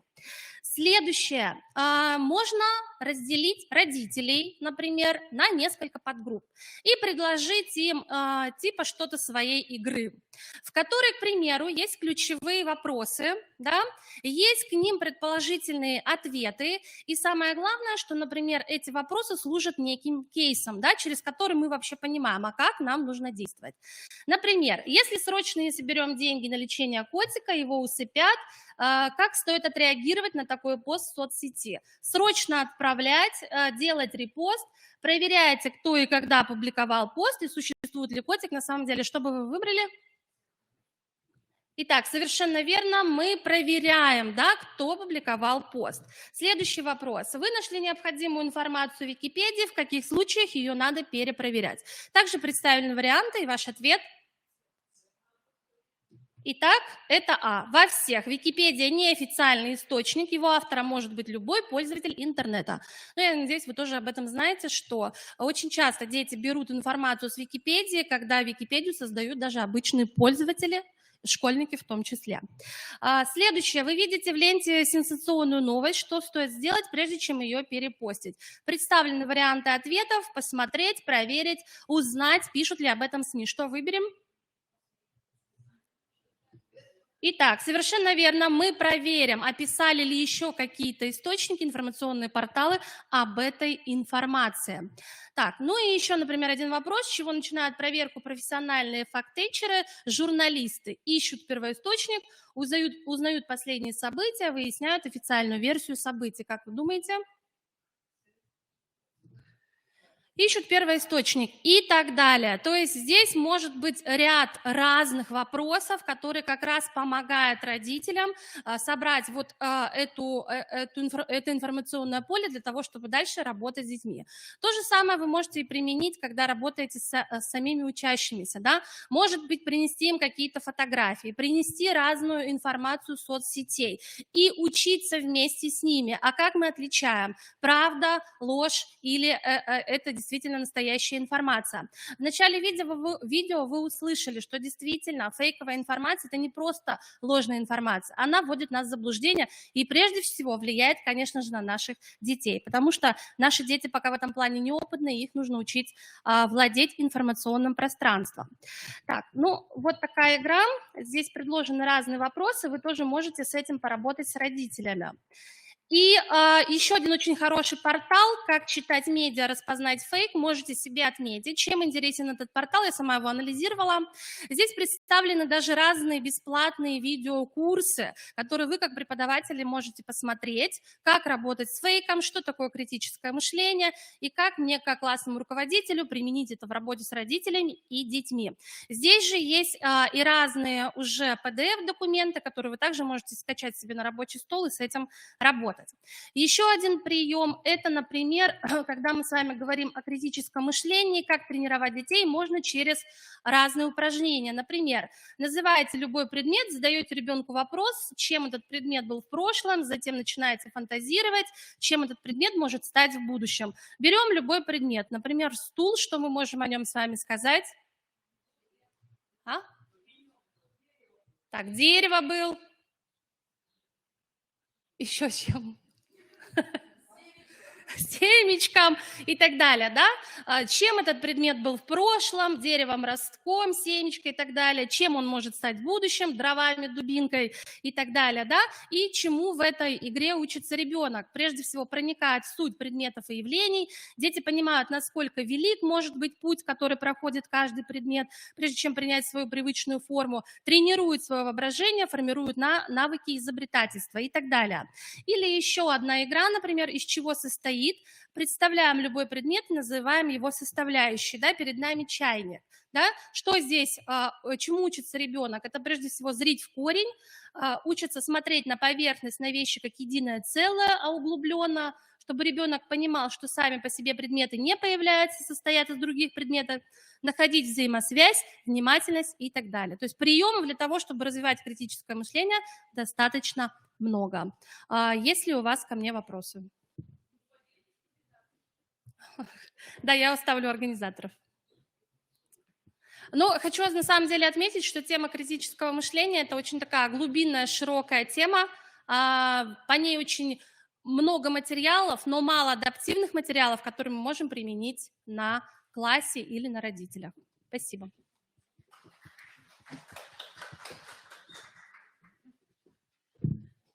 Спасибо большое, Елена Алексеевна. Представили нам такой замечательный мастер-класс. Ну что, коллеги, подходит к концу наша форсайт-сессия, классный руководитель родительского коллектива. И мы плавненько переходим к следующему треку. Классный руководитель и классный коллектив. Проблемы формирования ученического коллектива. И я хочу передать слово модератору Кирилюк Екатерине Васильевне, методисту Центра воспитания и социализации личности, поддержки детских и молодежных инициатив дополнительного образования КРИРО. Она представит вам форсайт-сессию «Классный коллектив как фактор формирования личности школьника, формирование классного коллектива». Пожалуйста. Уважаемые коллеги, всем добрый день еще раз. Социально-педагогический аспект развития и воспитания подрастающего поколения в условиях общей образовательной организации непосредственно связан с вопросом формирования классного коллектива. В школьном коллективе с его многогранными отношениями, благодаря общей деятельности, обеспечивается всестороннее развитие личности, создаются благоприятные условия для подготовки обучающихся к активному участию в общественной жизни. И педагог в содружестве с семьей формирует в процессе целенаправленного педагогического воздействия те навыки и привычки поведения ребенка, начало тех личностных качеств, которые определяют характер взаимоотношения ребенка с другими людьми. И тем самым создает предпосылки развития коммуникабельности как качества личности. Сегодня в рамках нашей форсайт-сессии «Классный коллектив как фактор формирования личности школьника» мы рассмотрим основные формы и методы повышения социальной активности учащихся и роль классного руководителя в формировании классного коллектива. С целью удовлетворения потребностей младших школьников в социальной активности, поддержания и развития интереса к учебным и внеурочным видам деятельности Российским движением школьников была разработана программа «Орлята России». И сегодня с нами на связи в формате подключения главный специалист отдела сопровождения воспитательной деятельности Российского движения школьников, руководитель программы «Орлята России» Егор Валерьевич Егоров. Егор Валерьевич. Нас видно, коллеги, слышно. Всем добрый день. Надеюсь, что меня тоже видно и слышно. Вас прекрасно видно. Да, вас слышно. слышно и видно. Егор Валерьевич, вам слово. Да, коллеги, всем добрый день. Расскажу вам коротко про программу социальной активности младших школьников «Орлята России». Она была запущена буквально недавно, запустилась она в октябре 2021 года и реализовывалась в течение, пока еще, можно сказать, текущего учебного года, 2021-2022. Наша программа реализуется, собственно, при поддержке Министерства просвещения Российской Федерации, и существует два оператора программы. Мы совместно мы Российское движение школьников, совместно с Всероссийским детским центром «Орленок» занимаемся реализацией этой программы. Спасибо, моя презентация как раз на экране появилась, и я почему-то сам ее забыл включить. Собственно, сначала расскажу коротко про программу, как она проходила у нас в этом году, и буквально немножко о том, что нас ждет в следующем году. Собственно, в рамках нашей программы в 2021-2022 учебном году изначально мы реализовывали программу на 11 пилотных регионах. Были определены 11 регионов, по одному региону, если не считать Московской области, с каждого... у нас были регионы из каждого, собственно, федерального округа. Если перечислить их, то это город Севастополь, Ставропольский край, Калининградская, Омская, Нижегородская, Сахалинская, Тюменская, Челябинская, Вологодская, Брянская область и Московская область к нам немножко позднее присоединились. На момент завершения нашей программы у нас были заявки из 68 регионов, то есть 68 регионов к нам подключились. Программа является добровольной, поэтому любой регион может в него включиться. При этом были изначально определены 10 пилотных, дальше их стало 11, к нам присоединилась, как я сказал, Московская область, для того, чтобы опробировать эту программу и понять, необходима ли она вообще в целом для реализации на территории в целом нашей страны. Ну и, наверное, эксперимент этот пилотный прошел успешно, потому что сейчас мы работаем над тем, чтобы расширить поле действия программы на всю территорию Российской Федерации, и начиная с этого учебного года любая образовательная организация может присоединиться к нам, точнее, любой класс из любой образовательной организации России может присоединиться к программе, и непосредственно классный руководитель в своем классе может программу реализовать. Для того, чтобы программу можно было реализовать успешно, Всероссийским детским центром «Орленок» проводились курсы повышения квалификации. На следующий учебный год эта же история у нас остается.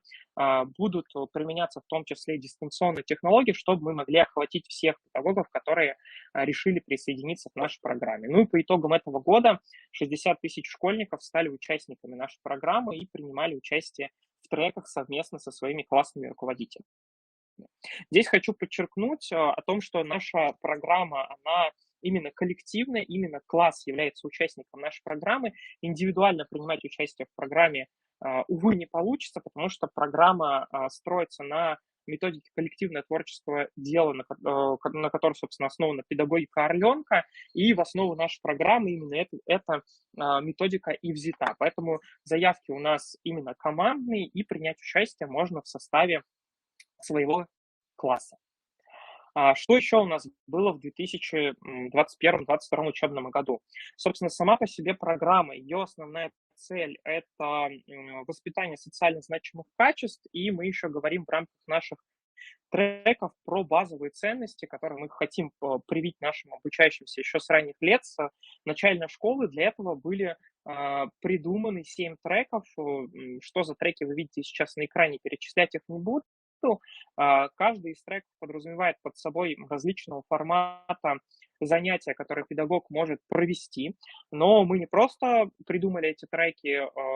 Всероссийским детским центром «Орленок» совместно с корпоративным университетом и непосредственно проектом «Лига вожатых», который существует в российском движении школьников, были разработаны подробные методические рекомендации по проведению каждого трека, и для каждого трека педагогу было предложено несколько сценариев развития событий в рамках этого трека, и педагог в зависимости от особенностей своей образовательной организации, своего региона, своего класса мог использовать наиболее подходящую методическую разработку, мог что-то в нее добавить в зависимости от особенностей своего класса, мог привлечь обязательно родителей, либо каких-то социально значимых партнеров для реализации этого трека.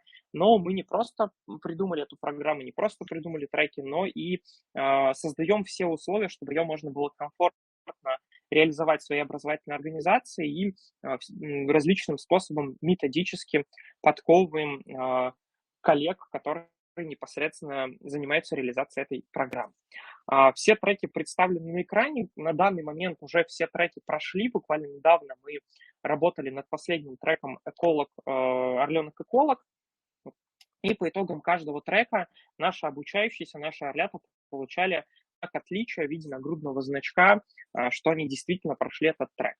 Помимо того, что педагогам предлагается реализовать этот трек в рамках внеурочной деятельности в своем классе, у нас предложены также итоговые события по трекам. Они у нас реализуются в онлайн-формате, и, конечно же, любой класс с любой точки России имеет возможность к ним подключиться. В этом году это было вне зависимости от пилотный это регион или это любой другой регион. В рамках следующего года никаких таких условий пилотности регионов у нас не будет, поэтому любой класс может подключиться к итоговому событию, если они будут предложены в следующем году. В этом году практически по каждому треку мы предлагали итоговые события. В рамках программы прошла интеллектуальная игра «Что, где, когда». Нашим партнером выступила, собственно, телевизионная игра «Что, где, когда», и у нас даже определился амбассадор нашей программы, это Михаил Крюк. Наши итоговые события, подчеркну еще раз историю, что где, когда это не просто события, которые проводятся для детей. Это событие, куда мы привлекаем различных партнеров. Это как партнеры организации, это могут быть партнеры именно персоналии, и вы можете наших амбассадоров видеть на экране сейчас. Помимо этого у нас была онлайн-экскурсия, был мастер-класс, также у нас была олимпийская зарядка и урок лидерства, к которому могли присоединиться ребята со всей России, увидеть наших амбассадоров и совместно с ними провести приятное время. Что еще в рамках этого года у нас было реализовано, ну и отчасти еще реализуется? Помимо самой программы развития у нас существуют смены, которые называются «Содружество Орлят России». Смены у нас проходят в различном формате, потому что у нас есть, точнее, прошла уже одна федеральная смена во Всероссийском детском центре «Орленок». Для того, чтобы попасть на смену, ребята не просто принимали в треках, учащиеся 4 классов были допущены к конкурсному отбору на эту смену, и наши четвероклассники, 232 класса, это почти 4000 обучающихся, принимали участие в онлайн-отборе, и в рамках этого онлайн-отбора попали и получили возможность поехать в Всероссийский детский центр «Орленок». Ну вот на экране видно, что 736 детей в совокупности у нас было. И помимо самих ребят, вместе с этими классами отправились у нас 43 педагога, классных руководителя, которые не просто сопровождали этот класс, но и были включены в работу по смене, и педагогам предлагалась программа повышения квалификации, практика ориентирована, потому что практиковаться можно прямо здесь сейчас на самой же смене. Для учащихся 3 классов у нас 16 региональных смен в 10 наших регионах пилотных проходят, потому что где-то они уже состоялись, где-то прямо сейчас проходят. В общей сложности 1765 детей примут участие в этой смене. Формат региональных смен определяет регион. Есть как форматы выездного формата, когда выезжает весь класс, как это было в Орленке. Есть форматы, где это актив класса выезжает, либо свой дополнительный конкурсный отбор проводит регион и определяет самостоятельно наших участников. Помимо федеральной смены и региональной смен у нас еще, вот точно число мы еще не можем подсчитать, поэтому его нет на экране, у нас реализуются пришкольные площадки. Любая образовательная организация имеет возможность взять за основу своей деятельности в рамках пришкольной площадки программу «Содружество Орлят России» и провести на базе своей пришкольной площадки программу реализовать. Она рассчитана на 14 дней, но ее можно адаптировать как под 21, так и под 28, потому что в некоторых регионах есть пришкольные программы по 28 дней, но для ребят, учащихся 1-2 классов, которые не могут пока еще стать участниками региональной и федеральной смены, предложен формат именно реализации программы в пришкольном лагере, и любой педагог может воспользоваться этой программой, она в открытом доступе находится, и реализовать программу пришкольную на своей территории по смене Содружества Орлят России.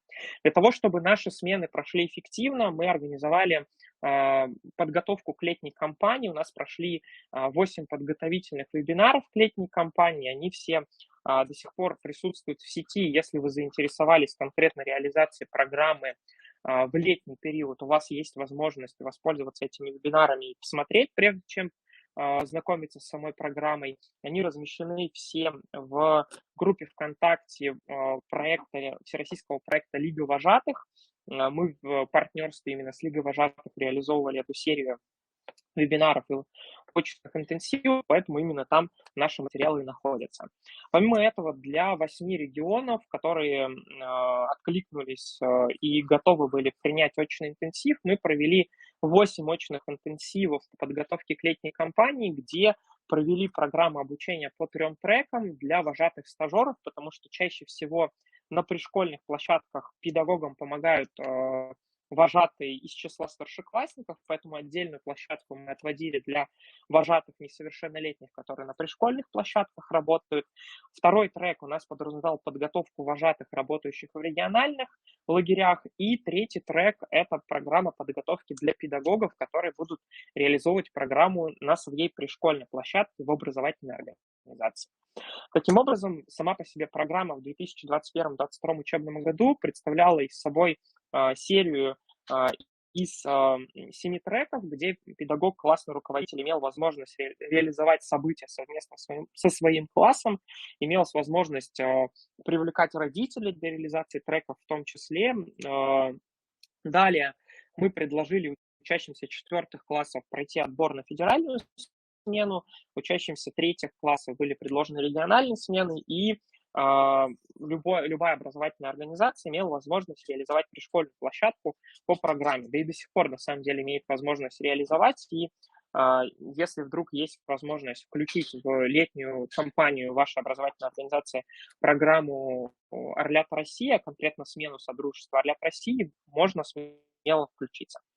Все необходимые материалы для этого присутствуют. Ну и для того, чтобы, собственно, подготовить качественно и провести наши важные моменты в рамках смен, мы подготовили серию интенсивов по подготовки к летней кампании. Программа в 2021-2022 году получила хорошие отклики у педагогов, которые принимали участие. Понятно, что она сейчас адаптируется, дорабатывается для того, чтобы мы могли приступить к реализации в 2022-2023 учебном году этой программы. Я коротко сейчас расскажу основные моменты, которые нас ждут. В начале июля мы официально анонсируем условия участия программы в 2022-2023 году. Дополнительная информация будет размещена явно на сайте Российского движения школьников и Всероссийского детского центра «Орленок». Мы также будем продолжать работу по 7 трекам. Также будет у нас программа сопровождения педагогов в виде курсов повышения квалификации и готовых разработанных методических материалов. В этом году методические материалы будут разбиты на 2 звена, на звено 1, 2, 3, 4 класс, чтобы было проще адаптировать конкретно для своего класса эту программу. И, собственно, также остается наша история с региональными сменами, с федеральными сменами, куда будут лучшие из лучших, собственно, приезжать. Ну и здесь, наверное, особой изюминкой, которая в этом году была, и мы надеемся, что мы сможем сохранить ее в следующем году, участие в федеральной смене. Никаких дополнительных расходов ни от образовательной организации, ни от региона не подразумевает. Участие учащихся в этой смене как на территории Орленка, так и дорога до Орленка, она производится за счет средств федерального бюджета, и 736 детей, 43 педагога в этом году абсолютно бесплатно приняли участие в нашей федеральной смене. Надеемся, что в следующем году мы эту тенденцию сохраним, но расширим географию участников и очень надеемся увидеть участников, в том числе из вашего региона.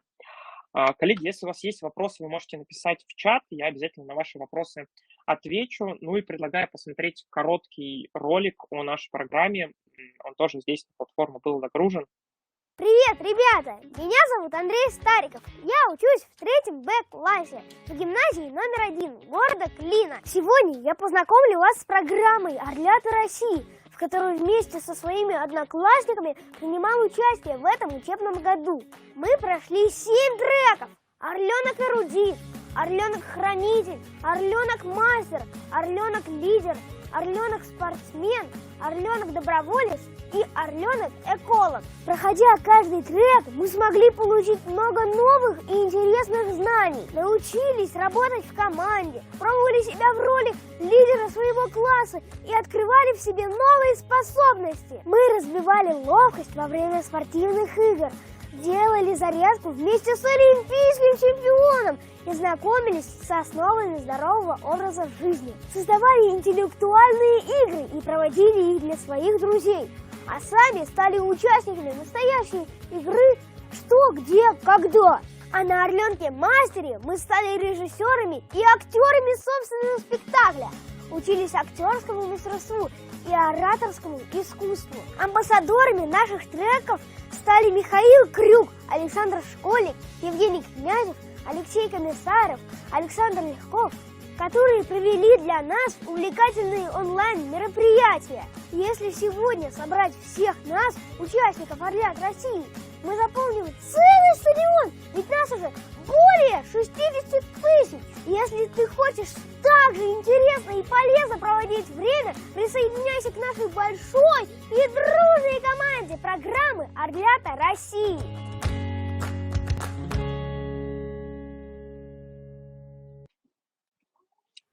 Коллеги, ну и как итог, резюмируя основные моменты, да, по году 2002-2023, в начале июня планируется анонс программы на, собственно, следующий учебный год, поэтому ожидайте, пожалуйста, информации, все регионы могут включиться, и в том числе ваш регион мы хотим видеть в числе участников нашей программы. Спасибо большое. Спасибо большое, Егор Валерьевич. Мы желаем вашей программе расширения участников, географии участников. Уважаемые коллеги, классные руководители начальных классов, предлагаю нам присоединиться к программе «Орлята России», к летней оздоровительной кампании Содружества «Орлят России», подумать в следующем учебном году об участии.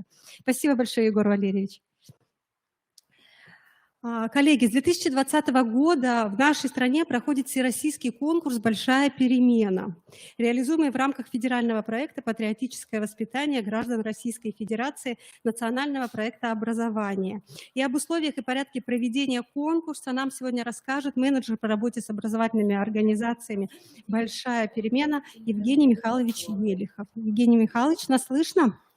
Да, Видно? добрый день, коллеги. Меня слышно, видно? Да, вас слышно, видно. Вам слово, Евгений Михайлович. Отлично. Еще раз здравствуйте. Сегодня я расскажу о конкурсе «Большая перемена», какие новшества в этом году у нас появились, о возможностях нашего конкурса как для детей, так и для педагогического сообщества, и также для образовательных организаций.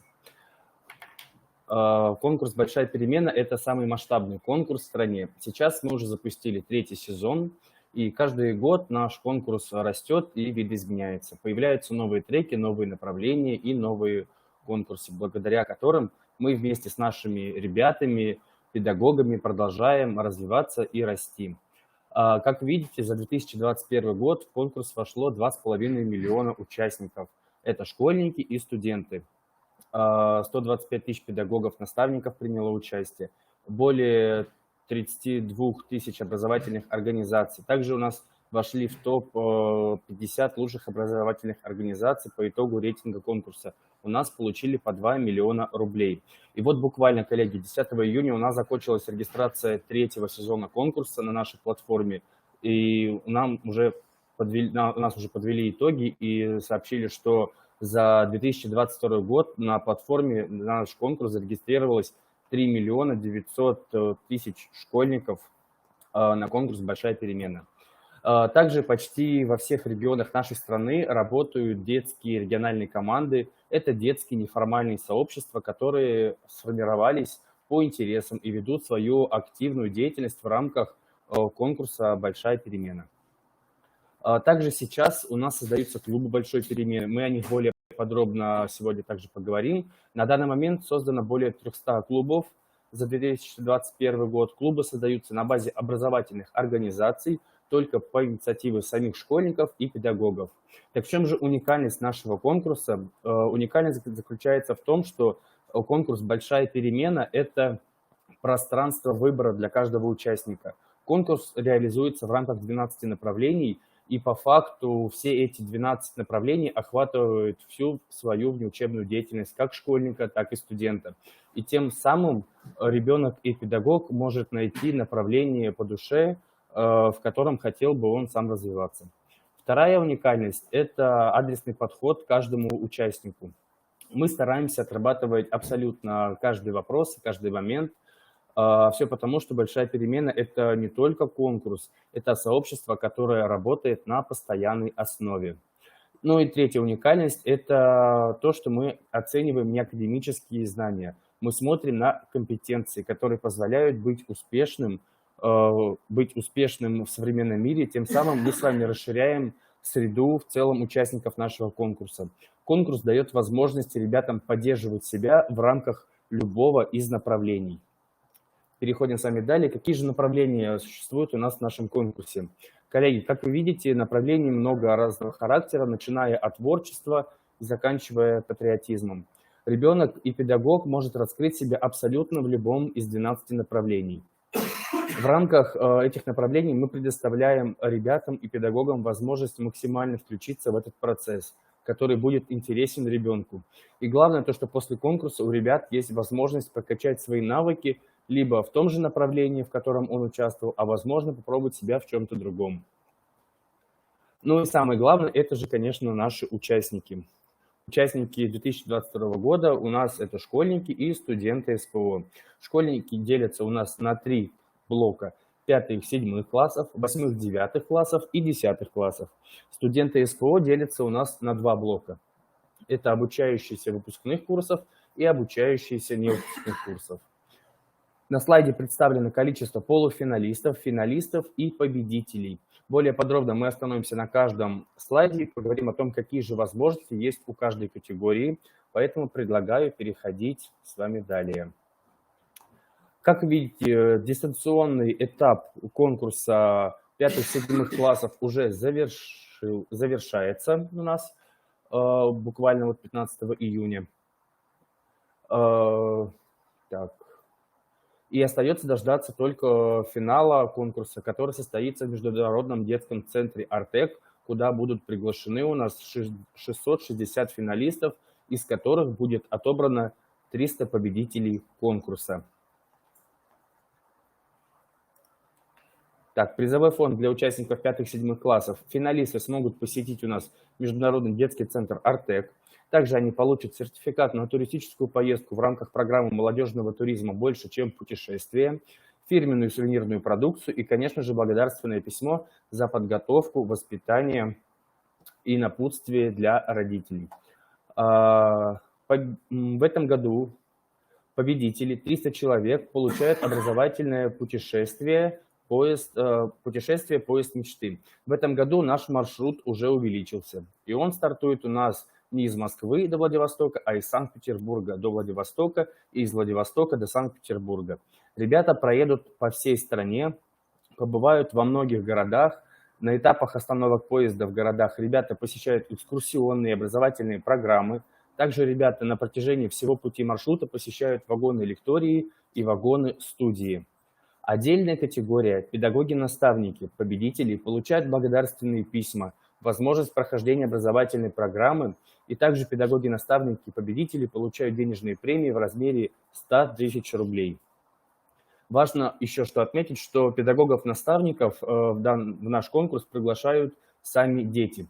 То есть ребенок сам выбирает, кто может стать его наставником. Это может быть педагог из его школы, либо его классный руководитель, либо педагог из другой школы, или даже это просто руководитель какой-либо секции или дополнительного образования.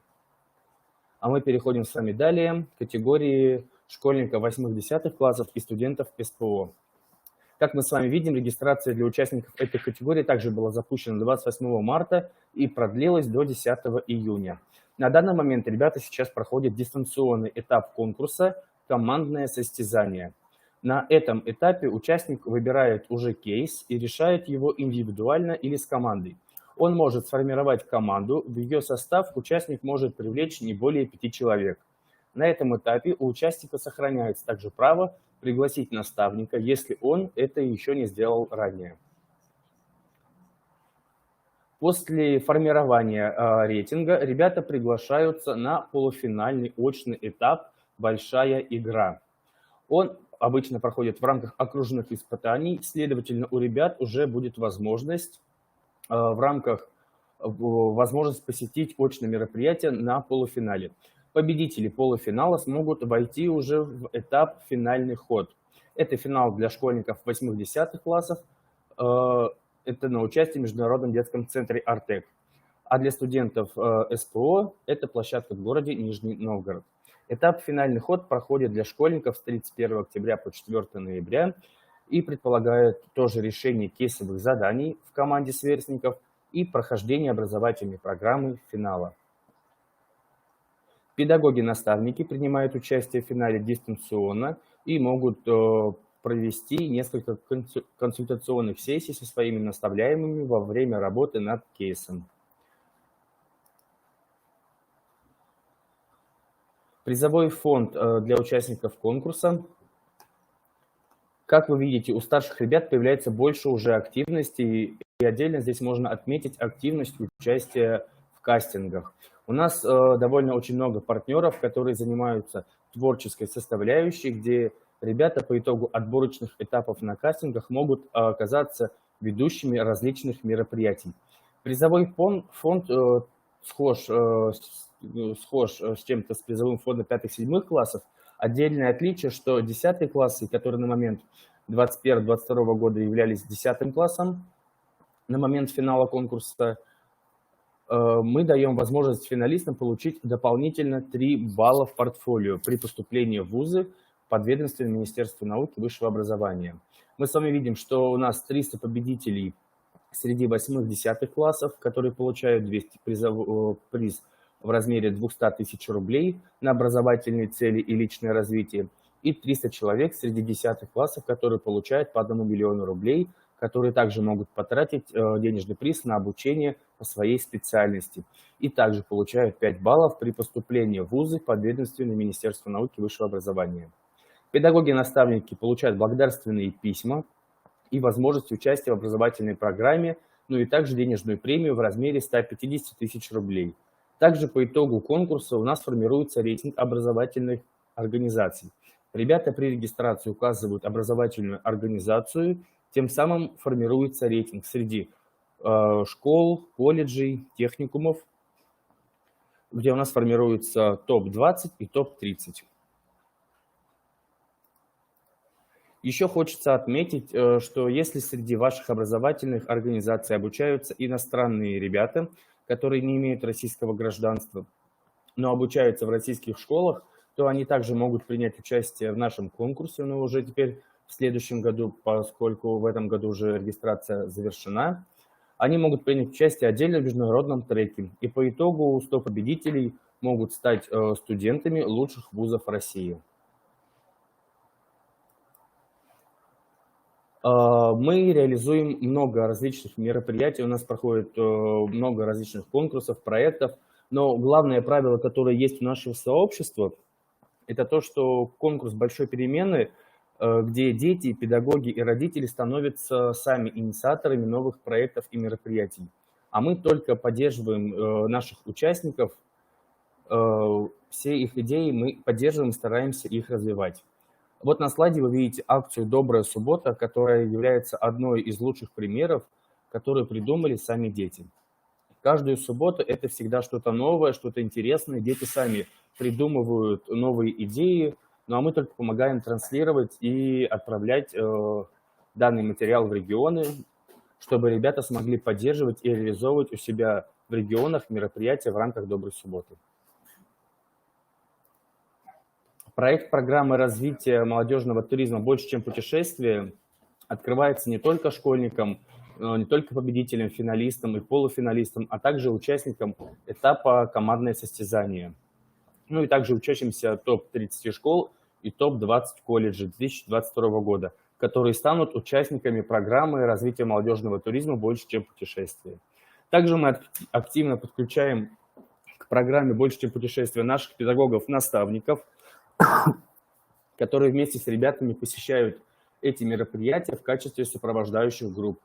Это возможность для педагогов в первую очередь также принять участие и побывать в разных уголках нашей страны. Наши ребята – это победители, финалисты, участниками большой перемены 2022 года, которые уже приняли участие и выбрали свои путевки. Как видите, 13 500 участников большой перемены уже съездили в свои туры. Большая перемена является социальным лифтом для педагогов. Одно из новшеств 2022 года – это то, что была проделана большая работа, по которой мы будем готовить педагогов-наставников. На данный момент наш сайт очень сильно модернизируется, и совсем скоро, вот с сентября, в личном кабинете наставника появится много возможностей, которые будут для него открыты. Зайдя в личный кабинет, на нашей платформе педагог-наставник сможет узнать все самое актуальное, интересное, то есть какие проекты сейчас на данный момент проходят, какие мероприятия ожидаются. Следовательно, все любые мероприятия, проекты будут отображаться у него в личном кабинете. Что еще интересного добавляется в этом году? Наши педагоги-наставники смогут пройти уникальный тест. Мы его разрабатывали с лучшими ведущими вузами, педагогами, с социальными психологами, но хочу отметить, что тест этот направлен не на оценку ваших возможностей в рамках теста, В рамках теста мы будем оценивать самые сильные и самые лучшие качества педагога, в рамках которых сможем ему помогать расти и развиваться. Мы очень надеемся, что благодаря тесту педагоги смогут открыть для себя много возможностей для своего личного развития. Поэтому в личном кабинете для педагога будет доступна личная траектория развития. Это возможность войти в уникальные программы, в которые невозможно попасть самостоятельно. Но так как у нас много различных партнеров, компаний, организаций, то наши педагоги смогут принимать участие в образовательных программах и смогут побывать на различных стажировках, побывать в различных школах, обменяться опытом, побывать на стажировке в департаментах образования, посмотреть, как изнутри устроена вся система. Специально подготовленная программа личностного развития будет подразделяться на 4 траектории. И педагогу откроется программа по одному из 4 профилей. Профиль эксперт, профиль предприниматель, профиль интегратор и профиль управленец. Но хотелось бы отметить, что в каждом из профилей у нас подразумевается крупная образовательная программа, программа всероссийских партнеров и крупных госкорпораций. Вот такая яркая, насыщенная программа, которая поможет каждому педагогу не остаться без внимания и пройти путь личностного развития. Также мы предоставляем уникальные возможности для профессионального роста. Мы предлагаем участие в проектах партнеров большой перемены и не только в качестве участников, но и в качестве экспертов, модераторов и спикеров. Это большой запрос также поступает от наших партнеров, чтобы мы вовлекали наших педагогов-наставников в их деятельность. Очень много уникальных возможностей открывается перед педагогом. Эти возможности доступны только абсолютно для каждого, вне зависимости от места проживания, от региона, от того, насколько крупный город, в котором вы проживаете. Все эти преференции абсолютно доступны для каждого. Переходим с вами далее и как раз подходим к клубу большой перемены. Что же такое клуб большой перемены? Клуб большой перемены – это про возможности для образовательной организации. Это, так скажем, некие мини-представительства, что дает повсеместно делиться рекомендациями и инструментами, которые у нас есть и которые вы можете применять. Стоит отметить, что это также акселератор детских проектов. Ребята, которые только-только начинают формироваться в клубе большой перемены, у них есть уникальная возможность эти проекты доработать, воплотить и активно внедрять в деятельность образовательной организации. Клуб является такой некой точкой сборки между детьми и педагогами и родителями. Такая общая деятельность, которая объединяется в эти 3 категории и помогает найти что-то общее в этой деятельности. На сегодняшний день, как вы видите, и я уже говорил, открыто более 300 клубов большой перемены, проведено свыше 200 внутренних клубных мероприятий, и представители клуба большой перемены приняли участие в 23 федеральных мероприятиях. Для того, чтобы получить стартовый пакет для открытия клуба, если кто-то из вас, коллеги, заинтересовался, вы можете считать QR-код на экране, и вам будет доступен стартовый пакет. Также в конце я передам вам наши контакты. Если кто-то заинтересуется, вы сможете к нам написать, либо позвонить, и мы будем готовы вас проконсультировать и рассказать о том, как открыть у себя на базе образовательной организации клуб большой перемены. Какие же преимущества существуют для клуба большой перемены? Преимущества для образовательных организаций. Ну, в первую очередь, это то, что клуб становится центром концентрации педагогического наставничества в учреждении. Также это позиционирование образовательной организации на федеральном уровне и возможность привлечения к участию в деятельности клуба экспертов Всероссийского конкурса большой перемены, Российского общества знания, Всероссийского проекта «Вдохновитель» и других партнеров. В чем же преимущество для педагогов? Ну, во-первых, это развитие управленческих навыков, пространство для творчества, саморазвитие, самореализация, реализация собственных идей и проектов и повышение профессиональной компетенции. В чем же преимущество заключается для ребенка, для учащегося школы?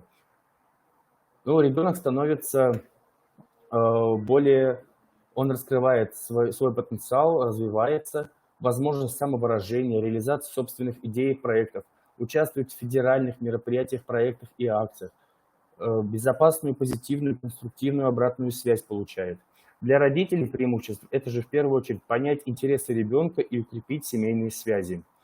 Также новые профессиональные возможности появляются, участие и обмен опытом в родительском сообществе и доступные к тренинговым программам и федеральным мероприятиям.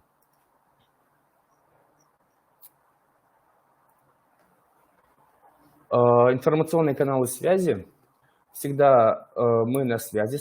Если у вас возникли какие-то вопросы, вы сможете всегда нам обратиться. Направление по работе с регионами, контакты и почта. Направление по работе с участниками. Это что касается вопросов конкурса, по вопросам сервисного обеспечения в рамках конкурса, в рамках мероприятий в целом и в рамках конкурса. Вы всегда сможете обратиться по данной электронной почте, по данному номеру. Направление по работе с педагогами и образовательными организациями и направление по работе с региональными проектами. Конечно же, наше сообщество не обходится без команды партнеров.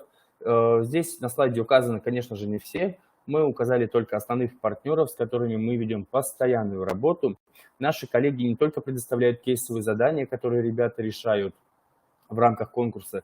Коллеги реализуют с нами различные мероприятия, а иногда создают даже такие уникальные программы, в которые могут попасть только члены сообщества «Большой перемены». Коллеги также приглашают ребят и наших педагогов принять участие в своих мероприятиях и проектах. Как видите, кейсовые задания разрабатывают более 70 партнеров «Большой перемены». Ну что ж, коллеги, большое спасибо вам за внимание. Если у вас появятся вопросы, вы можете всегда связаться с нами, Спасибо большое, Евгений Михайлович, за вот такое содержательное выступление. Уважаемые коллеги, я призываю также участвовать в конкурсе «Большая перемена», такой масштабный конкурс. Евгению Михайловичу я желаю и всей программе, всему проекту расширения также географии и количества участников. Спасибо большое. Ну а сейчас я предоставляю слово Волковой Анжелике Васильевне, заведующему Центром воспитания и социализации личности, поддержки детских и молодежных инициатив, дополнительного образования. Анжелика Васильевна расскажет о проведении в следующем году цикла классных часов «Разговор о важном». Анжелика Васильевна.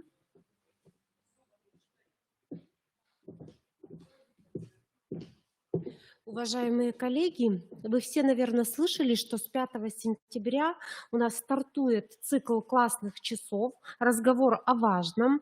То есть каждую неделю, пока еще именно день не определен, мы еще не получили методические рекомендации. Вот последнее письмо, оно буквально пришло 2 часа назад, я тоже вас проинформирую. Значит, еженедельно, как это было, так вспомним, в советское время, будет выбран единый день, когда будут проходить классные часы, разговор о важном с нашими обучающимися. Значит, подготовка классных руководителей, а это более 970 тысяч классных руководителей и кураторов групп, значит, организаций среднего профессионального образования. Значит, старт дается первому циклу трансляции «Классный марафон» именно 20 июня.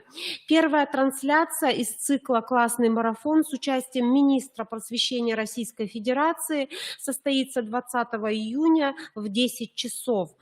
Значит, какие ключевые темы будут освещаться в рамках открытых площадок, ну а с сентября месяца это будут курсы повышения квалификации, ну, соответственно, бесплатные и дистанционные. Это Россия в мире, традиционные ценности российского народа, секреты эффективной коммуникации, как правильно говорить с детьми на важные темы, это работа с информацией, это государственные символы Российской Федерации, календарь значимых событий в истории России, особенности организации межкультурной коммуникации обучающихся, достижения современной России, герои России вчера и сегодня, ну и разговор о важном сотрудничестве с родителями. Ну и здесь же, повторюсь еще раз, 20 июня это старт классного марафона. Площадка проведения – это Российское общество знания. Значит, подготовка классных руководителей будет осуществляться в сентябре-октябре через курсы повышения квалификации школы современного учителя, а также на платформе именно Российской академии образования будет организована площадка, через которую вы будете проходить обучение и будете черпать все материалы, все сценарии классных часов для проведения ваших мероприятий. Вот это все, что нам на сегодняшний день известно. Вот до 20 числа я надеюсь, что мы получим уже все методические рекомендации, материалы и доведем до вас еще дополнительную информацию. У нас есть вопрос. Это будет единый классный час. Да, мы так думаем, что это будет один день в неделю, тоже, наверное, предложат, и 1 час в неделю тоже предложенный, как это было в советское время. Но это наши пока только догадки. Мы ждем методические рекомендации и сразу же для вас проведем семинар. Пожалуйста. Спасибо, Анжелика Васильевна. Ну а сейчас мы переходим к представлению опыта работы классных руководителей по формированию классного коллектива.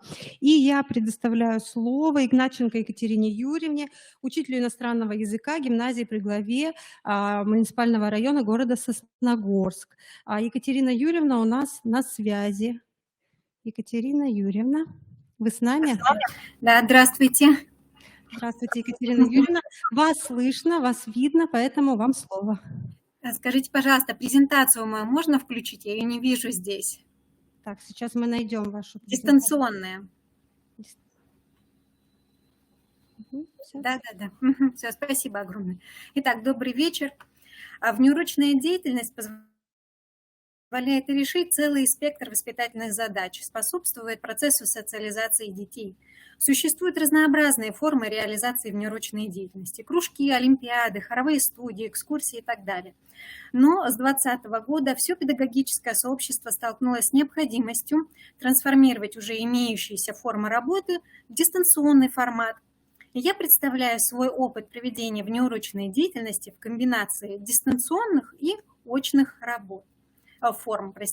Я сразу оговорюсь, что моя презентация представлена в виде фотоотчета.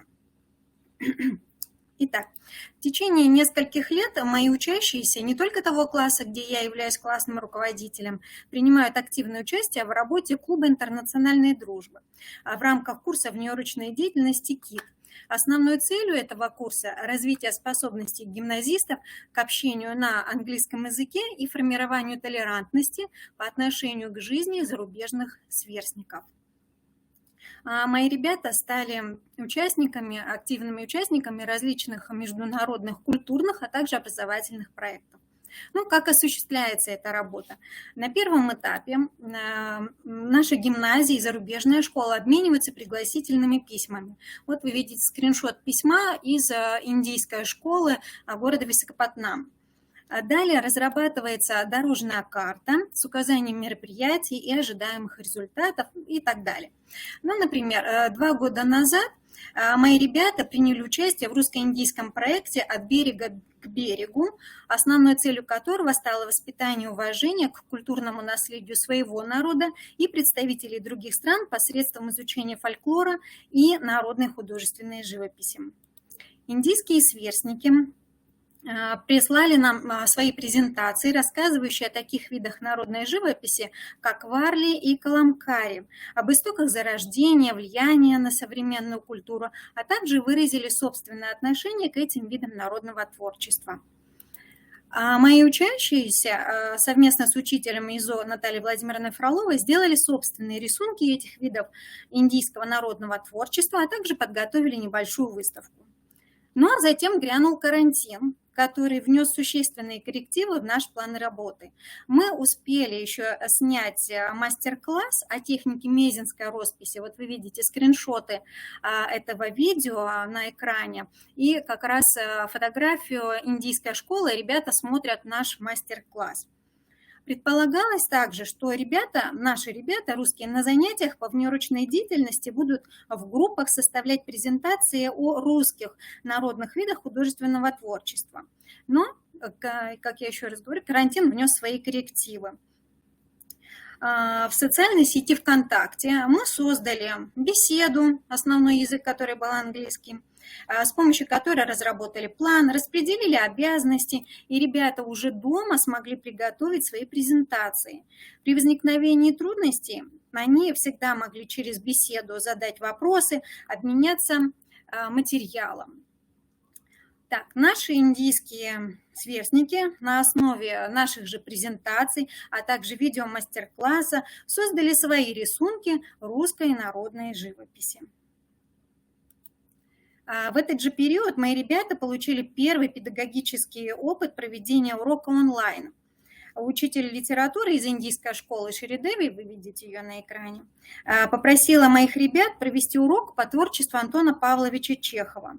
Точно так же посредством беседы в социальной сети были распределены обязанности и подготовлены материалы для урока, на котором присутствовало более 60 индийских сверстников. Мы проводили на платформе Zoom, тогда она еще была разрешена.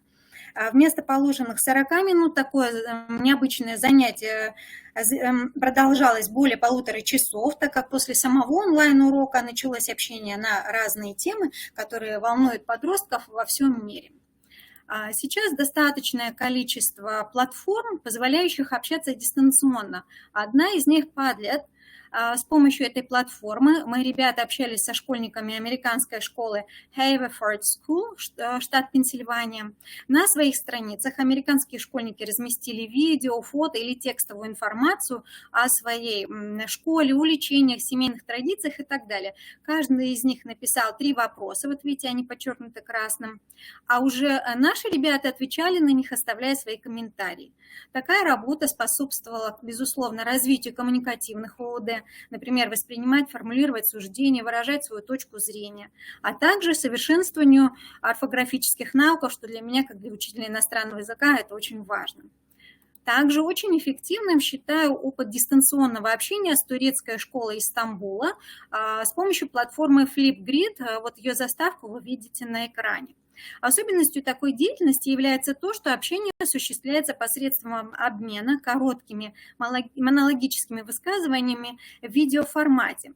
Здесь также можно оставлять комментарии и задавать вопросы. Вот видите скриншот, как моя ученица Стефа оставляет свое видеосообщение для турецких школьниц. Несмотря на то, что вот видео длятся не более минуты, сами ребята признавались, что они по нескольку раз произносили, отрабатывали свои высказывания, чтобы добиться беглости речи, правильности произношения. Ну и в конце концов преодолевать страх, говорить перед камерой, выступать перед камерой. Как учитель я ставила перед собой задачи, такие как развитие речевых умений, социокультурной компетенции, коммуникативных ООД. А вот эффектом этой деятельности, то есть то, что я и не предполагала, стал тот факт, что 8 из 25 моих учащихся выбрали английский язык в качестве основного, в качестве экзамена по выбору на государственной итоговой аттестации, при том, что в нашей гимназии базовый уровень изучения английского языка не углубленный. И половина из них получили высший балл именно за устную часть экзамена. Я считаю, что такого результата мои ребята смогли достичь, в том числе благодаря внеурочной деятельности. Ну и в заключение хочу сказать, что вот в этом году мой выпускной 9 класс 5 раз был на 2-недельном карантине.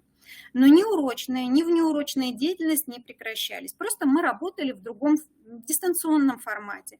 Это была переписка с американской и австралийскими школами с помощью теперь уже традиционных электронных писем. Вот скриншоты вы видите на экране. Это были культурные проекты с индийской школой, о котором я упоминала, и проект с южнокорейской школой, посвященный национальным праздникам обеих стран. Также вот, ребят, вы видите на фото. Продуктом этого проекта, южнокорейского и российского проекта, стали календари, иллюстрации к которым создали наши гимназисты, их корейские сверстники. Таким образом, возможность использовать дистанционные формы реализации внеурочной деятельности позволила не прерывать, а продолжать процесс достижения таких значимых личностных результатов, как развитие творческих способностей детей, их самовыражение, повышение мотивации обучающихся к изучению иностранного языка, раскрепощение ребят, а также уважительное отношение к нашему мультикультурному обществу. Спасибо за внимание. Спасибо, Екатерина Юрьевна, за такой интересный опыт работы. Уважаемые коллеги, у нас заявлено еще одно выступление у Ирины Вячеславовны Петровой, классного руководителя гимназии номер 6 города Воркуты. Но так как мы в регламент немножко не укладываемся, мы его покажем, это видео, в рамках летней школы классных руководителей. Она тоже поделится опытом по работе классного коллектива своего. Так, ну и сейчас я бы хотела кратко, завершая работу нашего трека, нашей форсайт-сессии, кратко ознакомить с методическими рекомендациями о проведении летней оздоровительной кампании в 2022 году. И в настоящее время в общеобразовательных организациях реализуется летняя оздоровительная кампания, центральной темой которой, как сегодня сказала Наталья Владимировна, является сфера воспитания. И в целях дальнейшего развития воспитательной повестки и синхронизации с программами воспитания в общеобразовательных организациях Министерством просвещения России совместно с подведомственными учреждениями разработана примерная программа воспитания для детского лагеря, разработана для создания и реализации собственных рабочих программ воспитания. Методические рекомендации по проведению дней единых действий в летний каникулярный период, включенные в календарный план воспитательной работы. Методические рекомендации об использовании государственных символов Российской Федерации. Итак, примерная рабочая программа воспитания для организации отдыха детей и оздоровления подготовлена Всероссийским детским центром «Смена» на основе примерной программы воспитания для общеобразовательных организаций, разработанной Институтом изучения детства, семьи и воспитания Российской академии образования. Программа является методическим документом, определяющим комплекс основных характеристик воспитательной работы, осуществляемой в детском лагере, разрабатывается с учетом государственной политики в области образования и воспитания. И создается с целью организации непрерывного воспитательного процесса, основывается на единстве и преемственности с общим и дополнительным образованием, соотносится с примерной рабочей программой воспитания для образовательных организаций, реализующих образовательные программы общего образования. Программа предусматривает приобщение обучающихся к российским традиционным духовным ценностям, включая культурные ценности своей этнической группы, правилам и нормам поведения в российском обществе.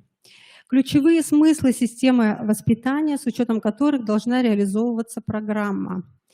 Такие как «люблю Родину», это формирование у детей чувства патриотизма и готовности к защите интересов Отечества.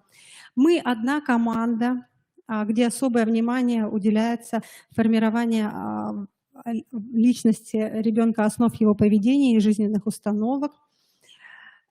Следующий ключевой смысл. Россия – страна возможностей. Это создание благоприятной и разнообразной воспитательной среды, доступной и интересной для ребенка через вовлечение в конкурсы и мероприятия и проекты детских общественных объединений. Но сегодня мы уже познакомились с программой «Орлята России» и с конкурсом «Большая перемена».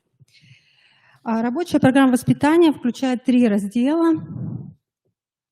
Целевой, содержательный и организационный. Содержание воспитательной деятельности в детском лагере представлено в виде отдельных модулей, инвариантных и вариативных. И вот инвариантные модули – это первые 10 модулей, мы видим на слайде, и остальные 6 модулей – это вариативные модули. При разработке и обновлении программы воспитания в детском лагере содержание всех разделов, за исключением нормативных положений, может изменяться в соответствии с особенностями детского лагеря. Состав и содержание модулей также определяется с учетом уклада детского лагеря, реальной его деятельности, имеющихся в детском лагере ресурсов и планов. Можно формировать свой перечень вариативных модулей, разрабатывать и включать в рабочую программу новые вариативные модули. Перечни видов и форм деятельности являются примерными. В рабочую программу включаются виды и формы деятельности, которые используются или запланированы в лагере. Реализация конкретных форм воспитательной работы воплощается в календарном плане воспитательной работы, утверждаемой ежегодно на предстоящий год или сезон с учетом направления воспитательной работы.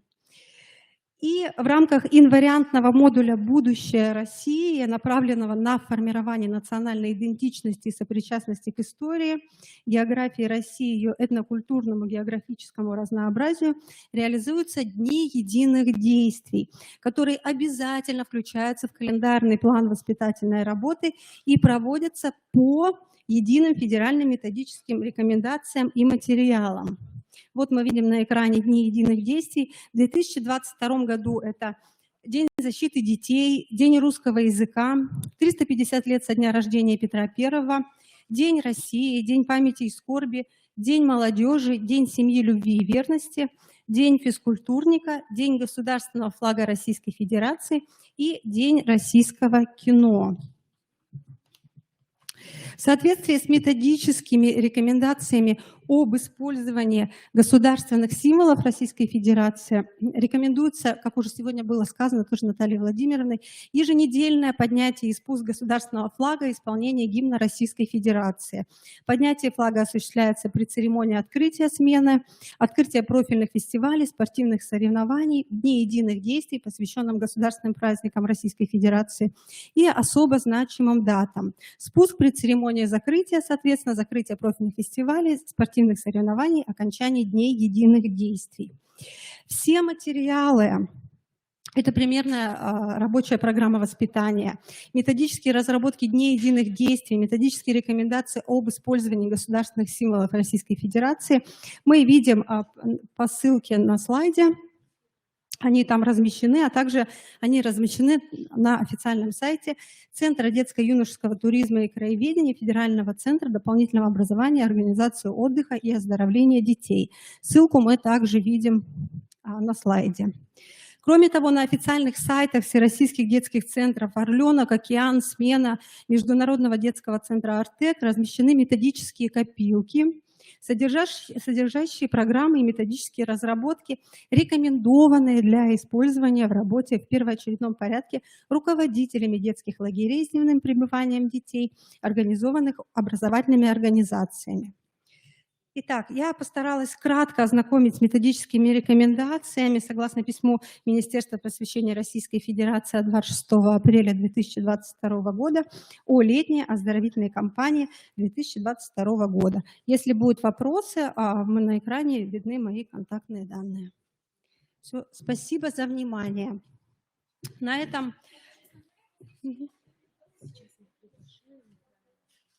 Уважаемые коллеги, а сейчас мы приглашаем сюда вновь Козлову Татьяну Анатольевну, уполномоченного по правам ребенка в Республике Коми. Пожалуйста.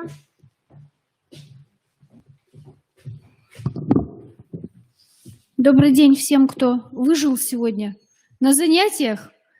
Очень надеюсь, что в режиме диалога, наверное, пообщаемся с вами, потому что лекции уже, наверное, не впитываются. А мы за то, чтобы психическое здоровье у нас не страдало. Поэтому, если кто-то нас слышит по ту сторону экрана, есть вопросы, которые можно позадавать уполномоченным правам ребенка, по взаимодействию, может быть, по профилактике, пишите, буду читать, отвечать. Если есть вопросы из зала, пожалуйста, давайте обсуждать. А у нас в зале присутствуют те, кто начинал сегодня рабочий день? Вы такие молодчули? А в каких школах вы работаете? Ухта. Сыктывкар, 3-я школа. Так. Угу. Трудяшки вы наши. Не зря приходили? Самые интересные блоки какие были? Нам нужна обратная связь. Практическая деятельность. Угу. Разбор кейсов, наверное, был, да, у вас? Угу. Так, это будет единый классный час, то есть в одно время? Это про что было? Я так понимаю, что вопросов нет? А скажите, пожалуйста, как часто к вам приходят для проведения профилактики общественные организации? Потому что у нас есть поисковый отряд Лиза Алерт. У них есть прекрасное пособие для малышей, как себя вести в городе, не потеряться. У нас есть спасатели МЧС, которые тоже в качестве профилактических бесед встречаются с детьми. До ковида приходили, сейчас хотелось бы возобновить, да? Так, пожарная служба. Угу. Еще кто-то приходит? Где у нас еще опасности бывают? ПДД, ГАИ. ГАИ активнее, да? Так, а скажите, все светоотражалки носят у себя на рюкзачках из детей? Лиза Алерт, пожарные службы, ЖД транспорт. Елена Кузнецова пишет, ГИМС, очень приятно. Не часто, но по приглашению они молодцы, соглашусь. Наша с вами самая главная задача – это профилактировать.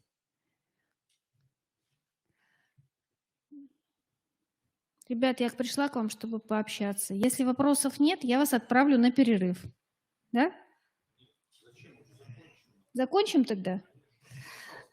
Значит, уполномоченный правам ребенка часто общается с учителями, когда возникают конфликтные ситуации. Это для всех, кто слышит нас онлайн. Если возникают какие-то ситуации, они бывают абсолютно разные.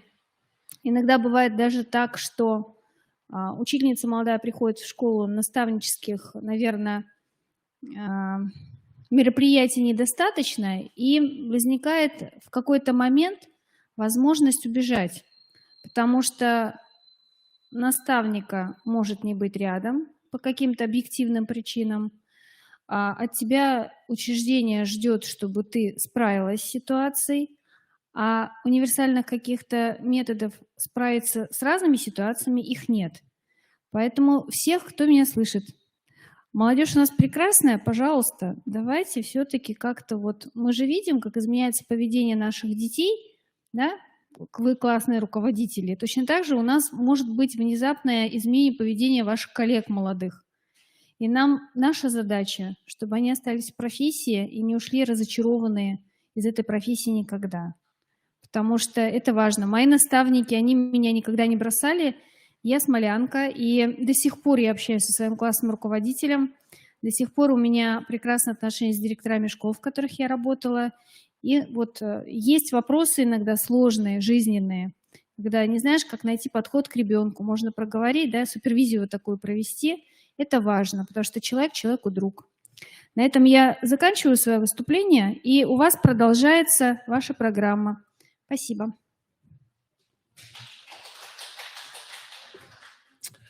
Уважаемые коллеги, добрый вечер уже. Мы готовы поприветствовать самых стойких и самых крепких наших участников, как в зале, так и онлайн. И последний наш сегодняшний трек – это цифровые образовательные технологии, помощь классному руководителю. Ну, наберитесь терпения, мы постараемся уложиться буквально в 30 минут, и на этом закончим форум, организаторы закончат форум. Первый вопрос, который хотелось бы рассмотреть, это безопасность в сети интернет. Ну, наверное, вы как классные руководители уже многие ресурсы эти знаете, я просто пробегусь и хочу напомнить некоторые вещи. Первое, что у нас есть, это портал «Открытое образование» komi.edu.ru. Все знают этот портал. И на этом портале у нас есть раздел, он находится в меню «Система образования», «Безопасность», «Комплексная безопасность» и «Информационная безопасность». Достаточно много интересных там ресурсов, плакаты, ролики различные. Единственное, что у меня есть предложение, предположим, если вы найдете что-то интересное еще, что можно было бы разместить на этой страничке, мы ждем от вас предложений и разместим обязательно, если это будет интересно всем. Следующий ресурс – это безопасный интернет для детей. Адрес сайта на слайде. Тоже много интересных роликов, именно связанных с безопасностью детей в интернете. Фонд развития интернет тоже предлагает много интересных ресурсов, в частности, журнал «Дети в информационном обществе». Возможно, кто-то пользовался этим ресурсом, но тем не менее. Следующий ресурс – это «Дети России онлайн». Тоже фонд безопасности интернета предлагает такой ресурс. Образовательно-выставочный проект «Дети в интернете» от МТС. Ну, продолжение предыдущих слайдов. Дальше. Центр безопасного интернета в России. saferunet.ru. Такой сайт тоже есть. Горячая линия на нем, линия помощи и тоже достаточно много интересных ресурсов. Открытый онлайн-курс «Безопасность в интернете». Но это, возможно, Степик у нас еще, stepik.org этот сайт работает. Там достаточно много ресурсов по цифровой грамотности для педагогов, в том числе и вот такой ресурс, как «Безопасность в сети интернет». Ну и на нашем сайте КРИРО в разделе «Деятельность, информатизация образования» тоже есть страничка «Безопасная работа в сети интернет». И в частности, вот Елена Юрисовна Ваулина будет сегодня выступать в заключении. Там есть методические рекомендации по защите детей от нежелательной информации. Ну вот, в принципе, по безопасности детей в интернете некоторые моменты я озвучил. Следующее у нас выступление – социальные сети и их роль в жизни классного руководителя и класса. Шефлер Наталья Александровна, эксперт регионального центра информационной безопасности детей и молодежи нашего известного образовательного учреждения – это РИЦОКа. И коротко, может, о своем учреждении, о своем центре тоже скажете, наверное. Недавно организовался у нас этот центр, возможно, еще не все знают о нем. Добрый день, уважаемые педагоги. Проблема информационной безопасности детей и молодежи в информационно-телекоммуникационных сетях становится все более актуальной в связи с существенным возрастанием численности несовершеннолетних пользователей. А социальные сети на сегодня – это мощнейший влиятельный ресурс, который уже игнорировать нельзя. Границы между виртуальным миром и реальностью практически стерлись. Подростки в интернете сталкиваются с теми же рисками, что встречаются и в реальной жизни, в обществе. Но в реальной жизни угрозы достаточно локализованы. Они могут исходить от родственников, сверстников, знакомых и так далее. В сетевом же пространстве угрозы могут исходить от кого угодно, откуда угодно, без географической или какой-то другой привязки. И серьезную угрозу жизни и благополучию детей и подростков представляет опасный контент в интернете. Главная задача сегодня – обеспечение безопасности детей, не способных иногда правильно оценить степень угрозы информации, которую воспринимают или передают. Сегодня мы с вами разберемся, что такое социальная сеть, воронка вовлечения, каким же образом происходит вовлечение наших детей в опасные группы. Итак, социальная сеть – это онлайн-платформа, которая используется для общения, знакомства, создания социальных отношений между людьми, которые имеют схожие интересы, офлайн-связи, а также развлечения и работы. Если мы говорим про опасный контент, то в первую очередь, как главный его источник, мы, конечно же, имеем в виду социальные сети. Именно там, по статистике, происходит чаще всего первое знакомство ребенка с деструктивными направлениями и опасными течениями, с его последующим полным втягиванием в них. Вообще, такой вариант потребления информации детьми, как сообщество в соцсетях, является самым опасным. Дело в том, что принцип алгоритма работы любой социальной сети состоит в том, что ты сам выбираешь для себя те группы, новости которых ты хочешь увидеть в своей ленте, в отличие, скажем, от телевизора. С одной стороны, это очевидный плюс, но это только в том случае, если ты знаешь, что такое хорошо, а что такое плохо, и формируешь новостную ленту, исходя из этого. Но дети это, как правило, еще не понимают и подписываются просто на то, что максимально популярно, чтобы быть как все и быть в теме. А самые популярные массовые сообщества сейчас и есть самые деструктивные. Проще говоря, дети подписываются на деструктив не потому, что они такие плохие, или потому что родители их не научили, что такое хорошо, что такое плохо. А потому что соцсети создают вокруг них массированное облако популярного и массового деструктивного контента, к которому они вынуждены подключаться, чтобы быть как все. Потому что в их возрасте это действительно для них очень важно. А дальше происходит вот что, и это самое опасное. Подписавшись на все эти группы, ребенок начинает получать в ленту, соответственно, только их новости, не видя у себя в новостной ленте больше вообще никакой другой альтернативы. И в итоге он как бы капсулируется в таком информационном коконе, который создает ему в голове эти сообщества. и под этот кокон уже не проникает никакая другая информация. Тем самым соцсети гораздо эффективнее всех других средств массовой информации формируют в голове у детей свою альтернативную реальность. Каким образом же это происходит? Воронка вовлечения. Сначала на самом верхнем этапе воронки вовлечения идут массовые группы широкого охвата, изначально не имеющие каких-либо определенных тем или направлений. Как правило, это юмористические паблики, околошкольные группы, которые вы в своей новостной ленте в любом случае видели, со специфическим юмором. Эти сообщества знакомят ребенка сразу со всеми видами деструктивных направлений, дают общее представление обо всем, но, как правило, в относительно легкой форме. Если это пропаганда наркотиков, суицида или школьных расстрелов, то она всегда подается в виде юмора, а не в том виде, в каком она есть уже в более узкотематических группах следующего уровня. Со временем, ежедневно обрабатываемым таким контентом ребенок рано или поздно начинает интересоваться уже более плотно чем-то определенным и подписывается на какие-то уже более узкотематические группы, о которых получил представление и рекламу в группах широкого охвата. Например, если мы говорим про группы АУЕ, запрещенная в России экстремистская организация, то уже в узкотематических группах второго уровня воронки ему с каждым постом будут внушать саму правильность такого образа жизни как такового. Будет идти время, и видя такие посты у себя в ленте каждый день, он незаметно для себя самого примет такой образ жизни как единственно правильный. А если он не отпишется от новостей данной группы, то внушение произойдет неизбежно. Такова особенность возраста, ведь подросткам свойственно действовать по шаблону. Как только он проникается этими идеями, его замечают и приглашают уже в закрытые группы для своих, где уже кураторы на него смотрят как на бесплатную рабочую силу, способную приносить им доход или для других целей, в зависимости от направления. Потом они переходят с ребенком в личное общение, навешивают лапши, дают ему ложное чувство важности и избранности, и далее используют его в реальных действиях, уже, так сказать, в офлайне. Это общий принцип. Заменяем указанную АУЕ на пропаганду суицидов, наркотиков, насилия, ЛГБТ. Технология будет та же самая, но начало всегда одно – это группы широкого охвата. Далее идут группы для своих, конкретное течение тем, задания, субкультура, которую надо соблюдать, чтобы быть своим. Далее идут закрытые чаты, личные сообщения для созревших, реальный статус в реальном мире, подготовка к действиям. И в самом низу воронки находится последний уровень – это выполнение заданий в реальном мире. Создается ощущение близости, повышается статус в группе, даются бонусы.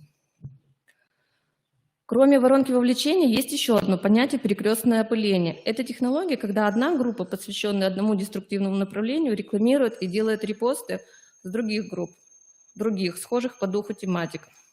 И кроме своего направления втягивает детей в похожие по духу. Так ребенок, втянувшись во что-то одно, обязательно со временем будет знать все остальное. Такой принцип работы всех социальных сетей – это их основа. К примеру, если ребенок подписан на группы аниме, то оттуда его будут втягивать в ЛГБТ-сообщество. Просто потому, что в аниме есть много массовых жанров, пропагандирующих эти темы. А с ЛГБТ-групп его будут втягивать в сообщество фурий, слэш, трансгендеров. А потом, накрученный всем этим и запутавшись в том, кто же он есть, ребенок уже сам попадает в депрессивные группы, а оттуда, соответственно, суицидальные. Примеров таких схем вовлечения масса. Далее на слайде вы увидите примеры деструктивного контента в социальных сетях. На них я останавливаться не буду. То есть об этом я скажу, где можно будет подробнее прочитать, узнать, что это, каким образом на них обращать внимание и как их выявлять. Вот все эти группы, практически все, вот сейчас мы занимаемся мониторингом, и дети, наши дети с Республики Коми в этих сообществах, они состоят. То есть с нами проводится определенная работа для того, чтобы эти сообщества были закрыты. То есть у нас на сегодняшний день основная масса, конечно же, идет, дети состоят в группах ВКонтакте, в социальной сети ВКонтакте. Также дети попадают в деструктивные группы. Ребенку, зарегистрированному в соцсетях, совсем не обязательно быть самому подписанным на все эти группы, чтобы получать себе в ленту ежедневно опасный контент. Достаточно того, чтобы на все это был подписан кто-то из его друзей. Если ребенок зарегистрирован в соцсети, то то при каждом заходе туда, кроме обновления новостей, тех групп, на которые лично он подписан, и не очень, он подписан, он всегда будет видеть репосты и записи всех своих друзей, реальных и не совсем. И часто к детям добавляются в друзья непонятные люди, именно для того, чтобы через свои репосты заражать их опасным контентом. Для тех, кто не знаком с устройством соцсетей, остановлюсь подробнее на примере ВКонтакте. Ребенок создал аккаунт, а далее что он там делает? Основная деятельность всех пользователей соцсетей – это просмотр новостной ленты. Что это? Это посты с записями, картинками или видео, которые появляются у всех подписчиков в разделе «Новости». В этом разделе появляются посты тех групп, на которые ребенок подписан. Но не только они. Кроме этого, в этой же ленте новостей у него будут появляться все репосты, которые публикуют все его друзья.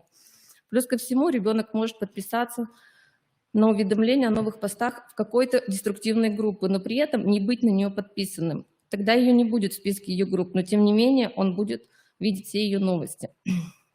Так что если вы видите, что ребенок в социальных сетях не подписан ни на что плохое, то это на самом деле еще ни о чем не говорит. Необходимо вручную просмотреть список его друзей и посмотреть, что репостят они. То есть то, что репостят его друзья, видит ребенок. Как же понять, что ребенок подписан на что-то плохое? Министерство образования, науки и молодежной политики в целях предупреждения риска воздействия негативного интернет-контента постоянно информирует образовательные организации республики об основных тенденциях в сфере цифровой среды детей и молодежи, а также проводит мероприятия по повышению безопасности в медиасреде. На сегодняшний день есть методички, где описаны признаки участия подростков в деструктивных движениях. Но проблема в том, что этих признаков, как и самих направлений и течений, так много, что все эти признаки и разную специфическую символику, к сожалению, обычному человеку просто невозможно запомнить. К тому же все эти группы и движения постоянно мутируют. Все время появляется что-то новое, поэтому попробую объяснить общий принцип. Невозможно понять деструктивность группы только по ее названию. Самые деструктивные группы могут называться крайне безобидно. Например, бабочки. Так очень часто называют сообщество анорексии. Самые широкие группы, верх воронки, вовлечения во все направления. Называются, к примеру, двач. То есть их названия вообще ни о чем не говорят. И только вручную, анализируя контент тех групп, на которые подписан ребенок, можно понять меру их деструктивности. Если у взрослого еще не искажены базовые понятия добра и зла, то этого будет, поверьте, вполне достаточно, чтобы понять меру деструктивности абсолютно любого сообщества. Практически во всех деструктивных группах сейчас безнормие подается как норма. Идет обесценивание дружбы, любви, веры, религии, отношения к человечеству, семье, государству, детству. Заполнение речи матом, насмешками над ценностями не только общечеловеческими, но и страны, ее истории и культуры. Хотя есть один признак, который практически со 100% вероятностью указывает на опасность группы. Если вы видите в закрепленном посте группы описание о том, что посты данной группы не призывают к чему-то, то дальше можете ее даже не листать. Именно ко всему описанному эта группа совершенно точно прямо и призывает. На самом деле такие декларации не имеют никакой юридической силы. Ведь когда человек совершает преступление, то неважно, что при этом он заявляет. Вопросы обеспечения безопасности жизни и здоровья обучающихся продолжают оставаться первоочередными для Министерства образования, науки и молодежной политики Республики Коми. Ежегодно перед началом нового учебного года издается приказ Минобра о комплексной безопасности организаций, осуществляющих образовательную деятельность на учебный год. В этом году это был приказ номер 520 от 2 августа 2021 года, согласно которого исполнение подпункта 5 пункта 3.5 образовательная организация проводит работы по осуществлению систематического мониторинга участия обучающих образовательных организаций в интернет-сообществах, культивирующих идеологию насилия и убийств в отношении несовершеннолетних. То есть вы, как классные руководители, должны организовать работу по просмотру страниц учащихся, потому что вот мы сейчас коснулись, что в основном даже не то, что классный руководитель, даже родители, в принципе, не мониторят страничку своего ребенка. Данная область регулируется федеральным законодательством. Федеральный закон номер 149 от 27 июля 2006 года об информационных технологиях и защите информации регулирует отношения, возникающие при осуществлении права на поиск, получение, передачу, производство и распространение информации. То есть в данном федеральном законе вы можете узнать, какая информация запрещается для распространения в сети интернет. Второй федеральный закон, основные два закона, 436 о защите детей от информации, причиняющей вред их здоровью и развитию. Для того, чтобы иметь представление, что же происходит в социальной сети, рекомендуем прочитать книгу Андрея Афанасьева «Дети интернета. Что они смотрят и кто ими управляет». На сегодняшний день вот эта книга, мы используем ее в работе, потому что вот тот деструктивный контент, который был выше, о котором я говорила, как раз в этой книге можно найти. Там описано подробно все течения, весь деструктив, каким образом ребенок попадает, на что обращать внимание и так далее.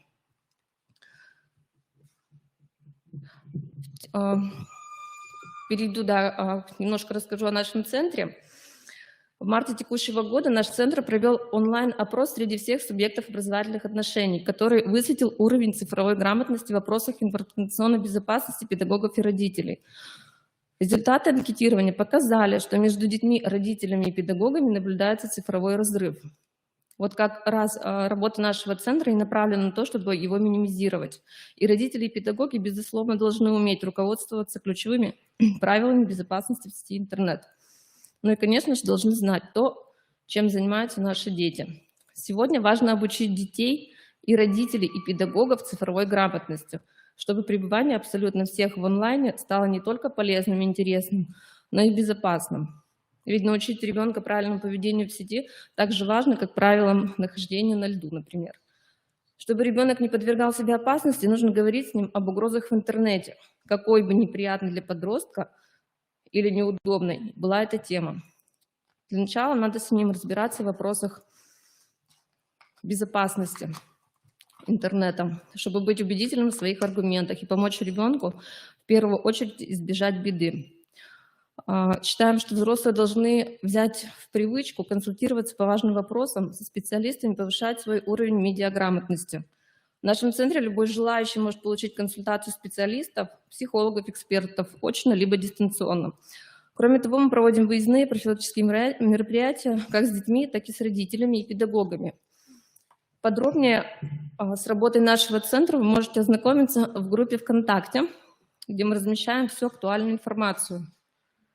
То есть там и новости, определенные темы освещаются, и также освещается наша профилактическая работа.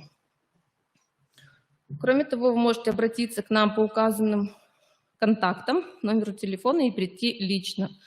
И помните, что от вашей позиции и своевременных действий зависит дальнейшее развитие событий и то, как сложится судьба ребенка.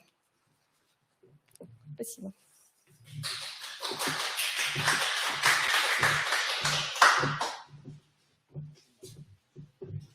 Добрый вечер, дорогие уважаемые коллеги. Значит, моя тема – цифровые образовательные ресурсы, помощь классному руководителю. Я являюсь методистом Центра информационных технологий в образовании Института развития образования. Значит, изменения, которые происходят в мире, глобальный кризис и пандемия сформировали новую повестку, следуя которой Россия сейчас проходит перед глубокой цифровой трансформацией государства. Иностранные компании давно развили свою представительскую сеть на территории Российской Федерации, выстроили партнерские программы и реализуют в том числе образовательные инициативы. Все образовательные учреждения на протяжении длительного периода получали льготные условия использования лицензии программного обеспечения и пользовались этой возможностью. Экономическая ситуация, вызванная пандемией новыми пакетными санкциями, подняла вопросы импортозамещения, которые происходят в экономике, касается социальной сферы, в том числе и школы. В связи с текущей геополитической обстановкой Минцифры России сообщает о необходимости активного импортозамещения цифровых решений и продуктов. Министерством цифрового развития, в связи с этим Министерством цифрового развития и массовых коммуникаций Российской Федерации издано письмо от 1 апреля 2022 года об импортозамещении цифровых решений в органах управления Российской Федерации. Значит, что в этом письме? В целях расширения использования российских программ для электронных вычислительных машин и баз данных, подтверждения их происхождения из Российской Федерации, а также оказания правообладателям программ для электронных вычислительных машин или баз данных, мер государственной поддержки вводится единый реестр российских программ для электронных вычислительных машин и баз данных. В настоящее время данный реестр включает более 12 тысяч продуктов. Также Ассоциация разработчиков программных продуктов «Отечественный софт» на постоянной основе введен перечень отечественных программных продуктов, включенных в реестр, в сопоставлении с иностранными аналогами. И самое главное, Минцифры России направляет перечень наиболее популярных и общеизвестных сервисов и цифровых решений иностранных компаний, деятельность которых полностью или частично ограничена в Российской Федерации, а также перечень рекомендованных решений для их замены в повседневной жизни. Значит, происходит замена существующих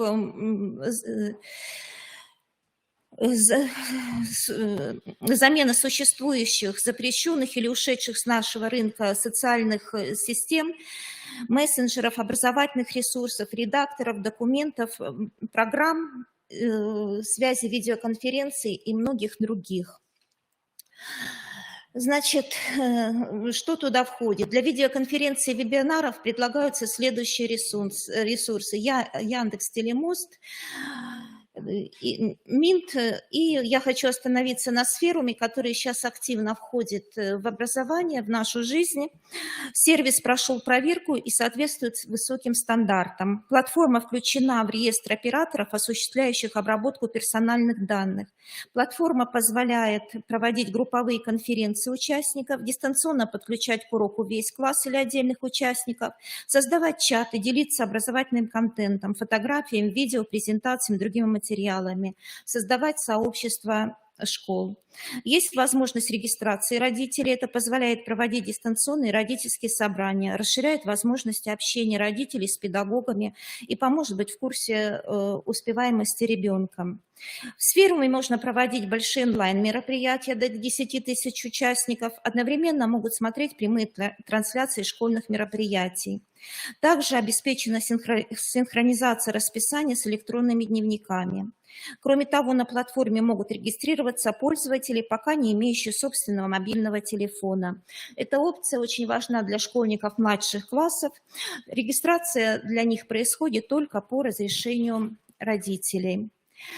И вот перед вами эти перечни. Вы можете обратить внимание, что у нас ушел уже Facebook, Twitter, Instagram. Рекомендованные аналоги – это ВКонтакте, Одноклассники, Телеграм, Мой мир и другие. Программы для организации видеоконференции и связи ушли Zoom, Teams, другие остается Сферум, видеозвонки Mail.ru, ну и можно ознакомиться в этом письме. Также антивирусные программы. Из редакторов документов полностью уходят сервисы Google, и офис, полностью офис. Аналоги российские – это Мой офис, Яндекс 360 и другие. Ну и так далее. И сервисы переводов, и образовательные ресурсы, и вот карты. Мы все очень привыкли Google Map, но у нас есть Яндекс карты и другие тоже сервисы. Все это от нас сейчас уходит. Цифровые инструменты, которые мы можем использовать, ну, некоторые из них, там у нас были там в списке перечислены и электронные школы и так далее, но вот есть еще Лекта, образовательная платформа для педагогов, учеников, родителей, которая содержит электронные формы учебников, интерактивные ресурсы, и также в нем есть сервис Лекта «Классная работа», который предлагает дополнительные бесплатные презентации, тренажеры, видео, аудиоматериалы, конспекты уроков с интерактивными составляющими. Есть возможность своей доработки. Я-класс – платформа для создания тренировочных работ, домашних заданий. Есть обширный банк готовых упражнений. возможность создания собственных заданий, но мы знаем, что он платный. Moodle – это свободная система управления обучением, ориентированная прежде всего на организацию взаимодействия между преподавателями и учениками. Подходит для организации дистанционных курсов, поддержки очного обучения. И можно создавать курсы, наполняемых содержимых в виде текстов, вспомогательных файлов, опросников и так далее. Таким образом, на сегодняшний момент очень остро стоит вопрос нехватки российских аналогов образовательных веб-сервисов. Все популярные, удобные, интуитивно понятные, завоевавшие любовь преподавателей онлайн-сервисы в текущей ситуации не дают уверенности в том, что завтра не закроют доступ к своему функционалу.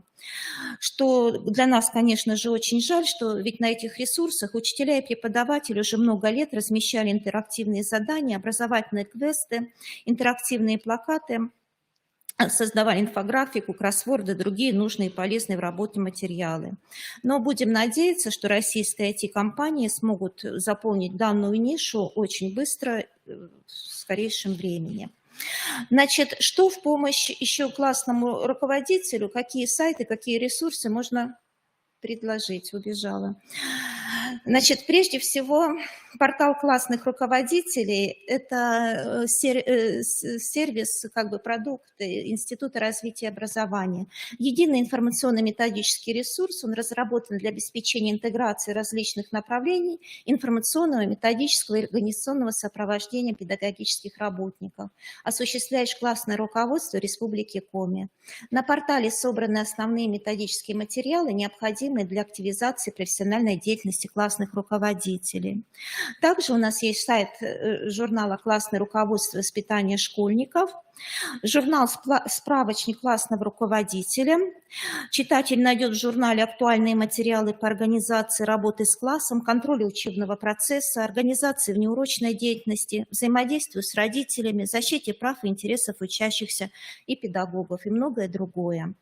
Интернет-версия журнала «Родительское собрание». Здесь собраны уникальные материалы, предназначенные для самообразования родителей, разрешения семейных конфликтов, установления мира и гармонии в семье, работы выдающихся педагогов, философов и психологов прошлого и настоящего, письма родителей, отражающих собственный опыт воспитания детей, а также молодых читателей, хотящих выразить свою точку зрения, желающих.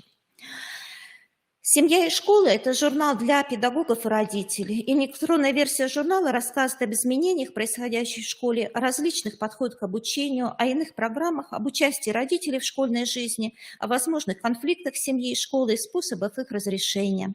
Есть архивные номера журналов. Так, педсовет – это сообщество взаимопомощи учителей, многие с ним знакомы. На сайте можно найти поурочные тематические календарные планы, разработки открытых уроков, сценарии школьных праздников, классные часы, конспекты уроков, учебники, лабораторные контрольные работы и множество других материалов для учителей. Родительский комитет, можно познакомиться с разнообразной информацией, которая может стать предметом обсуждения на родительских собраниях при проведении родительского всеобуча, а также в качестве рекомендаций родителям, в качестве самостоятельного изучения. В разделах размещена информация, раскрывающая проблемы защиты детей в информационном мире. Фестиваль педагогических идей «Открытый урок» на сайте в рубриках «Классное руководство», внеклассные мероприятия, работа с родителями. Можно найти методические разработки мероприятий, классных часов, бесед с родителями. Также у нас есть инфоурок классному руководителю, знакомый сайт, классные часы в школе, это темы разработки сценария, презентации, конспекты, расположены на данном сервисе, современный учительский портал. На этом сайте представлены школьные, тематические, праздничные мероприятия, материалы для классных часов. Вот таким образом, в настоящее время, кроме готовых ресурсов, также получил широкое распространение обмен информацией между учащимися и родителями с помощью интернет-порталов, форумов школ, которые есть у многих учебных заведений, а также создание учителями собственных сайтов и блогов, которые помогают освещать работу педагога и размещают дополнительные материалы как для учеников, так и для их родителей. Таким образом, сеть интернет объединяет всех учителей в одно сообщество, где каждый может найти для себя и своей работы что-то новое, перенять опыт у коллег, поделиться своими достижениями и открытиями. Работа с интернет-ресурсами помогает учителю выстраивать свою уникальную систему работы, экономить время и делать процесс обучения и воспитания наиболее продуктивным. Спасибо за внимание. Ну что, уважаемые коллеги, самые стойкие и за экраном, и те, кто остались в зале, спасибо вам большое, что вы выдержали. Значит, завершается первый региональный форум классных руководителей. Конечно, он получился насыщенным. Мы постарались затронуть все важные темы, которые сейчас очень актуальны именно в Российской Федерации. Хочу вам напомнить о том, что в конце сейчас нашего мероприятия мы откроем доступ на нашу платформу, и вы можете скачать все материалы, которыми сегодня поделились наши спикеры. Также вам напоминаю, что сейчас у нас есть возможность в любой момент зарегистрировавшимся участникам открыть вновь наш форум, найти ту информацию, которая вам понравилась, и вы бы хотели ее вновь послушать или какой-то материал оттуда взять. Такая возможность у вас тоже есть. Ну что, кажется, летний период впереди. Хочется вам пожелать, конечно же, хорошего отдыха, но я вам напоминаю, что у нас уже стартовала летняя онлайн-школа классных руководителей. У нас достаточно много участников в этой школе в сезонной, и сейчас их тоже достаточно много, поэтому учитесь. Ну, что вам еще пожелать как классным руководителям? Ну, наверное, самое главное – это любите детей, и если вы будете любить детей, они будут любить вас. До скорых встреч. Спасибо.